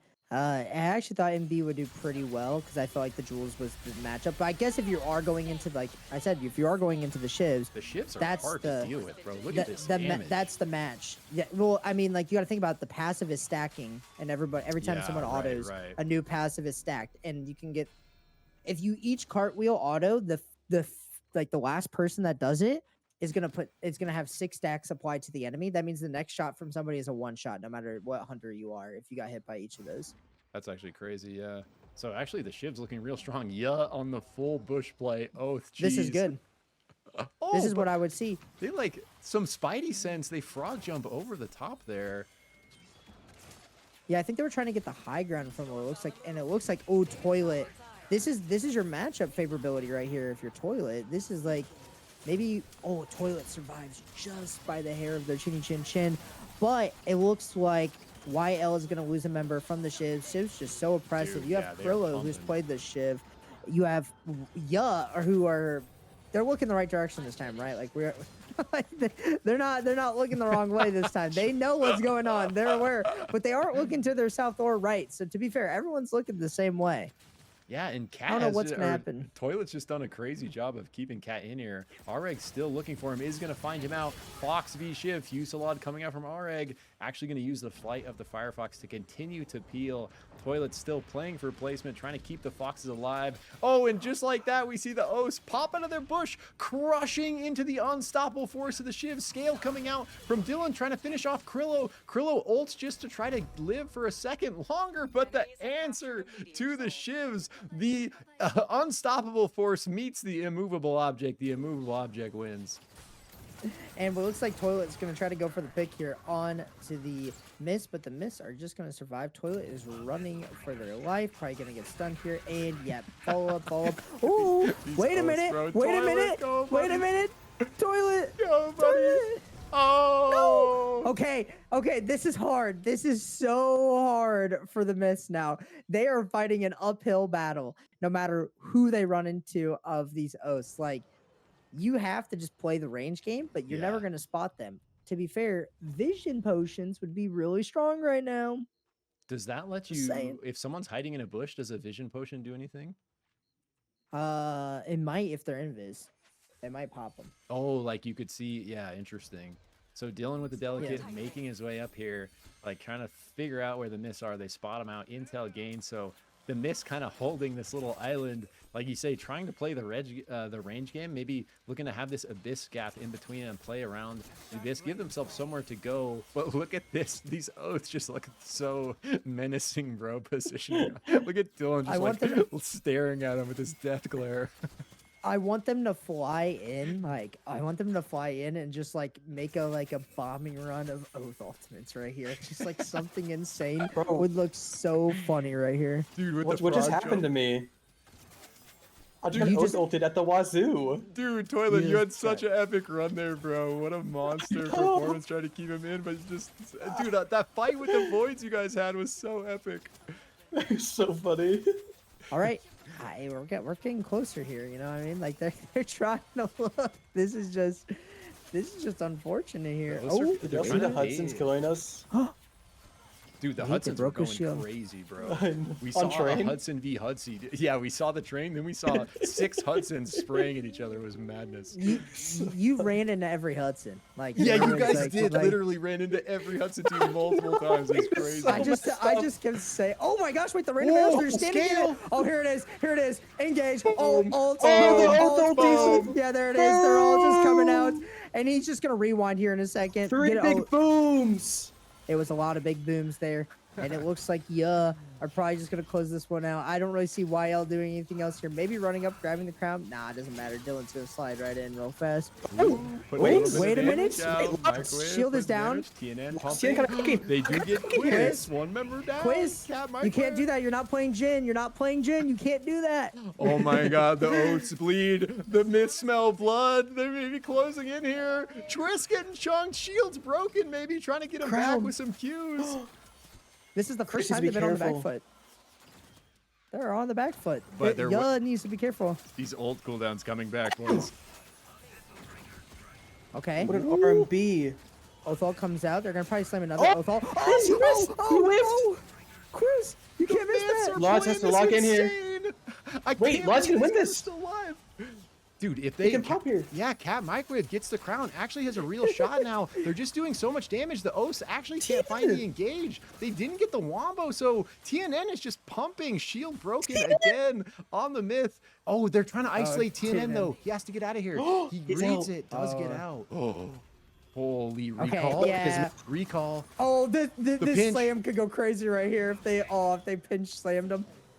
Oh wait, there goes. Boom. Wait, he skipped a little bit. Ooh, nice wings. Wait. Good wings. Snowball smite, but the wings coming through huge. Ulti's back. No shields. They are playing their time really well. No shields. Oh my God, it's time. The time is now. Time is now. The time of Myth is now. Twist it down. Trying to isolate Dylan. Shield broken. They get it back, dude. So come on, Tian. Come on, yes. No freaking way, man. Take out the Oath Abusers. Yes. Illusion grabs the crown. Last chance for the unstoppable Oaths. The Myth damage just too strong here. YL proving Myth the superior hunter despite any kind of bug. It doesn't matter. Too much damage. Broken is Myth. Let's go. Holy YL. Lods, TNN, and Saucy Hack putting on a absolute show for us there. That was absolutely amazing. Cinema. That was amazing right there to watch at the end. I did not expect that one coming out. I think going into you just like looked like you're going into 3 shields and you're just like, how do I win that? You don't. But guess what? YL did, right? YL proved that they are better at the variety. They are better at playing their hunters. And they won it out there at the end. But I think overall, once we get results, I think MB might be taking this one. Yeah, I mean, I would be super surprised if MB didn't like that would take the lead. Just such a dominance performance in the first 4 games, but what an epic game 5. Jang and Toilet, the duplicate hunter pro for the final game of the duos, and now this is actually so good. Like, I love the duplicate hunter matches. Such like fun SUPERVIVE to watch, and like that literal peak SUPERVIVE. Let's go. Exactly. The Hudson v Hudson was so fun to watch. Like, that is what we're talking about. Hudson v Hudson, shooting each other back and forth. Peak. So I think Jang and Toilet are going to be working on totaling some points for us here, and we're probably going to have an announcement of the winner. Let me do a quick check, see if they threw anything in here. I just watched the Hudson clip back. It was so funny. Watching Hudson v Hudson. It was so good. That was so good. Oh, man. Our Shivs taking out the Jewels. You know, watching that skill matchup fight was amazing. You know, watching the Shivs win is probably peak SUPERVIVE for me as well right there. Yeah. Dude, that's your hunter myth being mine. That's like so awesome to see the myths coming through in the end there. So it does look like the totaling of points is gonna take a hot minute. Let me do a quick double check with Jang, make sure he doesn't want to. Oh, is he here? Oh, yeah, what's up? What a game. Dude. I don't think Elf needs nerf. His myth. No, clearly not. Superior hunter. Let's go. That was fun watching that. That was so much fun. Did you guys catch any of the Bebo action? Yeah, we did. Yeah, we did. Dude, we saw you guys kill the Hudson. Actually. And then we caught you. And then we caught Lemur dying to the Celeste at the end. What a story! What a write-off right there. Very poetic. Lemur dying to the myth was like a true ending come true. It's like when you get to read the best storybook. You know what I mean? Lemur's main being Lemur on his new main getting taken out by his old main. What a blessing to see. What a great way to end off that one there. Yeah. I mean, in the new mode too, in the new trios. So, nonetheless, that was fun to watch. Yeah, it was a good time. We saw Hudson v Hudson at one point. Dude, yeah, the 6 Hudsons spraying at each other was like the coolest thing. That was so funny. The Hudsons were putting out so much damage. I was actually surprised to see them get taken out, but the Bebos kind of finding the angle, like really cool to see. Overall, up to that point though, MB is such a dominant team the entire day. Like actually just shredding through the lobby. Yeah. Like 4 first place in a row, and then obviously a 6th place. I think they could have pulled it off if we maybe they were on the strike, maybe. I think they were trying to convince for the 3 strike. I think there might have been some convincing out there, but I don't know if it actually happened. Yeah, definitely. We didn't see any strike teams in that one. But nah, I was expecting one. I was expecting one strike team. I was like praying for a strike team because it was nice because we got we almost got everything. Yeah, we almost have enough teams to be able to get everything there. That was a great triplicate Hunters final game, man. Yeah, no, honestly, high on strike.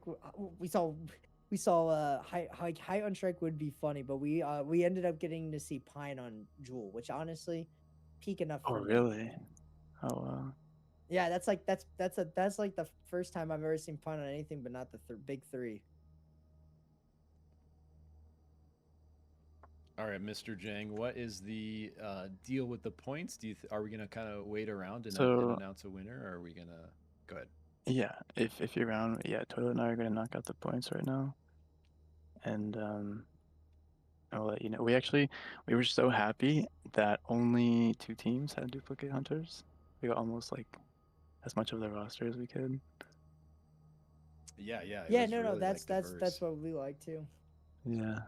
2 myths and 2 Hudsons, and the rest was pretty much like spread out. And it's like fun watching that. It was so funny to see Quiz and Illusion on Oath. It was just like that was too funny to see. There's some peak ones to see. Dylan's out there that's like, dude, I was having a good time.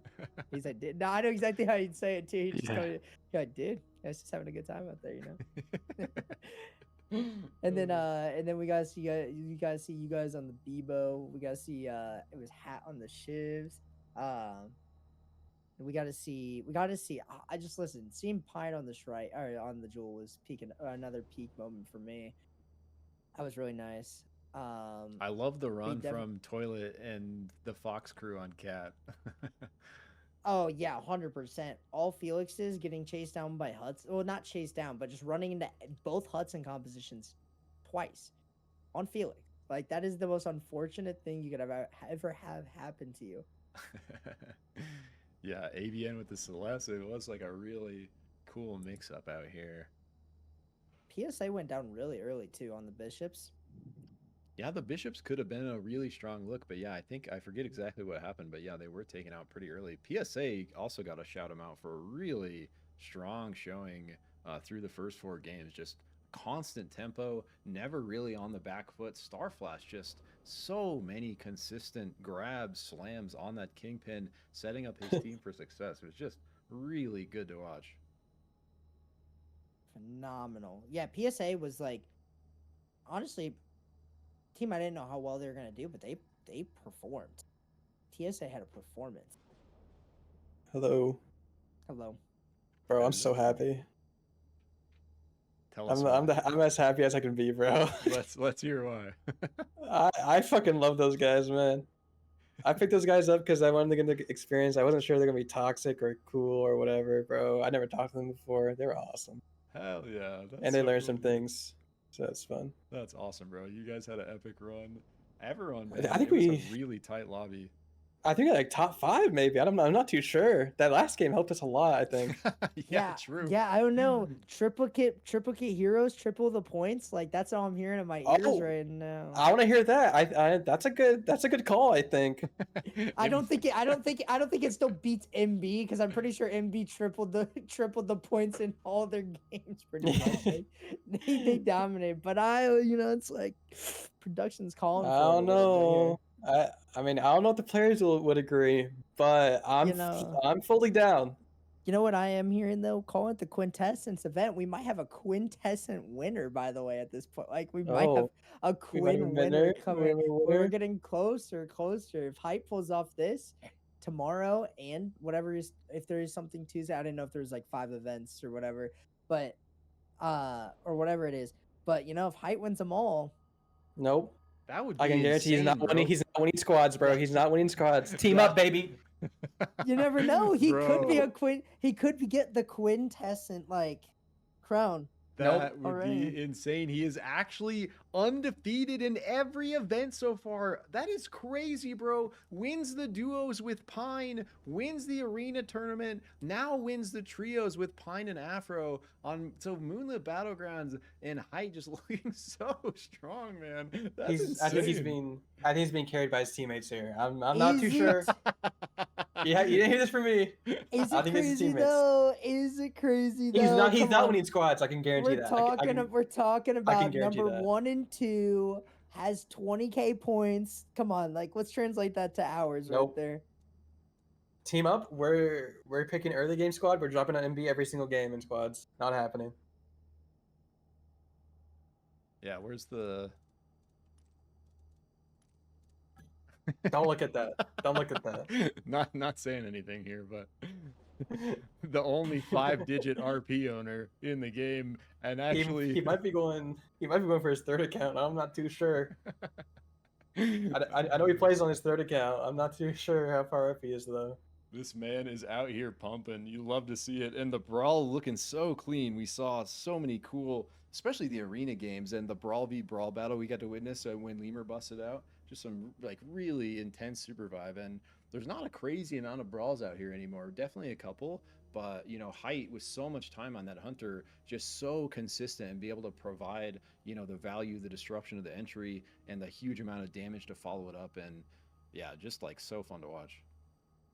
Yeah, there was a lot of teams, like, it was enjoyable to watch out there. Like, ABN was so unique in, like, their style. I really liked, like, they played, like, strategy. Like, every time it was a Void, it was strategy for some reason. It was like chess, like I said. Like, the Voids were playing chess. You had Conra and you had ABN out here playing chess, right? And it was fun to watch some of the other teams, like, RT, you know, RT was another team. It was, like, fun watching them. Didn't really know who they were, honestly, and they did well. They made it into the final round, and they were fun to watch, especially in Group 1, and towards like the middle of the this final stage as well. Had another team that we only got to see one game in Group 2 of that was fun, enjoyable to watch. Big, oh my gosh, that big performance, that was, I think it was Game 4. Yeah, they had a really strong performance in Game 4 for sure. They did. Bag was another Bag, and honestly, Bag and Cat, I loved watching it because it was just like, it almost was like I said, it's almost like middle ground. It was not way above the, you know, like you put MB up at the top, and then you just like have like the bottom ground where you're just getting last. Like Cat and Bag were just sitting there in that middle ground. It was like perfect to watch. It was nice. It was like, you know, they're gonna be consistent, right? And that's And like in a lobby this competitive, bro. That's not easy to do. Like some of like all these teams actually so stacked. Yeah, and then you had and like YL, who I feel like were like, go big or go home, you know, every single time. It was literally just like, it was either we get last or we are getting like top 3 for sure, you know. And like I feel like PSA and MB were like the big performers today. You know, they were like huge performers. Yep, both putting up really like dominant. I loved the tempo of PSA. It was almost like everywhere we looked, every match, PSA was coming in, finding an angle, and so many like epic engages on Starflash, the Kingpin. Yeah, I mean, just like there's so many memorable moments from just these last 5 games, but even like kind of the qualifiers in. And I'm like, this made me, because the first trio scrimmed I watched, bro, they were a little, it was literally everyone's first time playing trios. Like right after that playtest, Dylan ran the trio scrims, and I got to, you know, kind of watch something like this for the first time from spectator POV, and it was kind of slow, and it was a little like, you know, a little less violent than squads. I think every player, you know, being brand new to it, was trying to figure it out. I think they've ran trio scrims a couple times now, players getting a little more comfortable with it, and now coming into the finals of this series, these 5 games were absolute bangers. Like, I was not disappointed in the slightest. I, you know, have kind of reversed my opinion of squads maybe being more fun to watch, because those trios were just exceptionally fun to watch, and it a really cool having like 3 more teams in the mix, because it definitely makes the map feel a bit more crowded. I say definitely the day 1 to day like night 2, day 3 just felt so chaotic. It was like we were bouncing from fight to fight to fight to fight to fight, and it was so. And it was so nice to watch, because like I felt like there was constantly something we got to do. Like even on those like little bit of like day 1 skirmishes, you got to like watch a couple people get picked off here and there, you know. Yeah. And it was really enjoyable watching trios for sure. I was gonna say, Height had 34 kills out of all games. Jesus. That's the brawl for you. I mean, when you execute voxel on somebody, like, yeah, just it's your kill. Farming, baby, stacking that RP. Like counting points and MV's points just keep on going up, and I'm like, when will it end? When will it end over here? It's flowing like water. It's just you're filling up the glass. They might have doubled this place. Another team that survived a lot was Bomb. Bomb survived a lot. I just remember just like seeing, you know, I feel like that's the Bishop Classic though. You're the last Bishop standing, you know. You just get hover wings and you just fly around and just survive. Yeah. It's a little improving classic right there for us. True. Yeah, improving really to that. And like RT, bro, always staying in it. Like you know, a little bit of the back foot early on, but never giving up. You know, they barely make it in their way into this lobby, 13th, eking out over like 4 other teams by just a couple points. And that was from never giving up in the qualifiers, just relentless determination coming through from RT, and like really fun to see, you know, these guys like continuing to compete out here. And the last game on the Huddy looking real strong, actually. So RT stacking up a little extra points on the triplicate game. Yeah, I gotta love that. And then it was like, honestly, I liked seeing some of the variety though out from TLD. You know, like I think like the Void game could have had a lot more potential. It was nice to watch though, like the Void Celeste swaps. You know, I feel like though we've played against it for so long, we're used to it. But like when you don't play against it for like a couple months and somebody does it on you, you kind of get caught off guard. Yeah. But then you're back into it when you know it. But like, it's really good for just a random game to pull it out.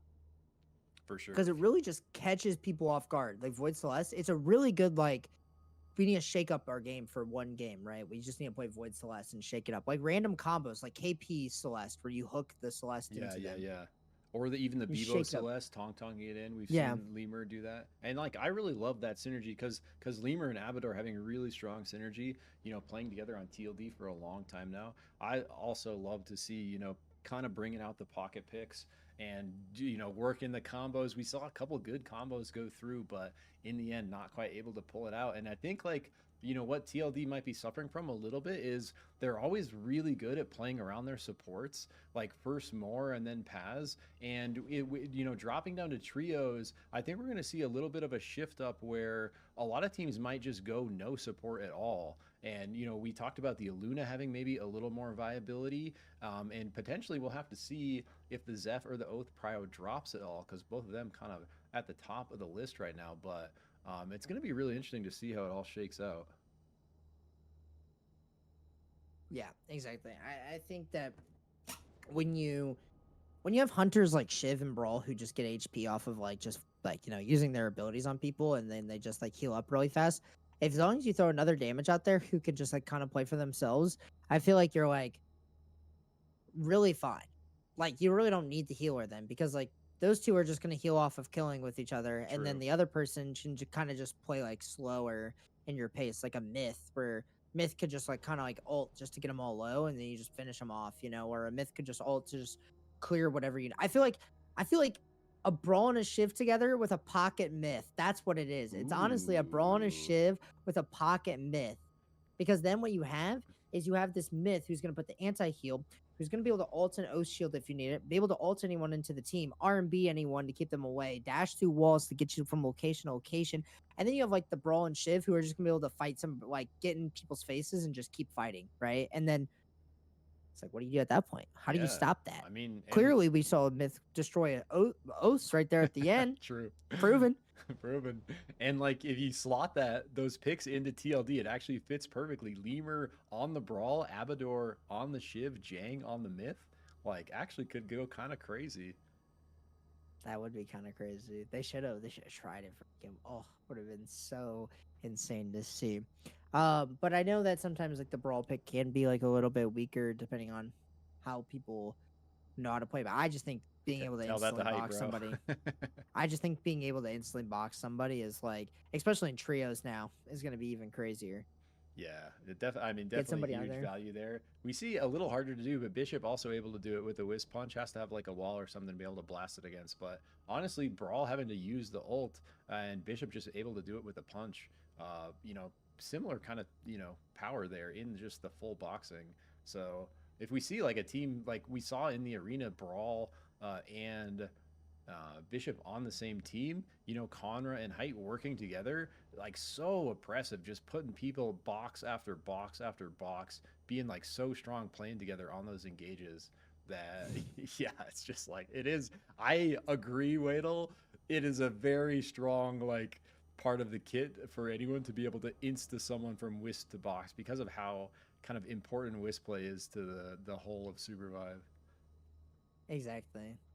This I just like was closing tabs on my right, and I forgot I had the Eva fucking YouTube thing opened up, and I just had saw it the on top comment? of the top comment again. Yeah, let's go. She has 2 B bombs.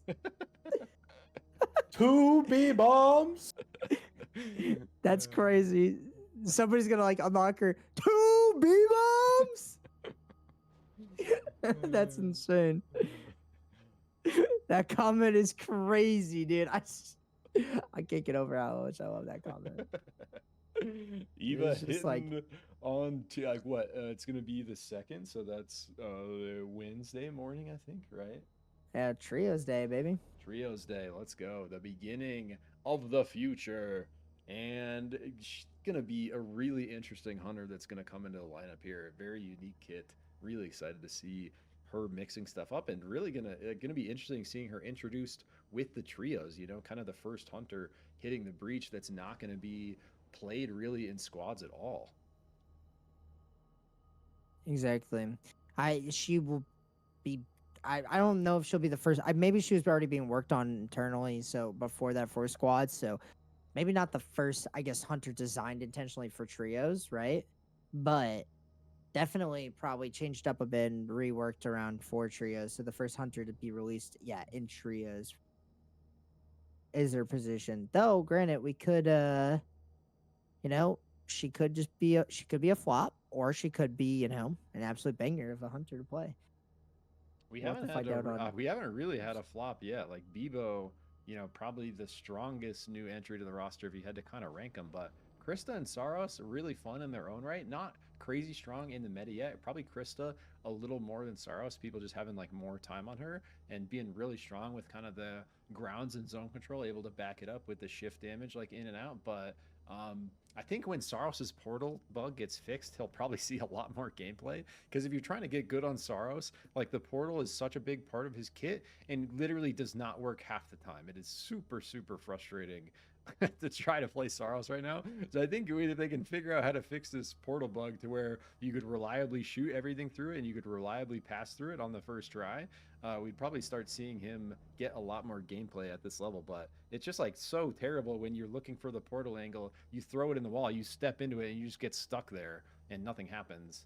And you have to like try multiple times, like we saw with the two-way where, you know, you're like trying to just like find the perfect angle to get into your portal. But I do think his kit is really strong, and my buddy Big Sweets has been putting a lot of time into Saros, and I think like he's convinced that people aren't playing him right. A lot of people going for this long range like R&B max Saros for this big ranged pump anti-heal off of that R&B empowered shot, but he's playing more of this mid-range double quick blade assassin Saros, playing with the orb kick and the shift having those full 3 parts, you know, and you can throw the orb out, you can shift up, then kick the orb with the follow through, and if you connect the second shift, you get a reset to where you get a free third shift before the cooldown starts. So he has like a ton of potential in the shift kit, and then if you're using the portal just on like a tiny wall to step through, it keeps you in that ionized empowered state. You're actually pumping your auto so crazy fast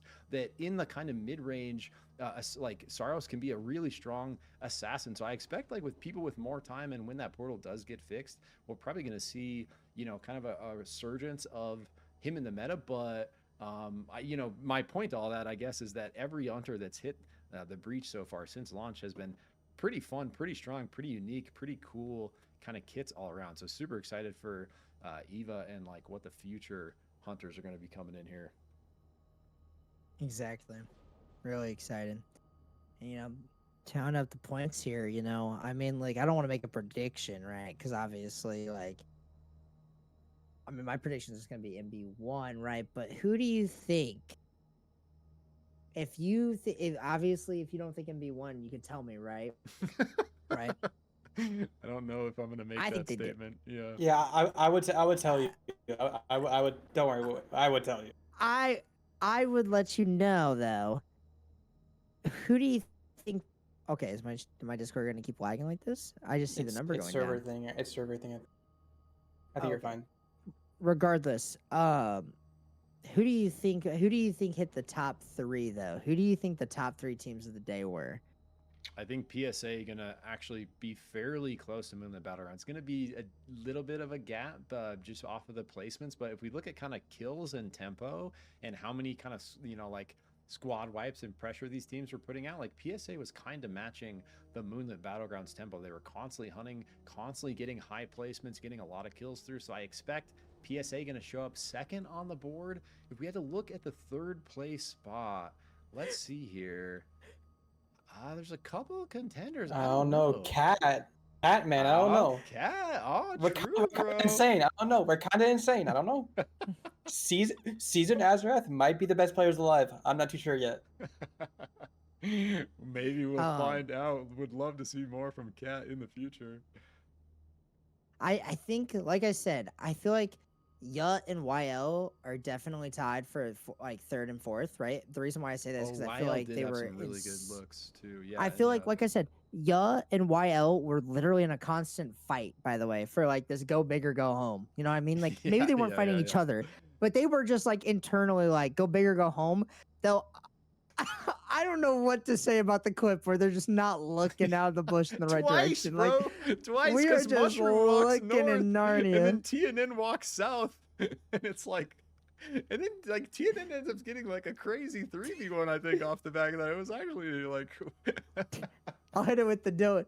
Dude, I was just looking the right way. My teammates, my brain was just off, man. I was just, I was having a good time. Like, dude, it's crazy. No, I'm just messing around. That was awesome. There it is. But I will say, Yut or YL definitely playing for a third or fourth there. Maybe not. Maybe Hat somehow takes one of the games. Maybe Bomb does. I don't know if Bomb did enough killing to take one of those though. But PSA I feel like PSA for sure got second. I feel like MB. If we did triple points in the last game, MB could be a close, or like first place, right? Like, but like, obviously, it's too much. How about like ABN with the creativity award? Because we saw some really cheeky bush play early on, and then we saw the big brain Void Island strat with the Frag Isle final destination. I thought that was like one of the, I have literally not seen that tech, but really cool, like sacrificing the Void over and over again. Mushroom just dying to world so they can build a box island. Doesn't quite play out for them, kind of being so behind on levels at the end of that game, but I just like love that kind of creativity, and ABN putting up a pretty good fight here. Like these guys are my good friends, like hang out in Blues SUPERVIVE Discord, and like I got to know these guys pretty good over the last couple months, and they have not, they love grinding SUPERVIVE, they love playing ranked, but they have pretty limited competitive experience. They were on Wraith's Rodent squad, and they made their first kind of debut just like a week or two ago, and that was the first and only time they've really played in competitive. They've done a couple of scrims, but actually putting up a really good fight, Amy, Mushroom, and Spookly on ABN, despite not having really much of that, kind of competitive experience at all. So it was really fun to see them, playing their style very well. Their comp, like very cool comp, the Zeph, it was the Zeph Celeste Void. Yeah.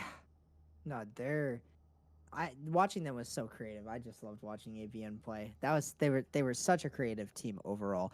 And like it was like watching, like I could just tell what they were doing off the map. Like I just saw them dying to the world, and I'm like, they're in the abyss.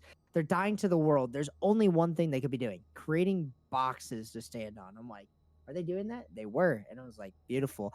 And then we saw like, I remember seeing TLD taking the vaults and catacombs, and you just had Conra robber them before anything could happen. It was so great to see. That was a sick secret agent play by Conra on that one, and then just recalling instantly all the way back. Yeah, no, the recall right before they get caught is insane. But points look like they're in. Yep, they're in. They're finalized. They're official. Okay. Do I have something to show? You guys are wrong. Let's go. All right. No. This sounds like a good time to go ahead and read them off whenever you're All right, we got got them it on up. stream. Got it. Perfect. All right. No shocker. MB taking the first place. 176 points. Just a little bit of points. I don't know. Oh my It gosh. was close. That was doubled. That was just- doubled, which is crazy, by the way. Just like I said, though, if we did triple the points of the final game, I think YL might have taken a victory. Oh, Which one, yeah. they wouldn't have, but they would have gotten really close, which is crazy. No, if we tripled just theirs, they would have won. MB doesn't count.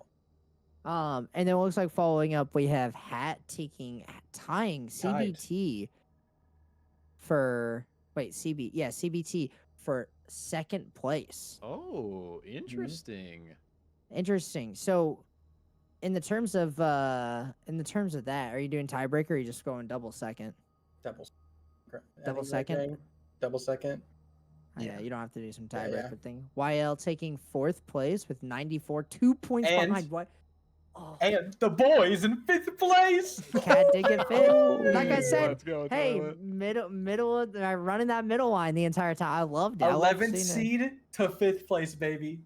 That's what we're GG. talking about there. PSA 78 tying the 6th place with that's crazy. That's the I one thought that I saw really PSA doing surprised more. me. Yeah, like because PSA looked last like 3 they were games doing were rough. so much work. Oh, game. Their five last was game- really rough. Last 3 games were rough. Oh, okay, I and think did they went- the triplicates they not go went- their way? Oh yeah, they were on the Bishops. Yeah, they went It didn't go 13th. their way. They went 5th, Oh. 3rd, 8th, 13th.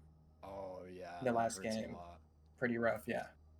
And then following up that, we had it looks like what you said, 6, right? Double 6. We had an 8th place from Bomb with 71 points. Really dominant game too. Just improving there at the end. Like, I think their team was just really good at surviving when they would just lose a member. Like, they were just really good at keeping one person alive and being able to come back into it. Unfortunately, it looks like they had a really rough game 3 and 5, but pulling out a solid 8th place. ABN with the 9th place play right there. Love to see it. They were placing really high for sure. Yeah, And then that's Bag- awesome to see. No, it is. Bag had a really dominant game 3, unfortunately 1 point in game 1, rocking out 54 points in 10th place. Big with 11th with 53, 1 point behind Bag. TLD rocking out not last here, but did get 12th place, rocking out 51 points. And last but not least, RT rocking 13th place with 21 points. I love I the just wanna say- spirit from RT. Oh, Magical, what's up? Magical. I wasn't here for any of Magical. it. I didn't see any of the games, and I'm gonna watch them back later. But I never doubted Moonlit Battleground for a second. You came in and you said it's TLD winning. That was the first thing you said, Magical. That's I never said that. You have no proof of this at all. That does not exist. Oh my gosh, I was taking a drink when you said that. I choked on it. That hurt. No, it's a big day, man. Oh, it's gonna be a good sleep tonight. I'm having some good sleep, brother. Holy, I'm happy. After our performance in group stage, I thought we were getting like 10th or something, but nah, we locked in hard.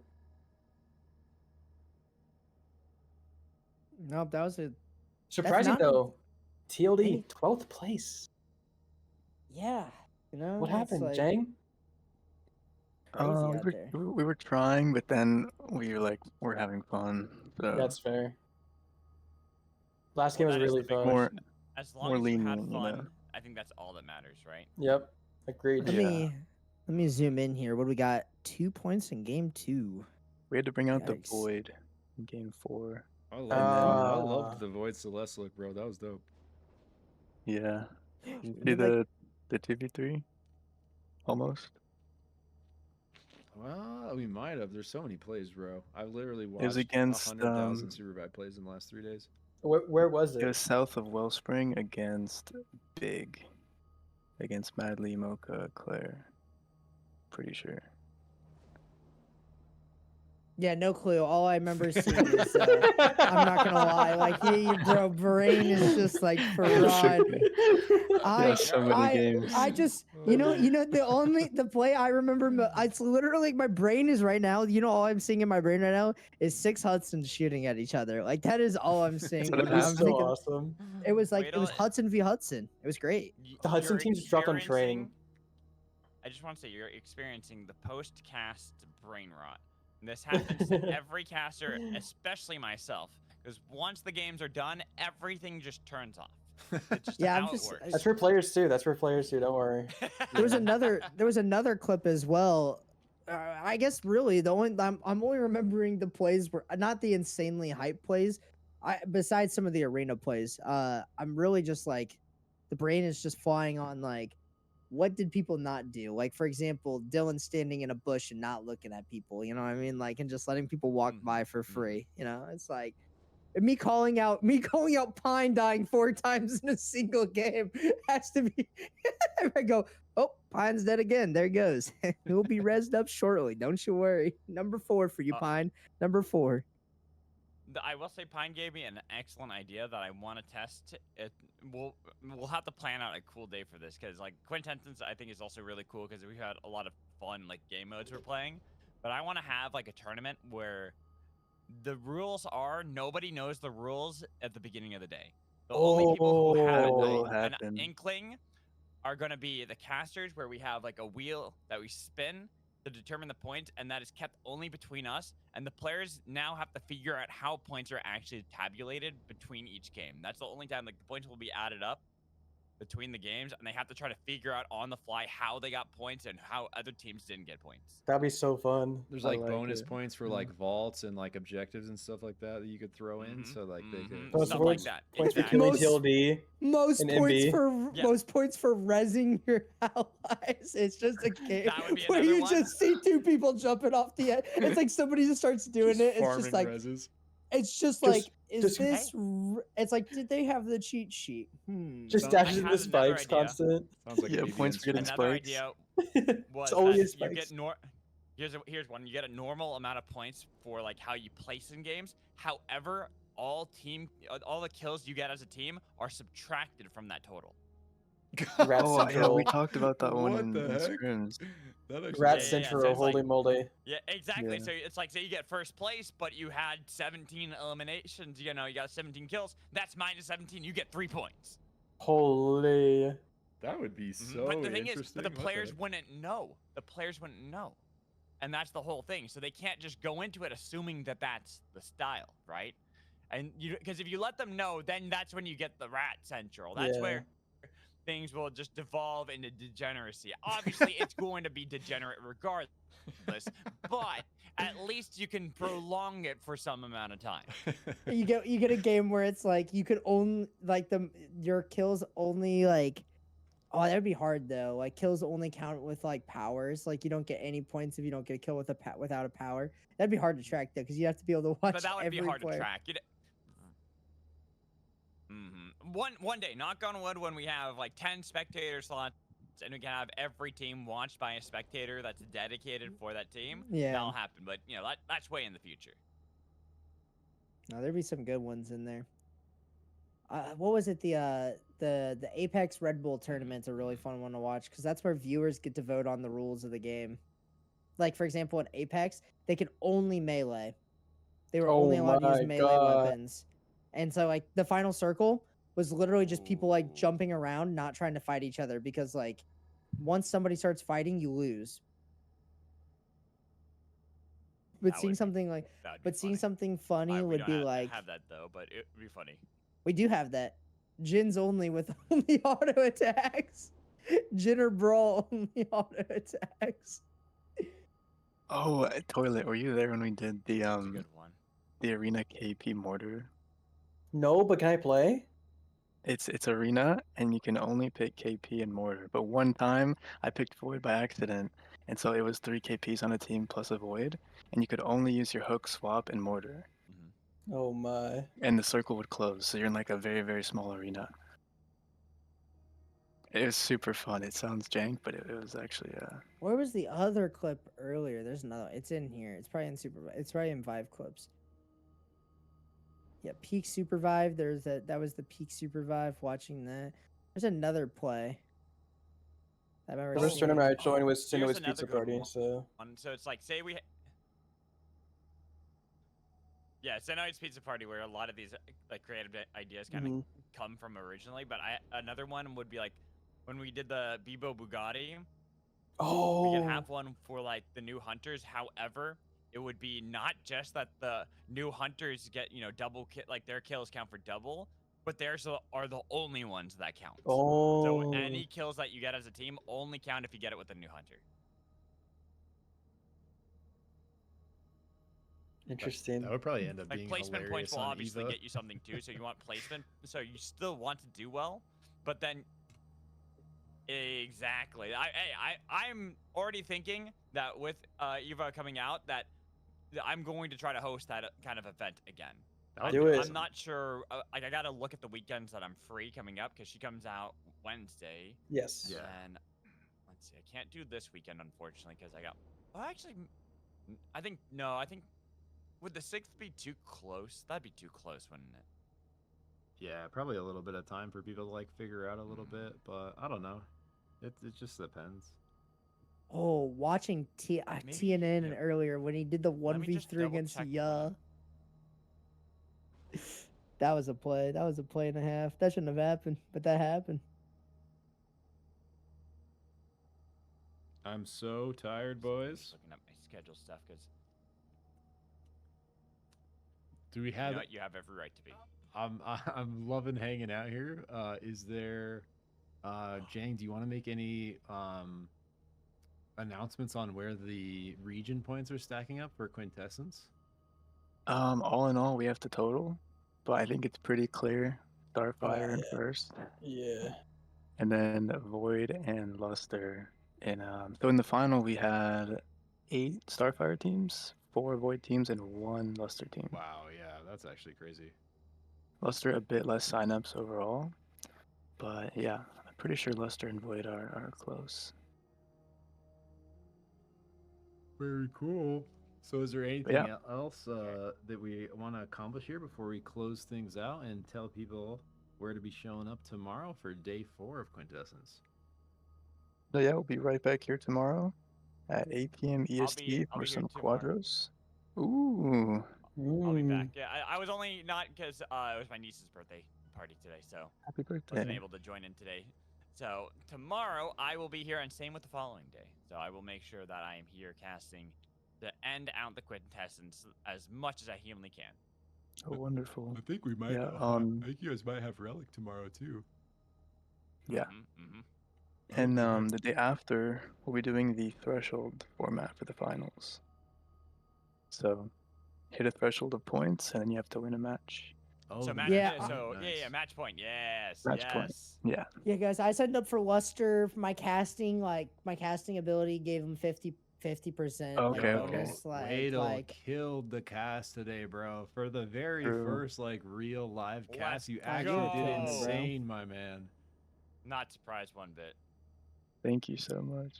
My best. Oh, of you're friend. welcome. Oh, you're welcome. You're welcome. No, dude. Honestly, I was sitting there and I was just like, I don't know how this is gonna go, but I'm like, I'm not gonna like before. I was like, dude, I'd not stress it one bit. I was sitting there all the time. I was just like, I'm sitting in my chair. I'm just like, yeah, what's up?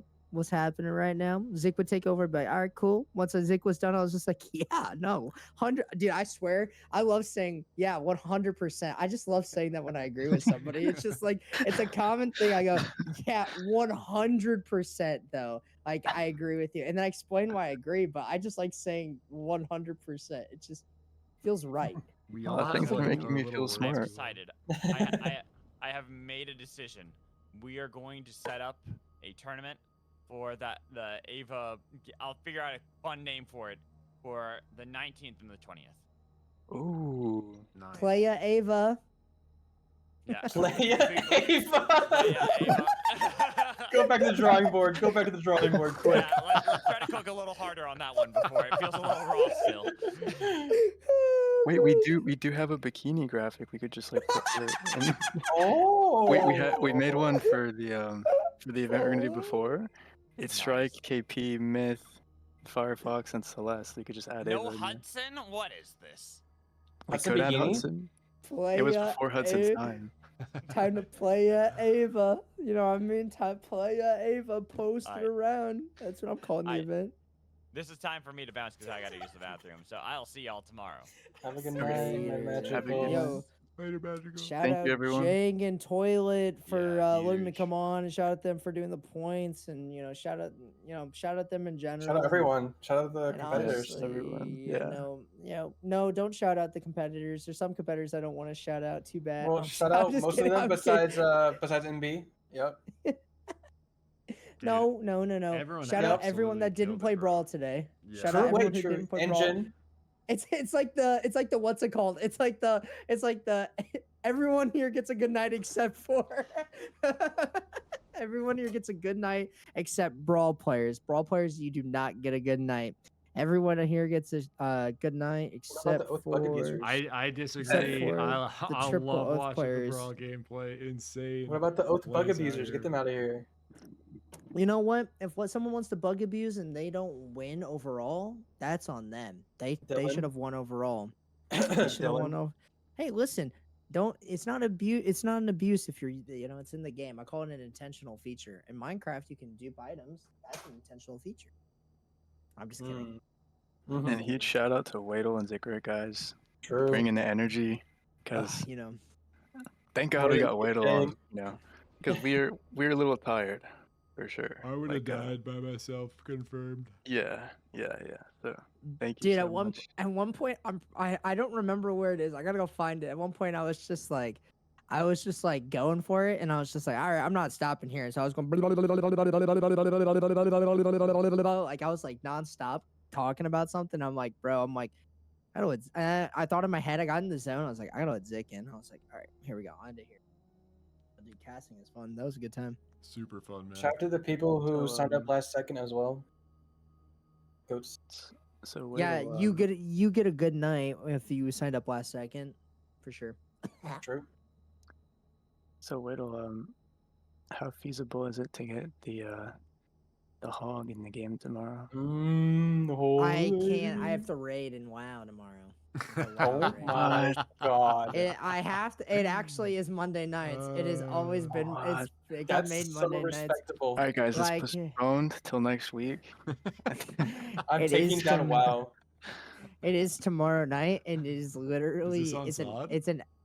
Yeah, I'm raiding on Sod. Yeah. Wait, what we got dungeons are raid. you doing? We got to raid Nax tomorrow. Oh, you're doing Nax Nax or on Ramus. the tier 6 content. Let's go. Wait, is there something after No, Nax? tier Did they 7. add That's Kara? tier. That's phase 7. What do you No, mean? originally Nax is 6, bro. There's 6 phases in Classic.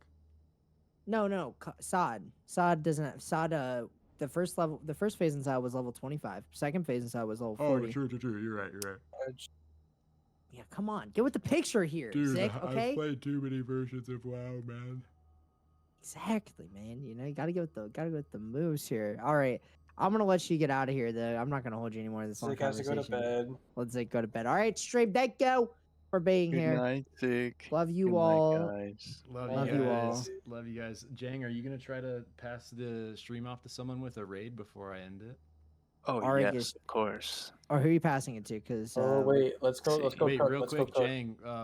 What time should everyone show there's up only tomorrow? 2 people we can cook with. What time should Tomorrow, everyone show up 8 tomorrow? EST. 8 EST. Okay, cool. So 8 EST, we are kicking off. Quadro is going to be day 4 of the OOOTECH Quintessence event, and right after that on Tuesday we're going to have day 5. That's going to be the final day. And what's happening on Tuesday? Tuesday is the final for Quadros, so the final lobby Okay. Tuesday with Gotcha. the match point format. Nice. You nice. can do Alreg, Tomorrow Mitch, in groups. Alreg, Mitch, and then Toilet? there's a French. Are you gonna stream? I'm currently streaming. You were getting the raid. No, give it. Don't. No. No, you're Some getting the people. raid. Give it to the French guy. I wouldn't stream. Nope. Give it to the French guy. Nope. I know you're being nice, but the guys, Frenchie. go show Toilet some love. The Frenchie. Go give it to the He's Frenchie. what? Nope. I already did last week. What, Joe Bro Corp? Yep. No, you're lying. You're just lying. This... I showed you a lot of Damn! love. Yo, but I stream, have to let's show show Toilet some love. We gotta No pop in those Toilet some toilet. love. Toilet That's did so crazy. much behind the scenes. No. Crazy. He sped run the points. I barely did. I was doing other stuff. He sped run the points so hard. So He was jorking show it, more bro. support. Yeah, it was.